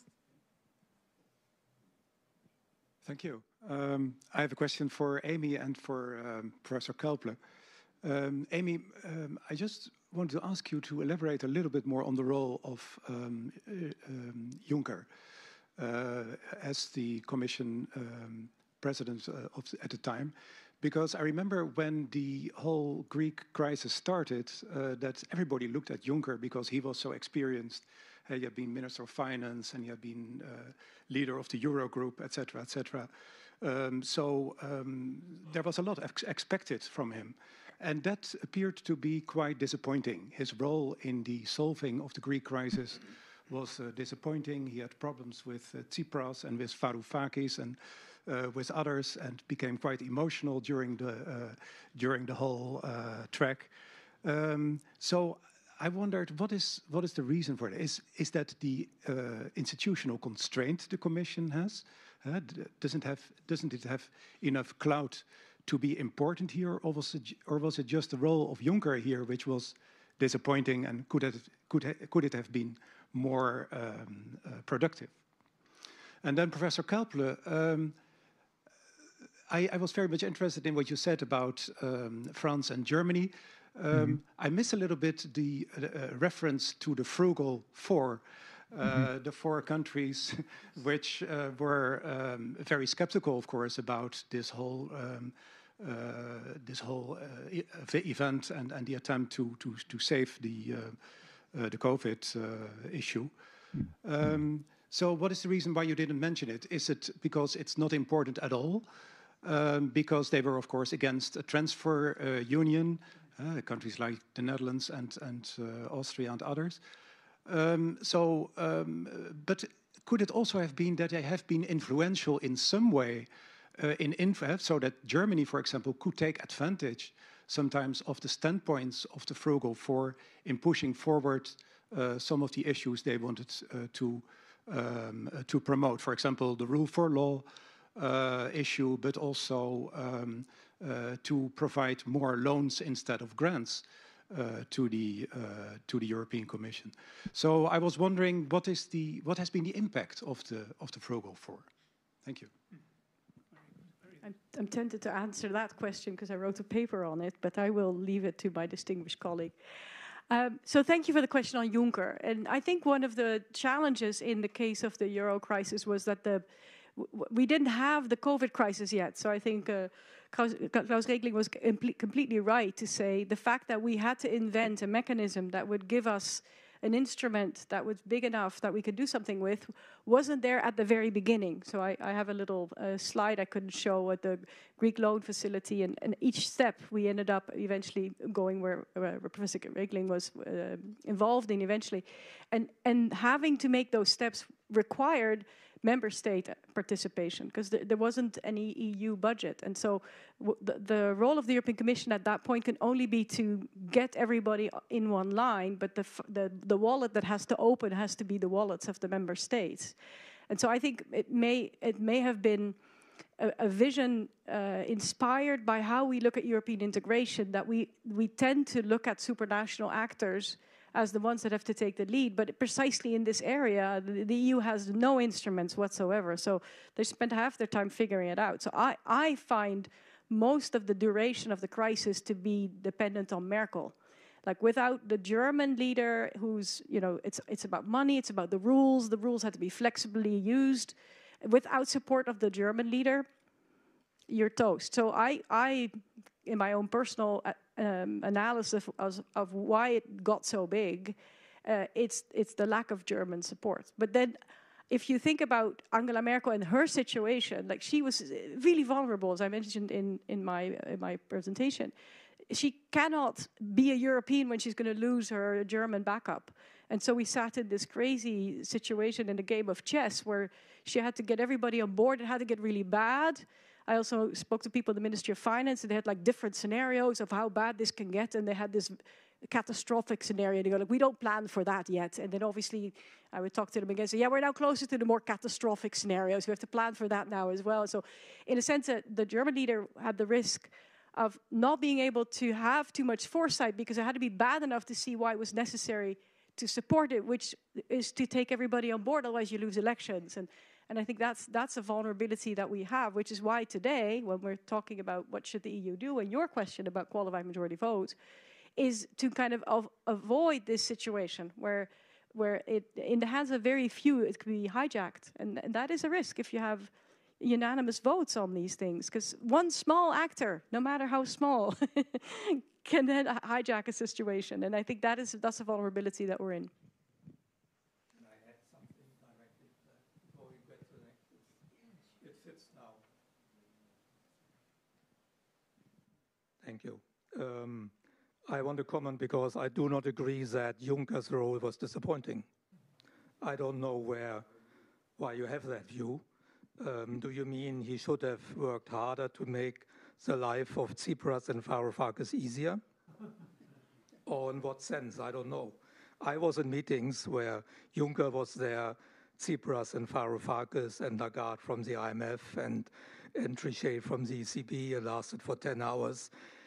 And it was just a fact in 2015, the first half of 2015, when Varoufakis was the finance minister, that the Greek strategy was unsustainable and not supported by anybody else in Europe. They were totally isolated.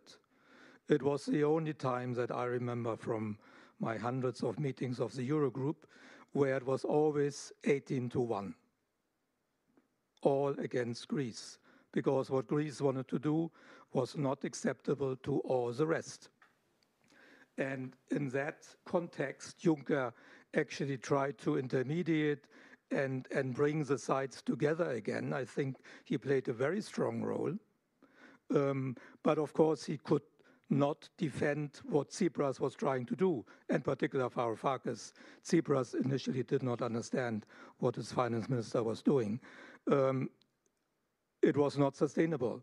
So Juncker had to find a way to keep them all together so that ultimately there could be another adjustment program and Greece could stay inside the euro area. And that was difficult enough, and Varoufakis had to go first in order to have a reasonable Greek finance minister again. But in this whole process during these 5 months, Juncker played a very positive role that helped also Greece. Yeah, I forgot to answer that part, so thank you for doing my homework. But one of the things I think Juncker did do, like formally, is like these 4 or 5 president reports, and his team was important in that too. So there have even been objective sort of attempts to kind of move integration forward. Very shortly, please.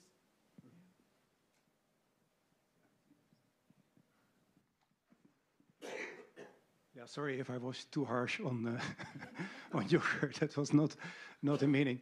I did some research on this, and what I found out is that indeed a lot of people were very much looking to Juncker as the best person to tackle this problem.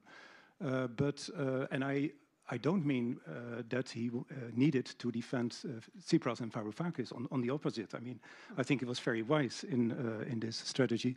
But at the same time, what was also true is what at the decisive council, European Council meeting at that time, Juncker was not allowed to be present. So it was Tusk and Merkel who were in charge of the event, and Juncker was no longer there. And that was at the decisive meeting on the Greek problem.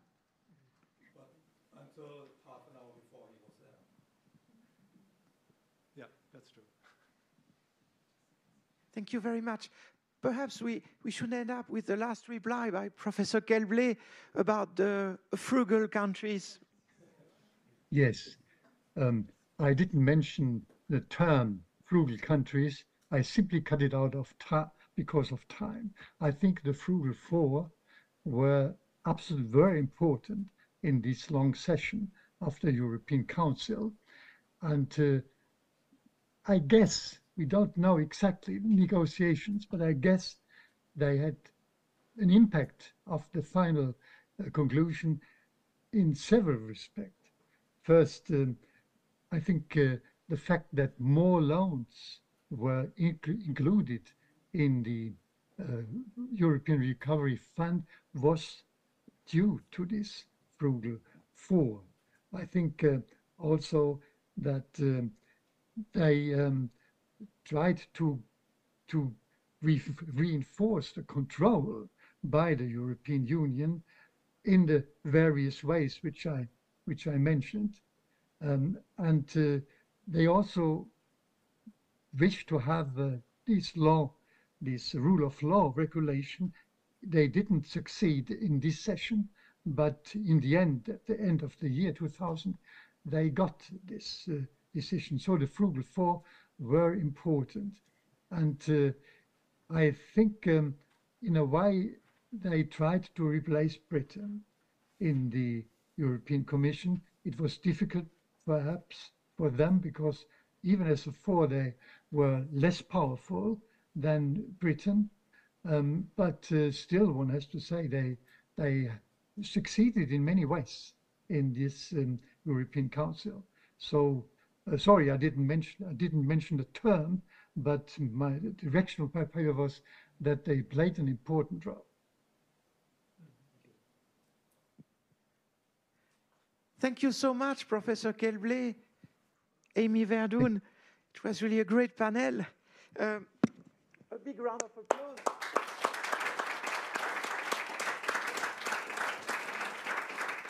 Thank you so much.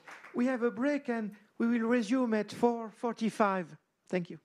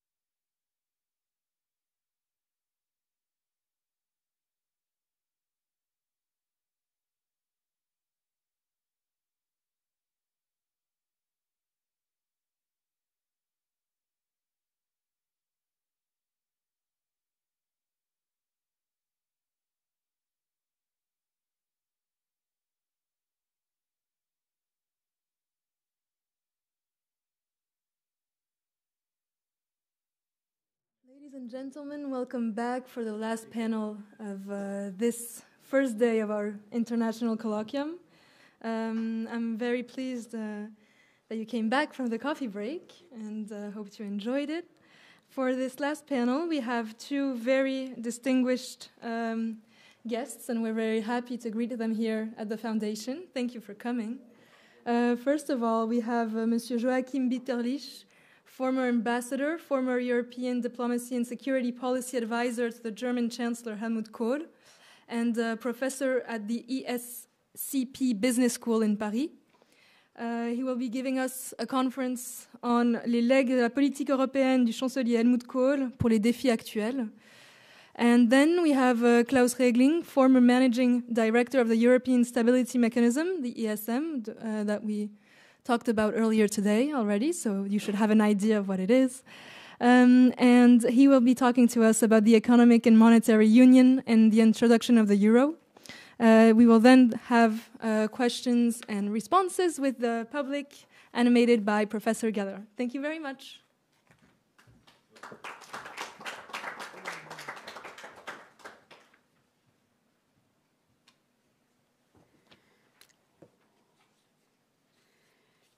Ladies and gentlemen, first of all, thank you very much for this invitation. We know each other, Professor Geller and myself. He has invited me several times to talk about the past. And I thought it would be natural in such a seminar to talk about Helmut Kohl. What he would have done in the actual circumstances. He was well known in Europe as the crisis manager at the end of the 80s.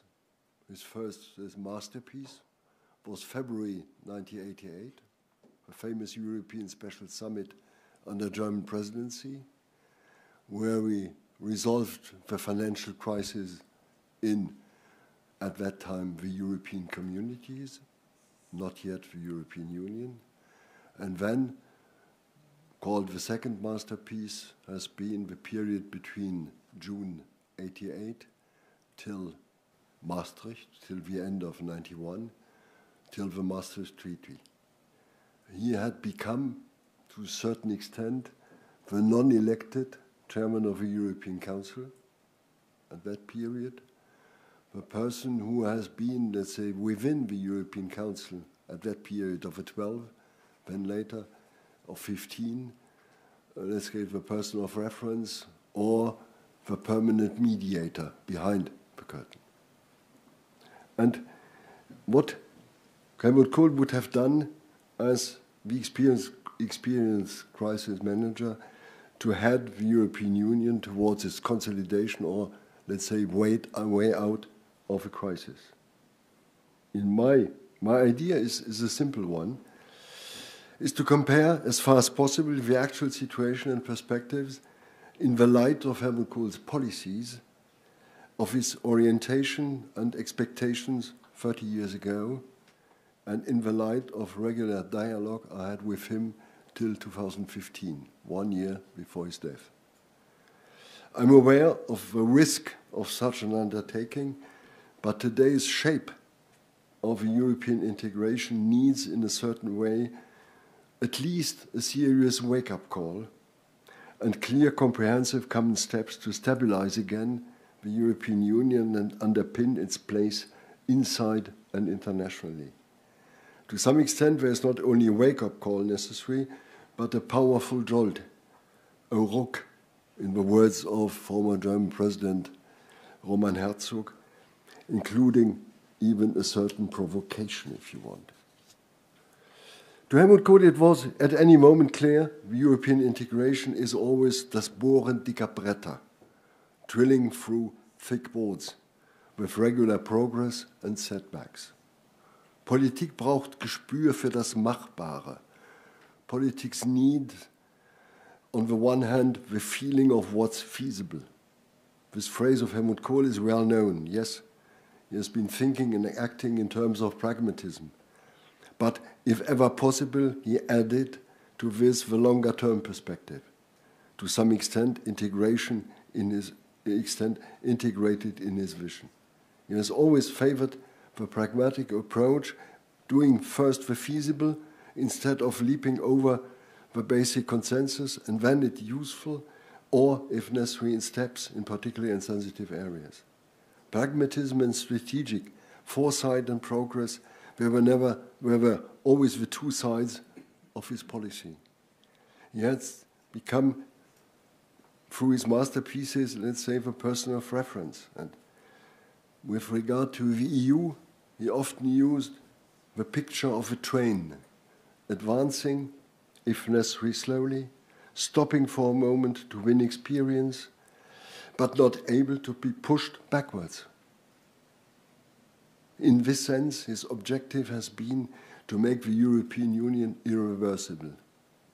This does not mean that he refused to engage, if necessary, in deep reforms in existing concrete policy fields. One example of his what I call philosophy, political philosophy, has been for him the aim of a common foreign and security policy.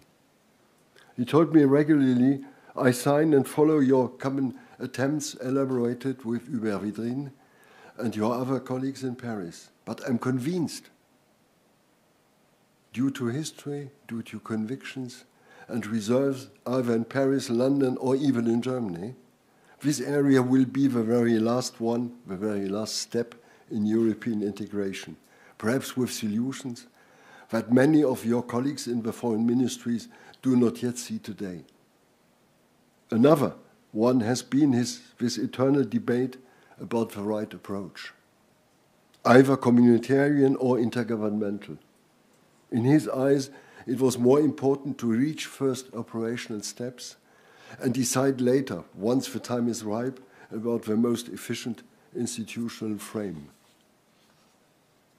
Or what's the final goal of integration? The CDU party program had foreseen for decades the aim of the United States of Europe. In 1988, preparing a speech, one of my rare speeches I had to prepare for him, at the Catholic conferences in Brussels, where he was expected to develop his longer-term policy goals. I had a long debate with him, explaining my doubts about this goal, inviting to a certain confusion with the United States of America.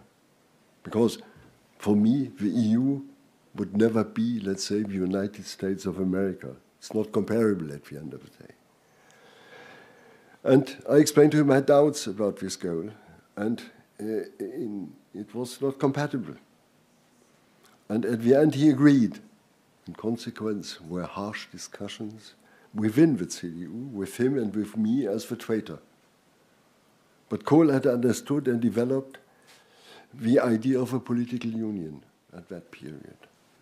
By the way, interesting enough, this term has found a sort of unfriendly or friendly takeover by the progress made within the Economic and Monetary Union, because they use this term, Schäuble especially, and others.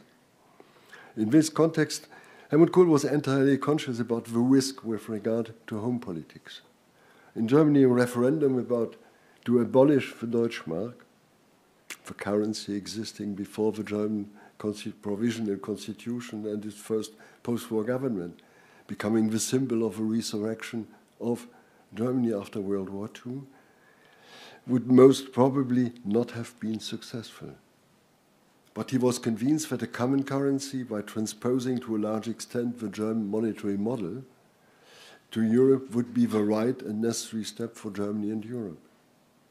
He felt sure that the further necessary steps of this, in the beginning a limping union, yes, would be naturally the next steps once the euro in place.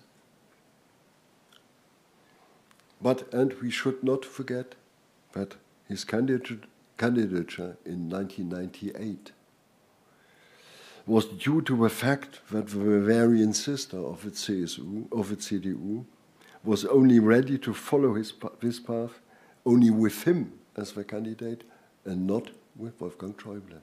By the way, not any word about this in Schäuble's memoirs. Interesting enough. Klaus Regling will certainly look deeper into this domain of the monetary union in his conference. In my eyes, looking back to the experience around the economic and fiscal crisis 15 years ago and the Greek crisis, it's more than ever urgent to establish these steps, to complete the monetary union. And a good American friend, former number 2 of the Fed, told me regularly he couldn't understand why the Europeans were not able to establish a more complete federal system in this sensitive area, including especially the capital market and the banking area. And in this context, well, it's true, we were near to establish even a European Monetary Fund on the basis of the institution Klaus Regling has been heading, with success for years. And this, again, I found confirmed in the memoirs of Wolfgang Schäuble, who had been stopped by Angela Merkel on this path. Interesting enough. But I would like to concentrate on the area developed particularly by Helmut Kohl in the 80s and 90s, in the late 80s and 90s, home and justice policy, a more concrete policy with police cooperation and a common immigration and asylum policy. Helmut Kohl was a defender of a Schengen approach, yes, with internal open borders, but in his eyes, the Europeans had to develop in parallel a common approach with regard to a stronger and systemic police cooperation, the protection of external borders, and by the development of a common immigration and asylum policy. Otherwise, there was the risk that Schengen could become the grave digger of open intra-European borders and of the European Union as such. His first attempt, developed secretly, without the implication of his hostile Interior Minister in 1988, failed. The most helpful hand, by the way, had been for me a senior officer from the German Federal Police, not the Interior Ministry. Kohl presented his ideas to his colleagues in the European Council under Greek presidency, and his colleagues agreed to the necessity of such a cooperation, but rejected the term used by Kohl, Euro FBI. Kohl understood his psychological error and the reserves of some of his colleagues against this term. And he had used this term just to describe the goal comparable to that one, to the step of the US 80 years ago, after the Lindbergh affair, creating the EFBI in the US. That's all, no more. But Kohl did not give up. In spring '91, I developed for him a larger approach, step by step, again secretly with 2 experts, and once again without and against the interior minister of that period. Once again, he introduced his proposals in the European Council in Luxembourg in summer '91, preparing the Maastricht Treaty. But due to the lack of interest of the leading foreign ministries and ministers within the IGC and the hostility of the interior ministers, these proposals did not find a real entry into the Maastricht Treaty. Once again, Kohl did not stop, did not give up. Tried to get the support or at least the neutrality of the German Länder and of some of the key partners, and tried again in Amsterdam in '97. This time with a limited success. A key experience in this period was the refusal of the interior ministers to allow the entrance of Italy into the Schengen system. The reason, deep mistrust towards Italy. And in a legendary trilateral negotiation in Innsbruck between the Italians, the Austrians, and us, Helmut Kohl reached, after intensive discussions, the entry of Italy into the system, essential for Austria as a new member state of the European Union. The most helpful person, by the way, in this negotiation was, by the way, the Italian interior minister of that time, and later President Giorgio Napolitano. in the eyes of a German interior minister, a dangerous communist. Where are we today? In Kohl's eyes, probably at 1/3 of the necessary operational steps. Europol is not yet at the level of competence Kohl had imagined, nor concerning methods of police cooperation or goals of information and operational exchange, nor at the necessary level of common external border controls. The same applies to the development of a common immigration and asylum policy, where he urged in vain to go beyond the Dublin Agreement of '91, considering this conclusion as a pure first step and compromise. By the way, all the potential options in this field have been on the table of the Council of Ministers of the Interior for at least the last 6-8 years. But neither governments nor the interior ministers were ready to take real common measures. Kohl would have never given up his engagement to reach progress, and if necessary, step by step. I remember the discussion, for example, of a suggestion of the Commission services to create in the transit countries around Europe European immigration offices, and to note wishes for immigration and asylum, to transmit these demands to the member states, and after a positive answer, to allow the transfer. The model, to some extent, was a British office, by the way. I discovered in the middle of the 90s in the Palestinian refugees camp in Jordan, where I found suddenly a Union Jack. And I asked my Jordanian friends, what's there with this office? And they told me it's easy. Where the British collect demands for immigration and asylum, they transmit it to London. London is examining it, deciding at the end. And we launched in 2018 in the Council of the Interior Ministers this idea to establish in different transit countries, Northern Africa, Middle East, such offices with European and national officers just to receive demands, to get away, let's say, from these transfers through the Mediterranean space or through the Balkan route. Answer, I regret no. The Germans had not this, let's say, idea in their files. The French were interested, let's say, more in the Maghreb area or concentrated on it. And others did not see this idea. Strange enough, Mrs. Meloni has rediscovered this subject with regard to Albania. Where's the answer of the others? Nowhere up to now. Strange enough. There's a real need of controlling as far as possible immigration and prepare integration. This includes a serious work at home for all the member states. Better control means regaining confidence of the population within the member states against extreme political parties. It's obvious. In reality, people do not want to introduce systematic internal border controls. But why aren't we able to introduce systematically common patrols near the internal border regions, such as between Germany and France, or between Germany and the Benelux countries, or even between France and Italy? And Kohl would have relaunched again and again the idea of common asylum procedures, at least copying best practices. For example, the Dutch procedures, in order to control rapidly asylum demands. But even in the field of security policy, Kohl would have focused on developing a European pillar within the Atlantic Alliance, not harming the fundamentals of the alliance with the US. He would have favored the creation of more common units in Europe, not only with France or with the Netherlands. With regard to armament, we were in the 90s near to a fundamental agreement of exchange of armament within Europe with the French.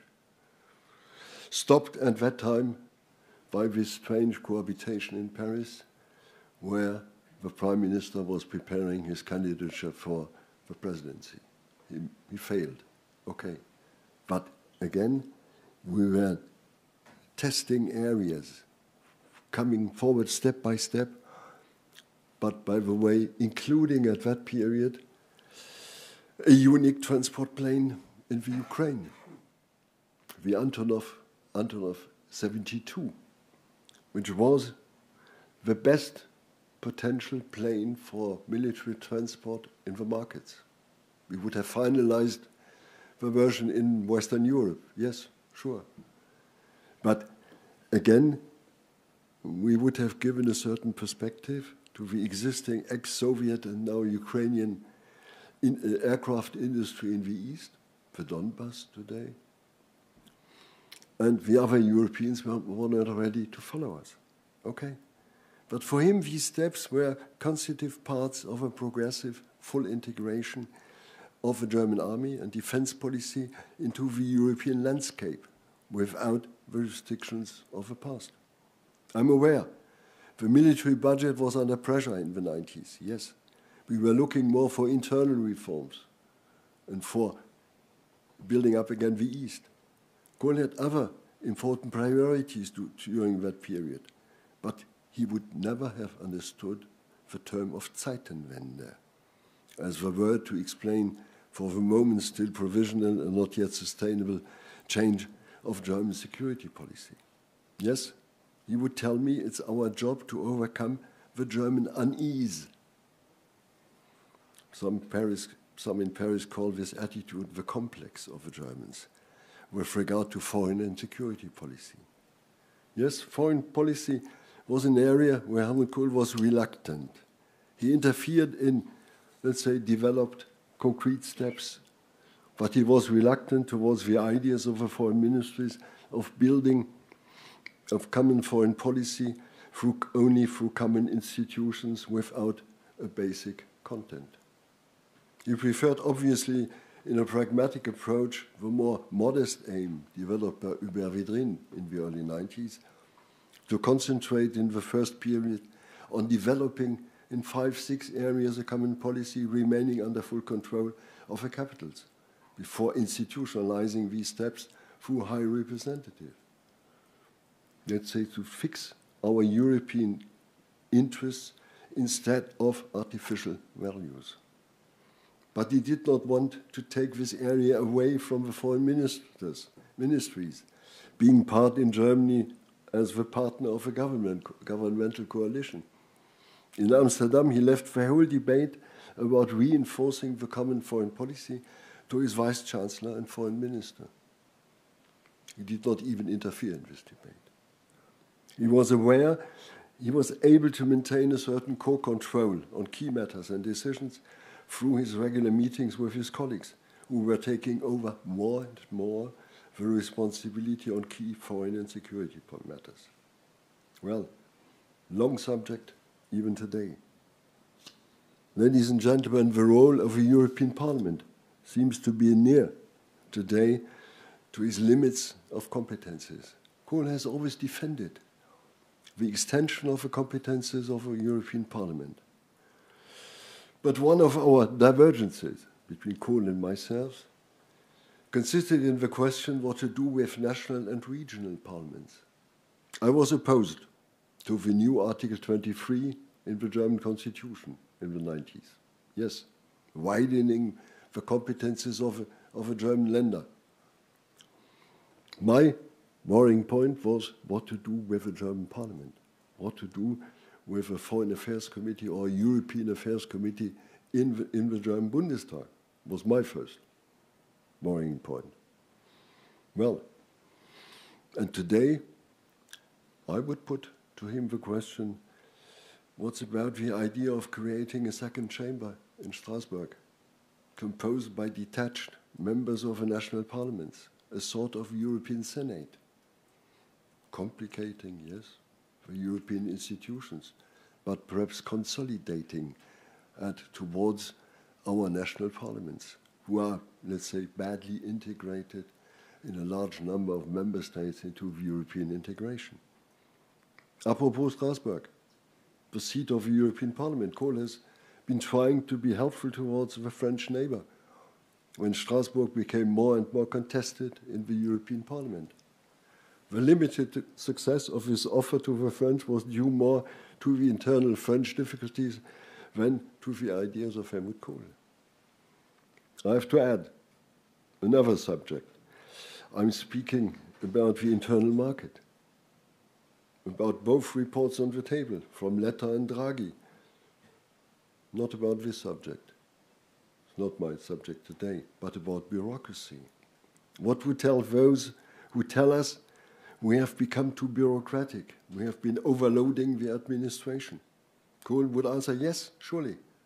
And I would ask him, we have been pushing the principle of subsidiarity in the early 90s. Has this been a success story? In my views, more a failure than a success. But a key subject for consolidating European integration, when you look at, let's say, at the political landscape throughout Europe, we have these debates in all our member states. Kohl gave me, by the way, a permanent instruction. Please find out where's the origin of new proposals from Brussels. His suspicion was often, not always, that new directives were not invented in Brussels at all, but transmitted after a first failure from national administrations or from national parliamentarians, and that once decided, the national administrations added another layer of administrative requirements. It's clear for me, this is often the result of European work. I could easily continue, making reference to other areas, including institutional developments, but I stop here. And I have only to add a footnote.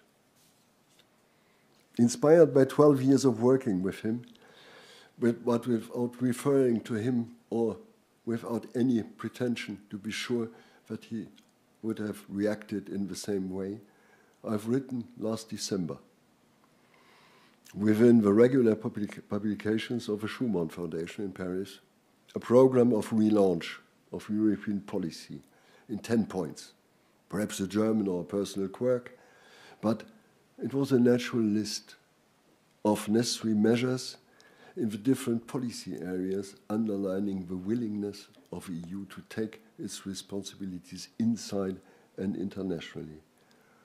And during the preparation of this intervention, I've compared notes. And it's strange, I found, let's say, my notes indirectly in the paper I've written last December. It's still of actuality, and it will be a pleasure to explain and defend the main subjects during our discussion. Thank you very much for your attention.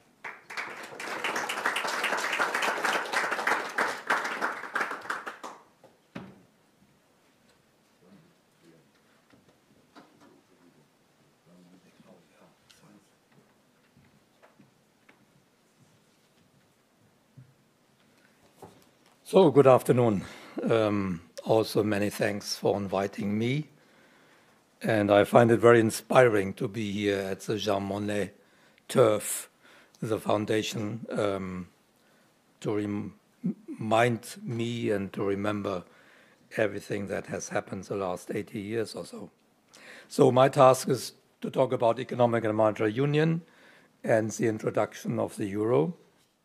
I will not talk about the euro crisis, as Amy suggested. I'm happy to do that. We can postpone the dinner by half an hour, and I can come back and talk about the euro crisis and how we got out of it.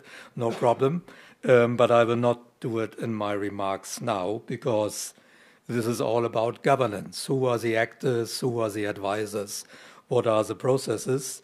And in that sense, it overlaps a bit what Amy talked about earlier this afternoon, because the EMS, European Monetary System, of course, played an important role on the way to the euro.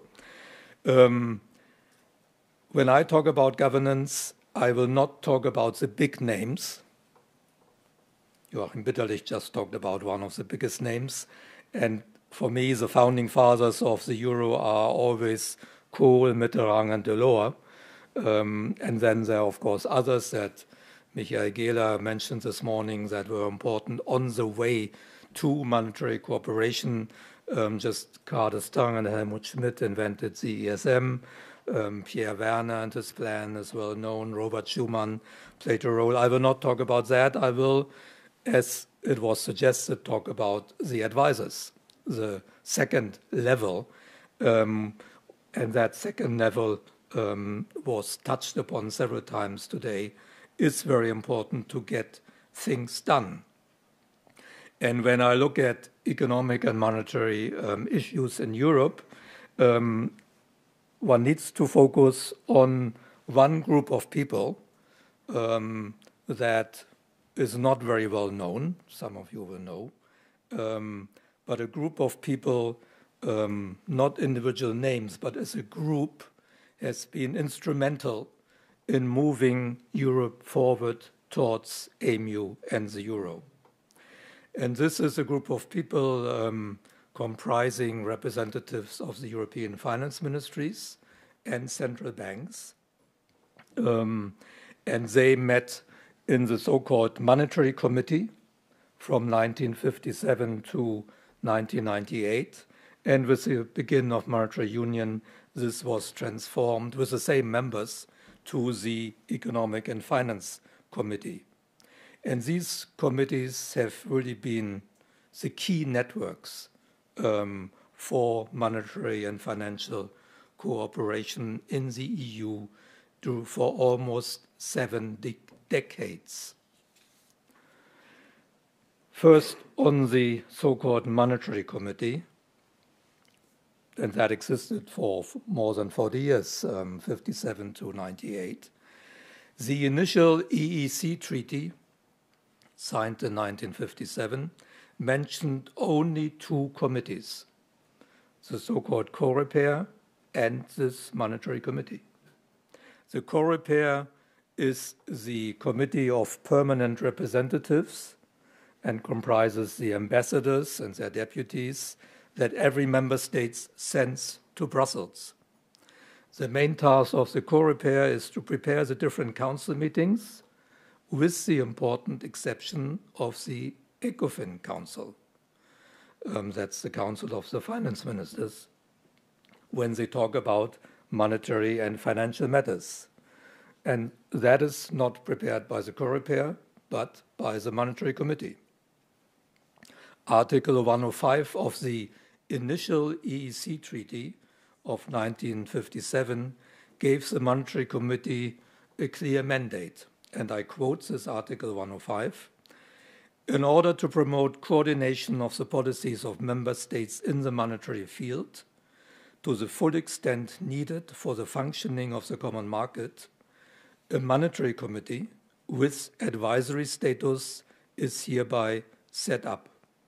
It shall have the following tasks: to keep under review the monetary and financial situation of the member states and of the community and the general payment system of member states, and to report regularly thereon to the Council and to the Commission.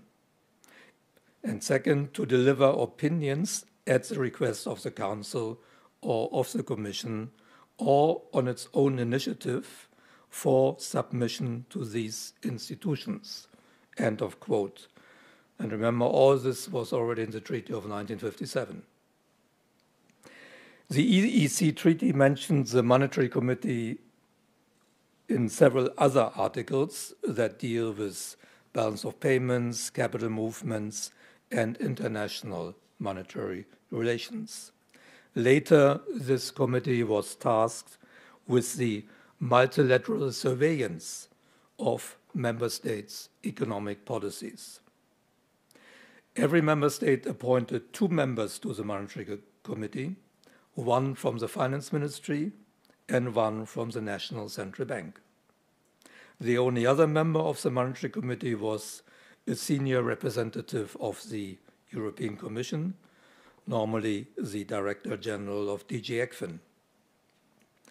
Members of the committee elected a chairperson, a president for 2 years, which again was a very different approach from the normal 6-month monthly rotation in other council formations. And that president reports regularly to the ECOFIN Council about the work of the committee. The president presents reports, proposals, or options on controversial topics to the finance ministers. And in the end, the ECOFIN Council has rarely deviated from the proposals developed in the Monetary Committee. According to the treaty, members are appointed ad personam, and they act in their capacity as experts.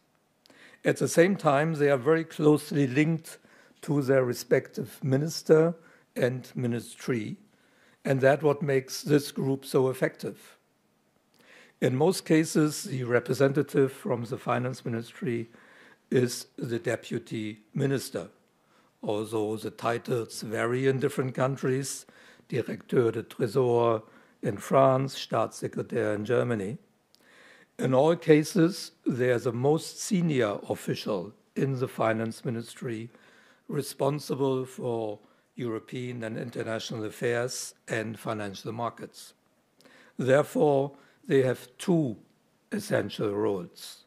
At home, they are the key advisor to their finance minister, and they are responsible for implementing decisions taken in their field in Brussels. At the European level, they are the key persons in charge of economic and financial policy coordination, and in most cases, also for the coordination at the international level, G7 meetings, G10, G20, IMF. It is this combination, this dual role, that made the Monetary Committee so effective. While other council formations are prepared by permanent representatives in Brussels, typically from the foreign ministry, finance ministers can rely on the one person who is also their most trusted advisor on European issues at home, in the capital. That person obviously also accompanies the finance minister to the ECOFIN meetings. The Monetary Committee, and today the EFC, meets at least once a month to prepare the monthly meetings of the ECOFIN Council. During crisis, they meet more frequently, for instance, to prepare currency realignments in the exchange rate mechanism of the European monetary system, or during the euro crisis. During the preparation of EMU in the 90s, they often met every week. They also meet in other fora on a regular basis. For instance, that's the IMF, G7, G20. Of course, only the larger members are in the G7 and G20. There's the OECD's Working Party 3. Since 2012, the members in this committee are also the board of directors of the ESM, the European Stability Mechanism, the institution I managed till 2 years ago. The personal representatives of finance ministers for the preparation of EMU during 1990-91 were in most cases also members of this monetary committee. This means that the members of the Monetary Committee, today the EFC, see each other quite often. Sometimes they say, I see you more often than my wife. And therefore they know each other extremely well. They trust each other and are frequently in contact, also on a bilateral basis, to prepare difficult decisions in the committee and the council.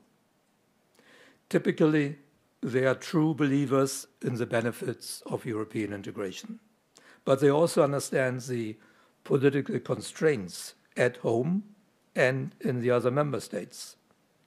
They have the technical expertise to discuss complex economic and financial issues, and they are senior enough and close enough to their ministers to stretch national red lines, and that is often necessary to find a compromise. Discussions in the Monetary Committee, and today the EFC and the Euro Working Group, I will talk about that, can be quite controversial. I have been in a few hundred meetings.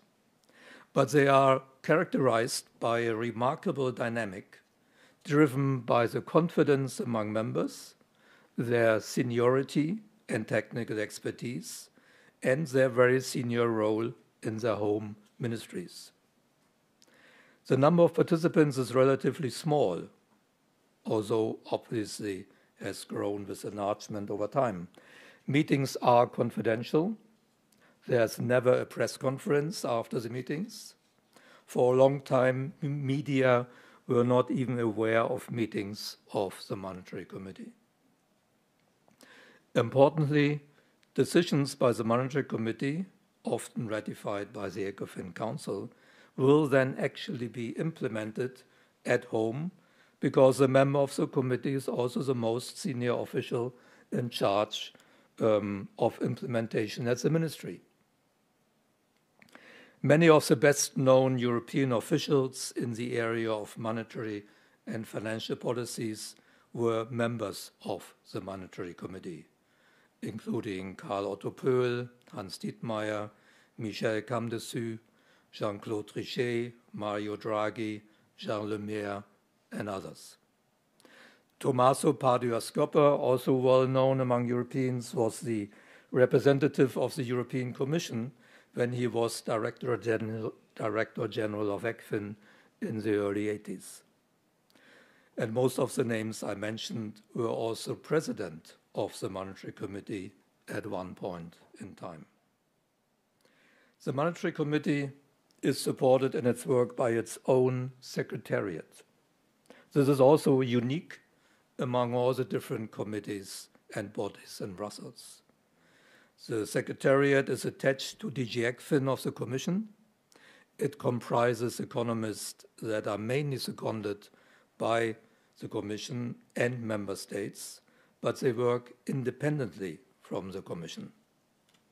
The Secretariat prepares technical notes for basically all items on the agenda of the Monetary Committee and today the EFC. Let me talk a bit more in detail about two periods which were essential for the preparation of EMU and where the Monetary Committee played a decisive role. One is the management of the exchange rate mechanism of the European monetary system between 1980 and 1994, and the second is then preparation of EMU in the 90s after Maastricht Treaty was signed. The EMS, as we already heard earlier today, had a system of fixed but adjustable exchange rates, the ERM, exchange rate mechanism. Changes of the exchange rate grid were only possible by consensus. Typically, when exchange rate adjustments became necessary or unavoidable, an adjustment in economic policies of the country concerned was also required. The underlying concept was that economic policies in all member states of the EMS should lead to convergence. You heard the word convergence earlier today. Lead to convergence of economic developments over time so that no more exchange rate adjustments would be needed. The Monetary Committee became the key forum to prepare exchange rate changes of the ERM, called realignment. This was quite natural given the Monetary Committee's traditional task of multilateral surveillance and the role of its members at home. During the 80s, several realignments became necessary. They were often highly controversial for at least two reasons. No member state wanted to be seen as being forced to devalue its currency, and agreements on changes in economic policies to improve convergence were always politically difficult. in the written contributions that we will do by the end of the year, I will talk more about this because there were some exciting weekends. That's the time I spent my first weekends in Brussels, and meetings always went through the night till 5 o'clock in the morning. That was exciting. Those were decisive steps towards monetary union, because through the EMS, with the exchange rate mechanism, policies were enforced that ultimately led indeed to economic convergence among member states, and that was necessary to create a common currency. Only the Monetary Committee was able to manage such a system that was technically complex and highly politicized. Given its extensive experience with all aspects of economic, financial, and monetary policies in Europe, the Monetary Committee was the logical body to prepare central aspects of monetary union. Since 1989, the work of the committee was instrumental for preparing the details, the technical details of the Maastricht concept. The big decisions, of course, were taken at the top level, but it had to be implemented and filled these big ideas. And the committee was instrumental in that sense. For instance, how to make the future ECB independent, how to define the convergence criteria for entry into EMU, and how to ensure fiscal discipline. Recommendations from the committee went via the personal representatives of finance ministers. As already mentioned, most of them were members of the Monetary Committee, to the governmental conference at ministerial and ultimately at heads of state level. From 1995, the main work of the Monetary Committee was the operationalization of the convergence criteria and of fiscal discipline through the Stability and Growth Pact. For that and for hundreds of necessary technical preparations, the committee met more frequently than ever before. The committee was able to reach consensus on many aspects of the common currency, which were then typically endorsed by ministers and governors. An interesting aspect of the committee's work during the second half of the 90s till the end of 98 was that its president at the time was British, Nigel Wicks, the British member of the committee. He was the president of the Monetary Committee at the time during that critical phase, and he was often able to bridge the seemingly unbridgeable positions between Northern and Southern European member states in a very skillful and neutral way. All the people who were present during those years still praise him a lot for that. In my view, it would not have been possible to create the euro without this well-established, competent work of the Monetary Committee and the dedication of its members. It was, in a way, an institutionalized network of advisors at the top level, just below the ministers. With the beginning of monetary union in 1999, the role of the Monetary Committee had to change. On the 31st of December 1998, the Council adopted the statute of the new Economic and Financial Committee, EFC, which replaced the Monetary Committee. Importantly, the change in its name indicated that the coordination of economic and financial policies would become much broader and more important for countries that adopted a common currency. The members of the new EFC replacing the Monetary Committee, they were the same. The people were unchanged, except that obviously the ECB became an important member, a key member, and the committee decided that it would normally meet without the representatives of the central banks, which were important members in the old monetary committee. But the members from the finance ministries were the same.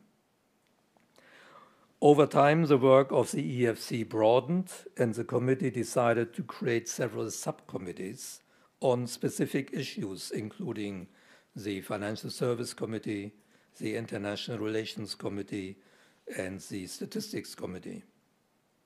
All these subcommittees report to the full EFC, which uses the input for its own reports to the ECOFIN Council.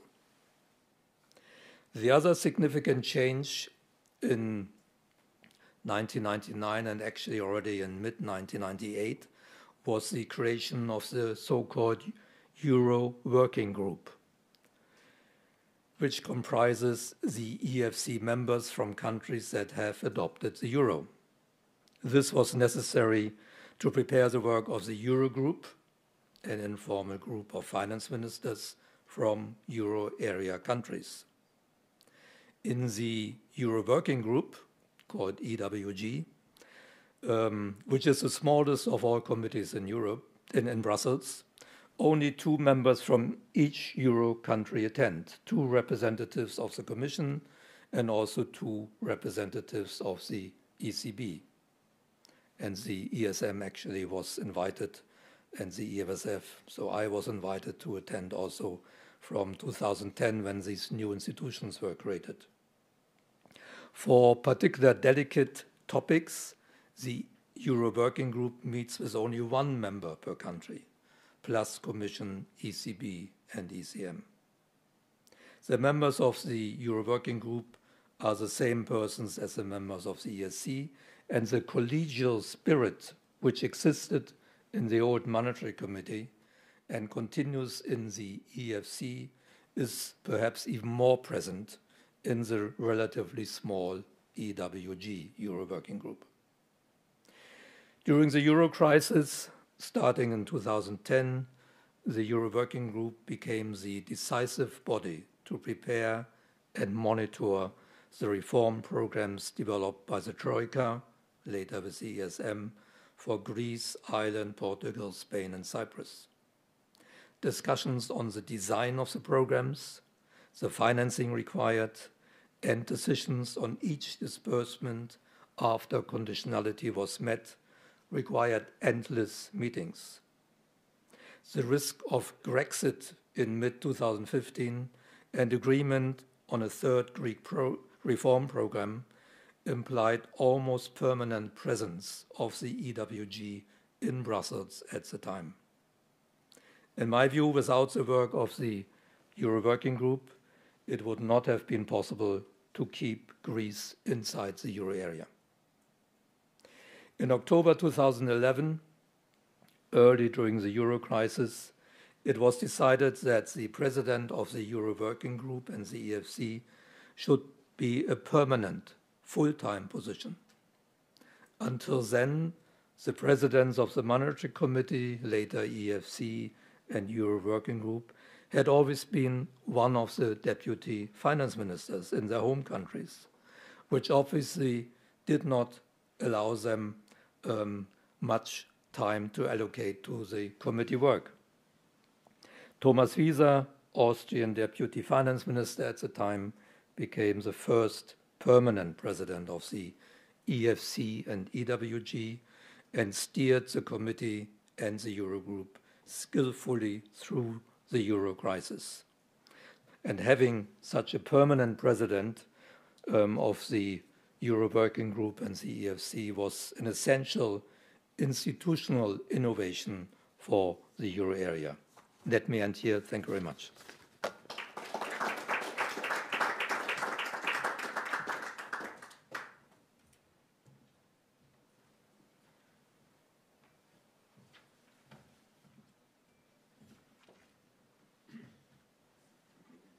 Many thanks to both speakers. And let me say, on behalf of the Fondation Jean Monnet pour l'Europe, it's a big honor for me to be moderator, to be in the position of being a moderator on this panel with 2 so remarkable persons, eyewitness, actors, advisors, very distinguished persons, key actors at the time of the German Federal Chancellor Helmut Kohl, like Professor Joachim Bitterlich, responsible for European affairs, responsible for EU affairs, for foreign policy and security affairs, as we learned it also, policy of interior, migration, agriculture, Schengen on the one hand, and especially Klaus Regling, who served for the German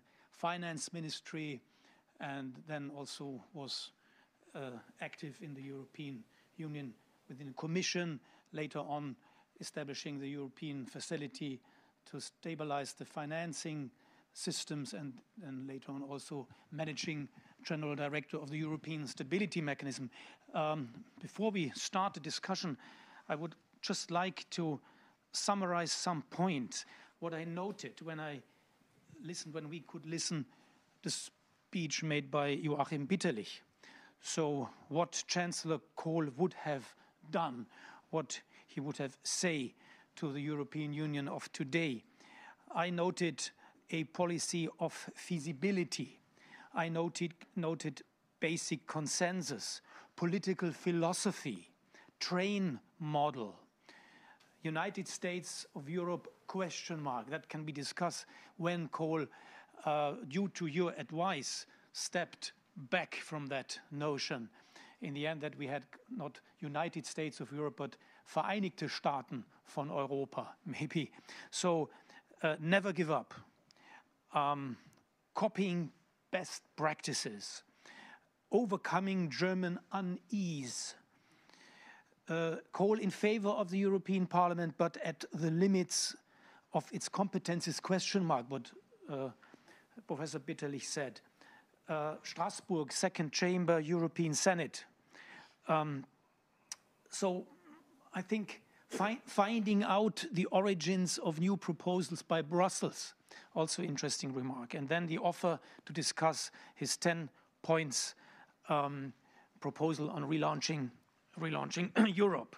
So, and also some remarks to Klaus Regling. What was really interesting that he presented us a very complex story, starting with the Rome treaties. So the monetary issue was in at the very beginning when Klaus Regling referred to the monetary committee preparing the ECOFIN Council meetings. What he noted and what he said was also, I think, very interesting. What was striking for me, the very strong personal continuity, the continuity of persons within the monetary committee, later on in the ECOFIN Council, also the strong personal continuities between the Economic Financial Committee and the Euro Working Group, especially shown with the case of Thomas Wieser, who acted as president of both committees. What I noted was also things of procedure, highly trusted persons, awareness of domestic political constraints, stretching red lines, confidential meetings, no press, no journalism. Also then making the ECB independent, operationalizing the new convergence criteria, reaching consensus, broadening the agenda with regard to the Economic and Financial Committee. So the broadening of the agenda, we had this at the first presentation of myself when I said the agenda was broadened from the ECSC to the economic community and much more advisors were needed, etc. So very grateful for your both presentations. Many, many thanks. And I think now the floor is open for discussion. A good moderator has always alternative questions in his package. So we will start with Wilfried Loth first, and then we have you, Madam, and maybe we have also a third question. Please, Wilfried Loth. Okay, thank you. I have a question on Joachim Bitterlich concerning the change from the United States of Europe to the European Union. And I'd like to combine this question with an anecdote. In 1994, I was preparing a volume on Walter Hallstein together with Wolfgang Wessels and William Wallace. And we asked Chancellor Kohl to write a foreword to this volume. Kohl agreed, but said, yes, please write a draft for this foreword. And no, I was in the position to write a draft for the Chancellor, which I was not with a job which I was not so much familiar. So I knew that for a certain time, Kohl no longer used the term United States of Europe. And I thought to myself, well, I will put a litmus test in the foreword or in the draft. And I wrote as the perspective of the author of the foreword, that is Kohl, the expression United States of Europe once again. And I was quite sure that this term will not stay in the foreword, that this will change by the Chancellor or by Kohl himself or by you, I don't know. Anyway, the expression United States of Europe remained in the text. And since then, my question was, and this is still my question, it's my question to you, what does this change of terms mean? Was only, was just a change of terms, or was also a change of political line? This is my question. Many thanks. I think it's a very interesting historical question, change of United States of Europe by Helmut Kohl. I think there's a... Yes, there's a... First of all, there was a...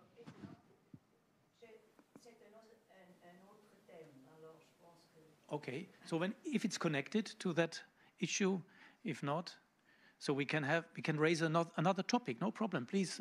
Yeah. So my question was to Mr. Regling. Sorry, my question was to Mr. Regling. So I'm aware of the institutional structures, but the question I was wondering if you could speak to is the way in which these structures. So people know each other, they see each other a lot, they have confidence in one another, and so on. In your view, from your experience, did you see material effects of these frequent interactions? So did a common culture occur, or did people change their minds because they trusted one another? So it's very hard. It's just like not very tangible to kind of identify what that might be. But I was just curious how you would respond to a question that seeks to put the finger on the results of these frequent interactions and this building of trust and knowing one another really well. I can think of a few myself, but it's much nicer to hear it from you. Thank you. Thank you. So we have a third question, please. Je voudrais revenir à la notion du Sénat que le professeur Bitterlich a fait. Et il l'a mentionné en relation avec la subsidiarité. Si j'ai bien compris, ce serait une espèce d'assemblée parlementaire qui serait constituée par des délégations des parlements nationaux, comme on le connaît d'autres organisations internationales. Je trouve cette idée très intéressante car ça pourrait être vu comme réponse au populisme fondamentaliste dans les États membres qui sont dirigés contre l'intégration européenne d'une manière vraiment, comme j'ai dit, fondamentaliste. J'ai deux questions qui sont peut-être un peu trop pratiques, mais ça m'intéresse. Comment arriver à une telle solution, deuxième chambre à Strasbourg, parce que le Parlement européen serait sûrement complètement opposé à cette idée, et encore d'autres. Et deuxième question, est-ce que c'est une question de répartition de compétences. Est-ce que l'idée serait d'avoir des compétences identiques des deux chambres? Ça, on le connaît. Ouais, vous dites déjà non. Ou bien, est-ce que ce serait limité à la question de subsidiarité? Non plus. Alors, ça m'intéresse, quelle est votre vue qui semble être une troisième ou quatrième? Merci. Qui va commencer? Monsieur Bitterlich. Bien, je vais répondre en langue française. États-Unis d'Europe, ce n'était pas un changement de fond de politique, mais plutôt une ligne, je dirais, plus compatible avec l'environnement politique européen. Mitterrand a défendu en 1948 l'idée des États-Unis d'Europe. Est-ce que vous avez lu ces discours depuis lors? Je pense que vous ne retrouvez plus jamais le terme des États-Unis d'Europe. Or, mon idée était de trouver un terme plus compatible avec la pensée européenne des autres. Et pour moi, à terme, même une union politique européenne ne sera jamais une copie conforme du modèle américain. D'où l'idée, attention, il ne faut pas semer la confusion, il faut trouver quelque chose d'original. Moi, je suis proche du terme de Jacques Delors, mais pas du terme États-Unis d'Europe, ni de l'union politique. Pour moi, c'est une fédération des États-nations. Parce que par définition, on est une fédération bien. Vis-à-vis des Suisses, on a un problème. Est-ce que c'est une confédération? Est-ce qu'il y a une fédération? Les Allemands ne sont pas sûrs non plus du terme à utiliser. À voir, si vous voulez. La ouverture. Madame le Sénat, c'était un débat avec Helmut Kohl dans les années 90 qu'on n'a jamais finalisé. Pour une raison toute simple. Notre problème a été, en Allemagne, les Länder, qui voulaient avoir plus de compétences dans le contexte européen. Or, pour moi, et ça, j'ai eu des débats avec mon cher patron, mon souci a été le Bundestag, le Parlement fédéral surtout, à l'époque. Et j'ai discuté avec les parlementaires de manière régulière à cet égard, et je les ai avertis dès le début. Je dis, faites attention, sous le traité de Maastricht, les ministères techniques vont vous envoyer tous les lundis un tas de dossiers. Vous n'arriverez jamais à traiter tous ces dossiers. Mettez-vous d'accord entre vous de traiter 2-3 dossiers importants que vous portez en plénière. Autrement, vous allez être totalement perdu, mis de côté, et personne ne parlera de vous, ni de la politique européenne en plénière du Bundestag. En plénière du Bundestag, qui a parlé finalement, c'est le chef du gouvernement, le chancelier, personne d'autre, en préparant les conseils européens, ce qui est devenu une tradition. C'est pour ça, cherchez une autre voie pour traiter véritablement la politique européenne au sein du Bundestag. C'était ça mon souci, moins les Länder. L'idée du Sénat est venue déjà à l'époque avec, je dirais, un autre souci. Avec l'élargissement de l'Union européenne, si vous devez procéder à la ratification de tout changement de traité, aujourd'hui par 27 ou par 28, vous avez des risques énormes qu'un dise non, pour une raison ou pour une autre. Et j'ai cherché une instance européenne qui puisse traiter ces cas-là, au lieu d'aller vers la ratification par 27. D'où l'idée, et j'ai cette idée depuis une vingtaine d'années, discuter en politique. mais qui n'a jamais eu une percée. Jamais. Évidemment, le Parlement européen n'est pas d'accord avec ça, mais de l'autre côté, les compétences du Parlement européen resteront toujours limitées. C'est clair. De l'autre côté, j'ai besoin d'une instance qui me facilite la vie en matière de changement des traités. D'où l'idée d'un Sénat européen avec un nombre limité de parlementaires qui traite uniquement un certain nombre de sujets, limités, entre autres les sujets à ratifier, pour faciliter cette voie à l'échelle européenne. C'était ça l'idée, et c'est ça toujours l'idée. Mais jusqu'à présent, je ne suis pas du tout satisfait par le traitement des affaires européennes, ni à l'Assemblée nationale à Paris, ni au Bundestag, ni dans d'autres instances parlementaires européennes, qui n'ont jamais trouvé leur place, en réalité. D'ailleurs, même pas le Bundesrat allemand n'a trouvé non plus. Je regrette, c'est comme ça. C'est simplement une possibilité, ce que j'appelle d'ingérence ou d'interférence à cet égard, c'est tout.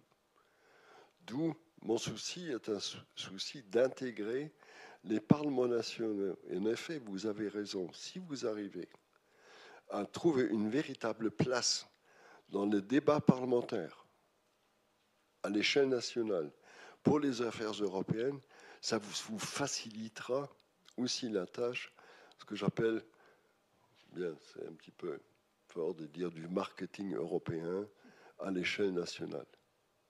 C'est ça le souci principal. Parce que je ne vois pas du tout le traitement des débats européens à l'échelle nationale.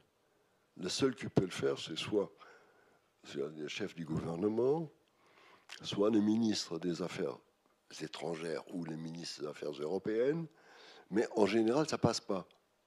Ça ne passe pas du tout. Et j'ai toujours cherché une voie pour ancrer davantage le débat européen à l'échelle nationale. Les parlementaires européens sont tellement occupés ailleurs, ils ne passent pas du tout. On ne prend pas note d'eux à l'échelle nationale. C'est en France comme ça, c'est en Allemagne, c'est en Italie, c'est partout. Même problème.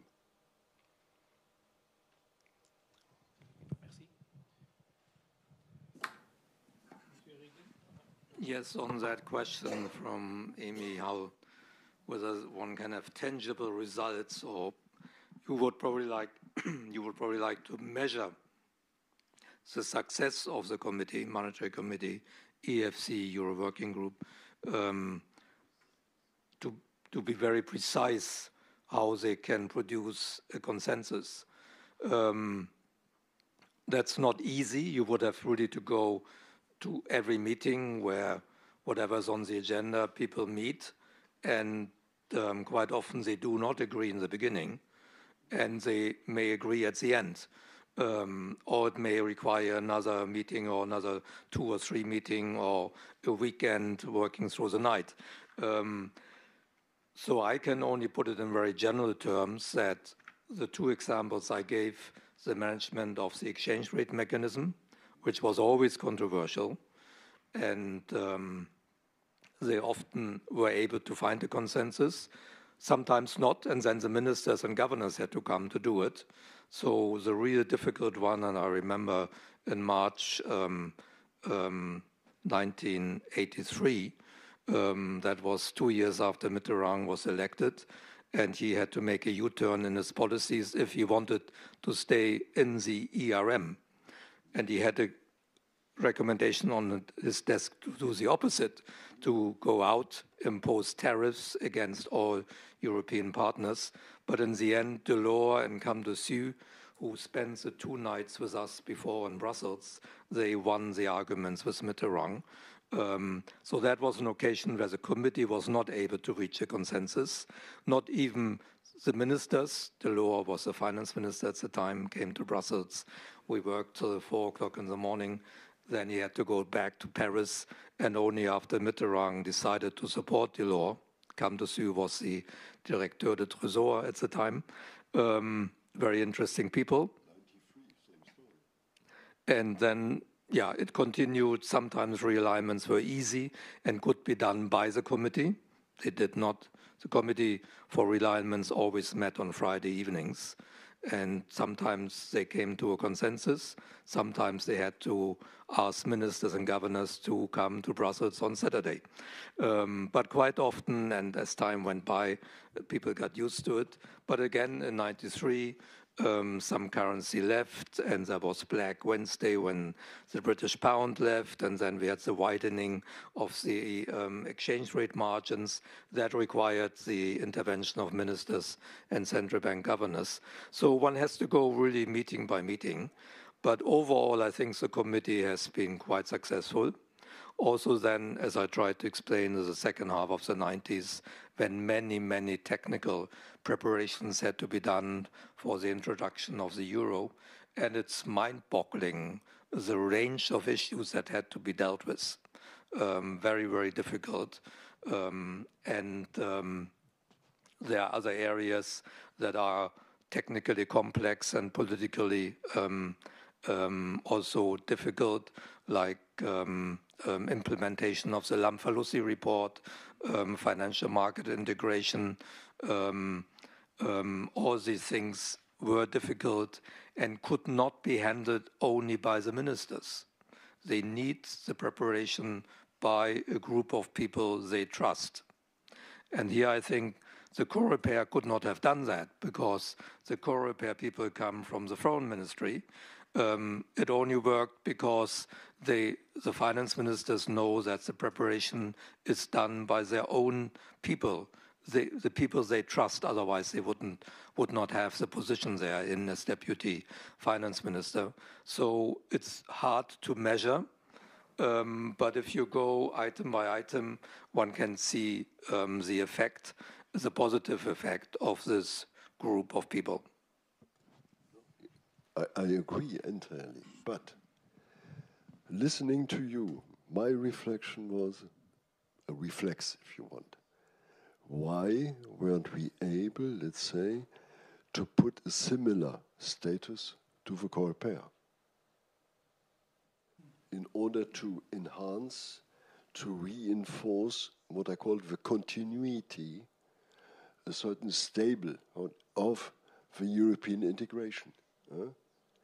The COREPER has never got, let's say, the same format, the same style of work, the same confidentiality in European affairs. The point is they don't have the same technical expertise. One day it's about migrants, next day it's about common agricultural, then it's about justice. I regret when I look at economic and financial affairs, I regret. It's the same complexity of subjects as you have in the other field. For example, I'm, let's say, a former diplomat, if you want, far away from diplomacy. I had to learn these areas. And if even a financial expert had to learn certain areas. And I had to learn home and justice affairs, sensitive affairs, yes. But we had a diversity in these fields of, let's say, competencies. Is it a question of power? Or, let's say, refusal to hand over power to some extent? Because in this field, economic and financial, you need this, it's clear for me. But it should even, let's say, strengthen in the field of the economy. Yes, it's my conviction. We are far away from this. But even in, let's call it, in the other fields of European integration, I do not have, let's say, such a body. In the beginning, these were, let's say, the General Affairs Council in the European communities, which has totally lost its positioning. We have now specialized councils. But where is, let's say, for the other fields, for the other, let's say, key fields of European integration, let's call it this permanent body. This has become the European Council. I regret. The foreign ministers are complaining. Hans-Dietrich Genscher said to me, well, I leave my job because I see exactly I lose power. It's finished, slowly. all the successor didn't take note of this. But how to, let's say, to stabilize from this, let's say, from an institutional side, the European integration. I think the top example is the Economic and Financial Committee, for me. And there is, let's say, in the other fields, let's say, the lack. For example, in the field of asylum, negotiated by foreign affairs people. It's silly at the end of the day. But we were never able to integrate home and justice people in this field. I passed weeks and weeks with the European interior ministers in 2017 and 18. And it was, let's say, silly at the end of the day, because they did not advance at all. They did not even tackle real questions. When I look at the actual, what they have done, it's a bad compromise, I regret. I think this underlines the uniqueness of Monetary Committee, EFC, and I think it's the seniority at home, the technical expertise, and also, I mentioned it only very briefly, there's a secretariat that only works for that committee, only for that committee, and it's attached to the Commission but independent. And when I was Director General of ECFIN, so I was a representative in the EFC at the time, I often was attacked by other parts of the European Commission, by other Director Generals, because they thought I was too closely aligned with member states through this committee. And my answer was always, well, that's what makes us so effective. Because when the committee meets, I mentioned it briefly, the papers are prepared by the Secretariat. The first person who speaks in the committee is always the representative of the Commission, so the Director General of ECFIN. He sets the tone. The papers come from the Secretariat. So it's a complete different setup from other council formations, other committees. And as I said, I was often attacked because of that, because it's contrary to what most of my colleagues or all my other colleagues in the Commission experience. They had more the idea there's a Commission and then there's a council and maybe we find a way to come to an agreement. The ECOFIN Council Eurogroup is completely different because of that committee. There are many steps in between that make it in the end possible to find a compromise. Thank you. Are there any further questions? If this is not the case, I would like to ask some questions. One is directed to Dr. Regling. It's on institutional things, and one is on the Greek case. So I remember well that Wolfgang Schäuble, we just mentioned him this day, was in favor of creating a European monetary fund. How did you see, and how was it received by your position as a then managing general director of the European Stability Mechanism?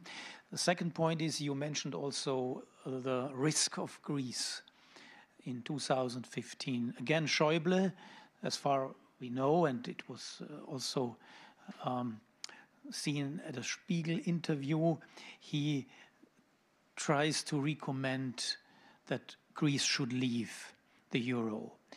What was your reception, and what went wrong, or what in the end could you do?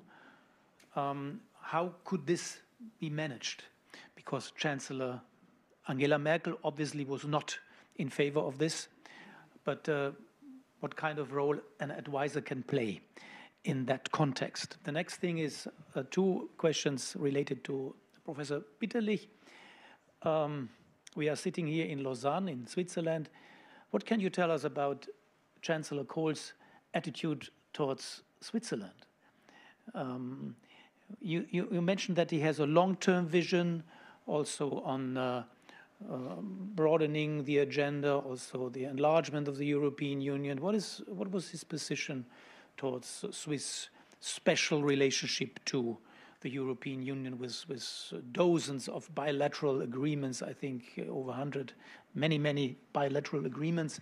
What has he also a kind of perception, vision on Switzerland and Europe? And the last question I would like to ask you, Mr. Bitterlich, is what were your experiences with French advisors, especially to François Mitterrand, to the state president, to foreign ministers? You mentioned Hubert Védrine, for example. So what can you tell us from personal experiences with the special French advisors on your level, European affairs, EU institutional affairs, etc., etc.?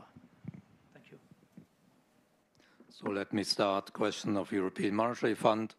And you're right, Wolfgang Schäuble was always in favor of creating a European institution to deal with the euro crisis. And I think actually even before the euro crisis, he thought that was something that should be added to the European instruments, to the architecture of monetary union. So when the crisis happened, it became clear that we needed something new. And even those who wanted the IMF to play an important role realized quickly that the IMF would not be able to provide the money necessary, because in the end, the IMF provides relatively limited amounts. They could provide 10, 20 billion to Greece, but Greece needed in the end 250 billion euro from the European partners, because the IMF is used to dealing with countries like Pakistan or Egypt, and when they lose market access, it's a question of a few billion euro. A country that is a member of the monetary union has much closer, many more developed ties, capital market ties with the other countries of the monetary union. And when they are cut off from markets, it's no longer a question of a few billion. It adds up quickly to double-digit or even triple-digit billion of euro. And the IMF doesn't have that money. So that's ultimately why EFSF and ESM had to be created. The question of the name is not so important, and I always said that when I was asked.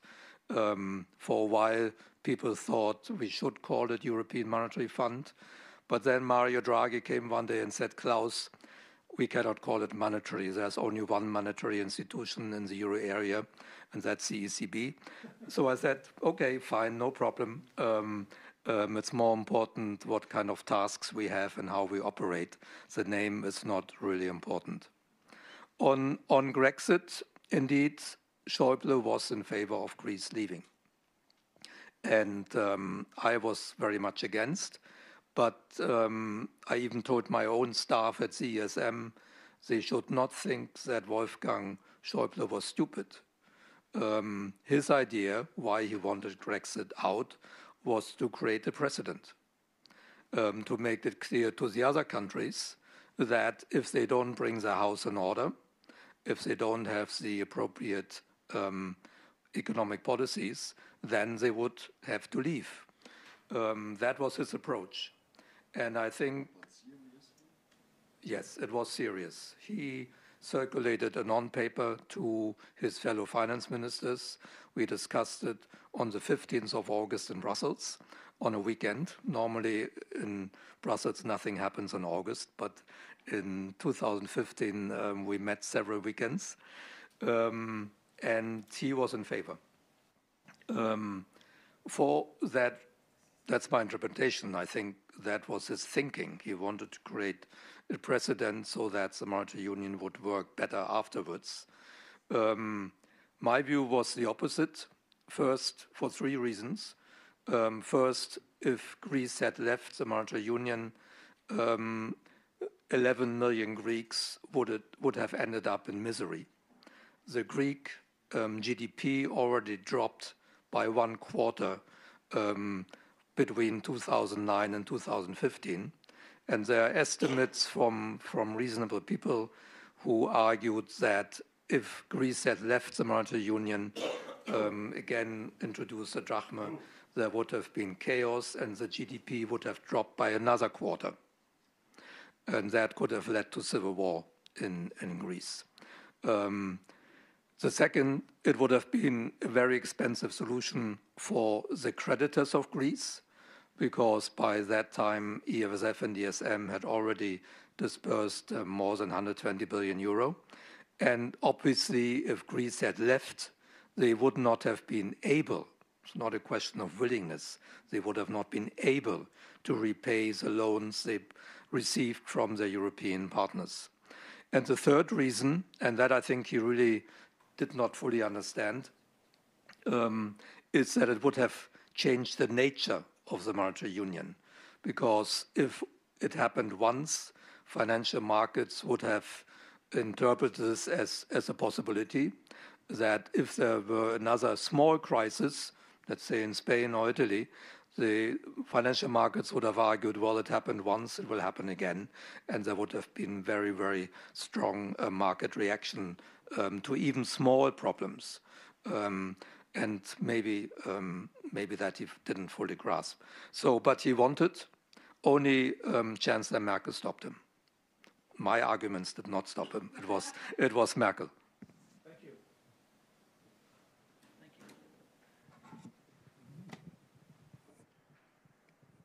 Moi, j'arrive pas à comprendre à cet égard Schäuble, dans sa rigidité de position, extrêmement rigide. Schäuble avait, si vous voulez, mais il a été mon patron pendant 3 ans. Pour ça, je peux en parler. Un homme, je dirais, hautement intelligent, mais qui l'a fait sentir à tout le monde qu'il était au-dessus de la volée. Et qui avait toujours ce que j'appelle son agenda politique à cet égard. Savoir mieux et avoir un modèle dans la poche. Le plus intéressant papier de sa part était ce qu'on appelle le Schäuble-Lamas, le fameux papier Schäuble-Lamas en 1994, qui pour moi a dessiné de manière claire le futur de l'Union européenne avec plus de 15 États membres. Et à mon avis, il avait raison. Seulement, Schäuble, têtu, comme on dit en bon français, comme une mule, voulait sortir ce papier au mois de septembre 1994. Un mauvais moment pour nous. On était devant des élections en Allemagne et en même temps, on avait la présidence européenne. Moi, j'avais l'instruction du chancelier. Faites attention à une seule chose, je ne veux pas de vent avant les élections. Pas de vent contraire ou de vent spécifique européen. Je veux qu'on puisse régler nos problèmes entre nous et pas de vent de Bruxelles. C'est-à-dire contrôle de l'or dans ces derniers mois, contrôle de la Commission européenne, essayer de contrôler le Parlement européen. Merci, mais c'était le job, si on veut. Et Schäuble-Lamas arrive à ce moment-là avec le papier. Et j'ai dû écrire à l'époque, pendant un week-end, ce que j'appelle le contre-papier du chancelier, à discuter dans les instances du parti d'abord et vis-à-vis de la presse, sans vexer ou humilier Schäuble. Mais de l'autre côté, moi j'étais convaincu du contenu. Mais ce n'était pas le moment de le lancer. Mais on a essayé. Je suis allé voir Wolfgang Schäuble et surtout Lamas, qui est l'auteur, en réalité. Je suis allé voir en lui demandant, s'il te plaît, retire le papier. Garde ce papier pour après les élections allemandes, pour un meilleur moment pour nous. Mais celui qui est... Lamas a compris, mais pas Schäuble. Schäuble a été têtu, comme sur le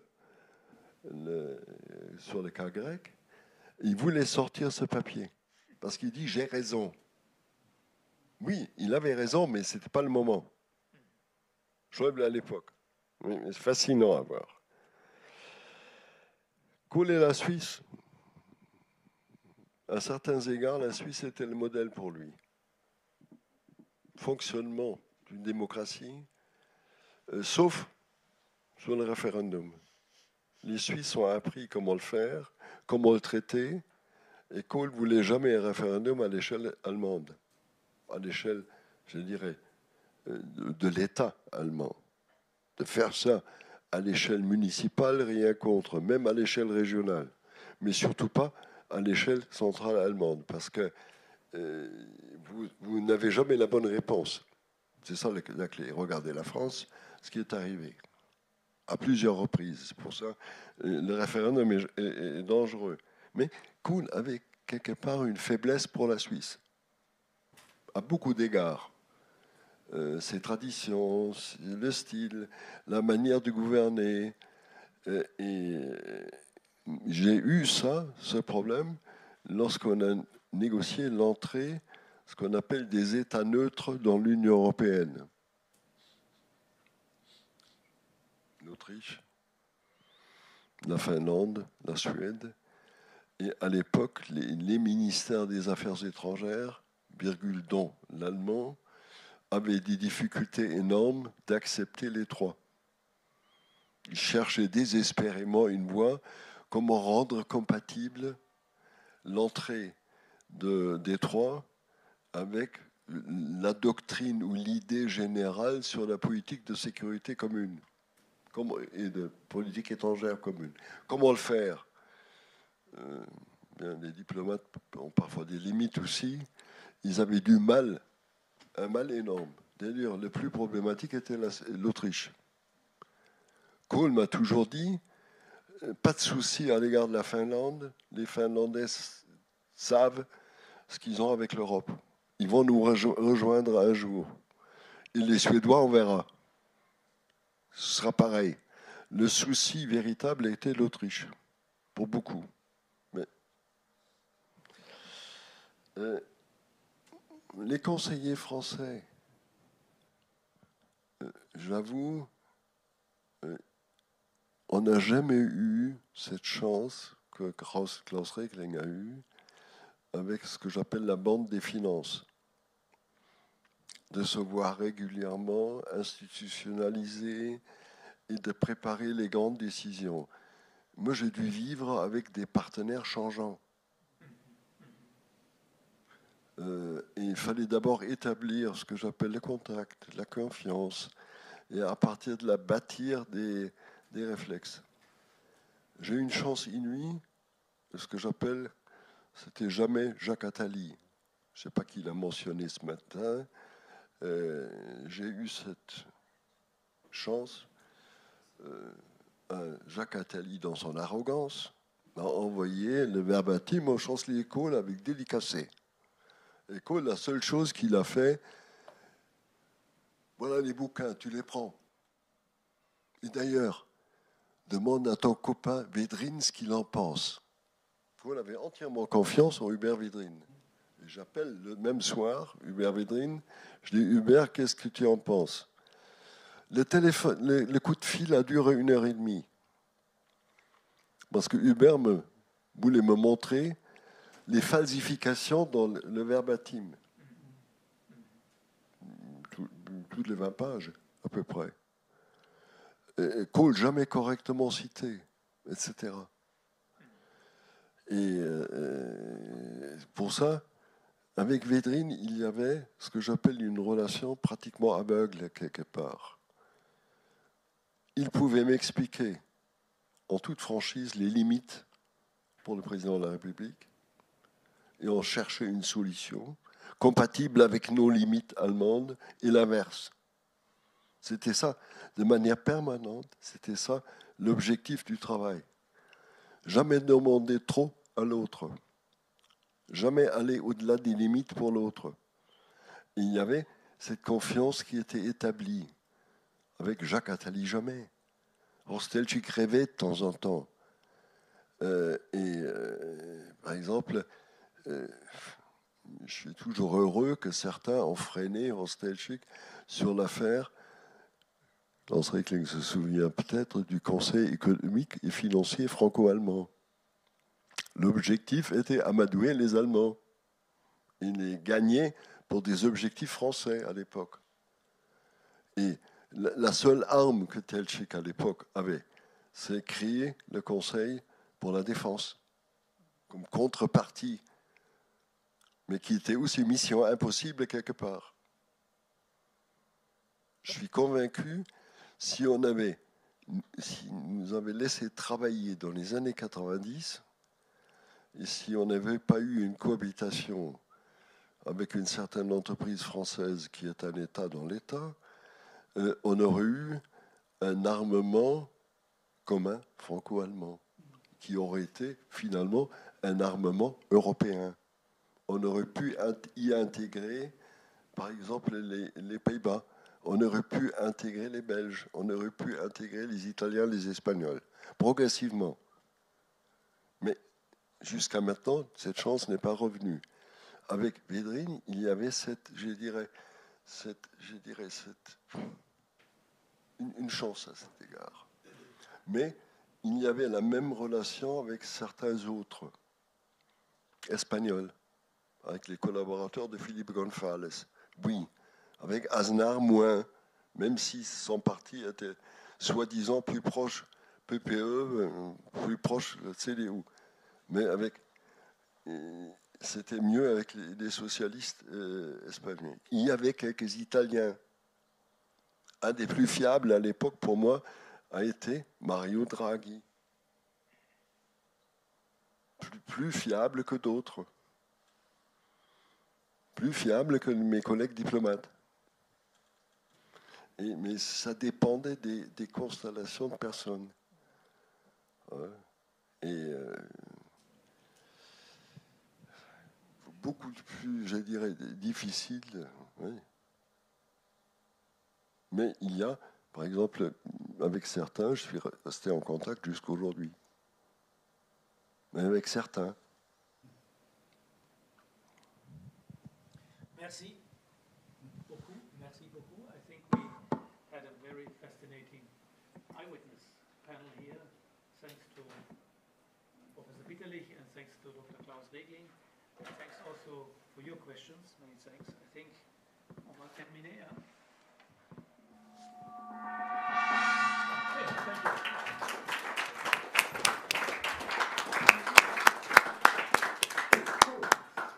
Thank you, Klaus Regling, and thank you, Joachim Bitterlich. Thank you to all our speakers who came today. It was a very rich day, I must say, quite enlightening to take such a large time frame and pinpoint the actors and the situations that made Europe as we know it today, and that we're familiar with. I'd like to give a special thanks once again to Professor Geller for his master hand in his implication in the organization of this colloquium. J'aimerais aussi remercier l'Université de Lausanne pour son soutien technique et son soutien de manière générale lors de tous nos événements. Merci vraiment à Unicom et à leur soutien technique. J'aimerais aussi remercier mes collègues, évidemment, qui œuvrent non pas jour et nuit, mais les jours de travail pour ces événements-là, notamment Nathalie Troisfontaine, Marie-Claire Fontana, Nathalie Bourquin, Nicole Diano, Boris Bruckler, Vincent Besançon et Philippe Klein. J'espère vous voir toutes et tous demain et je vous souhaite une excellente soirée. Merci beaucoup.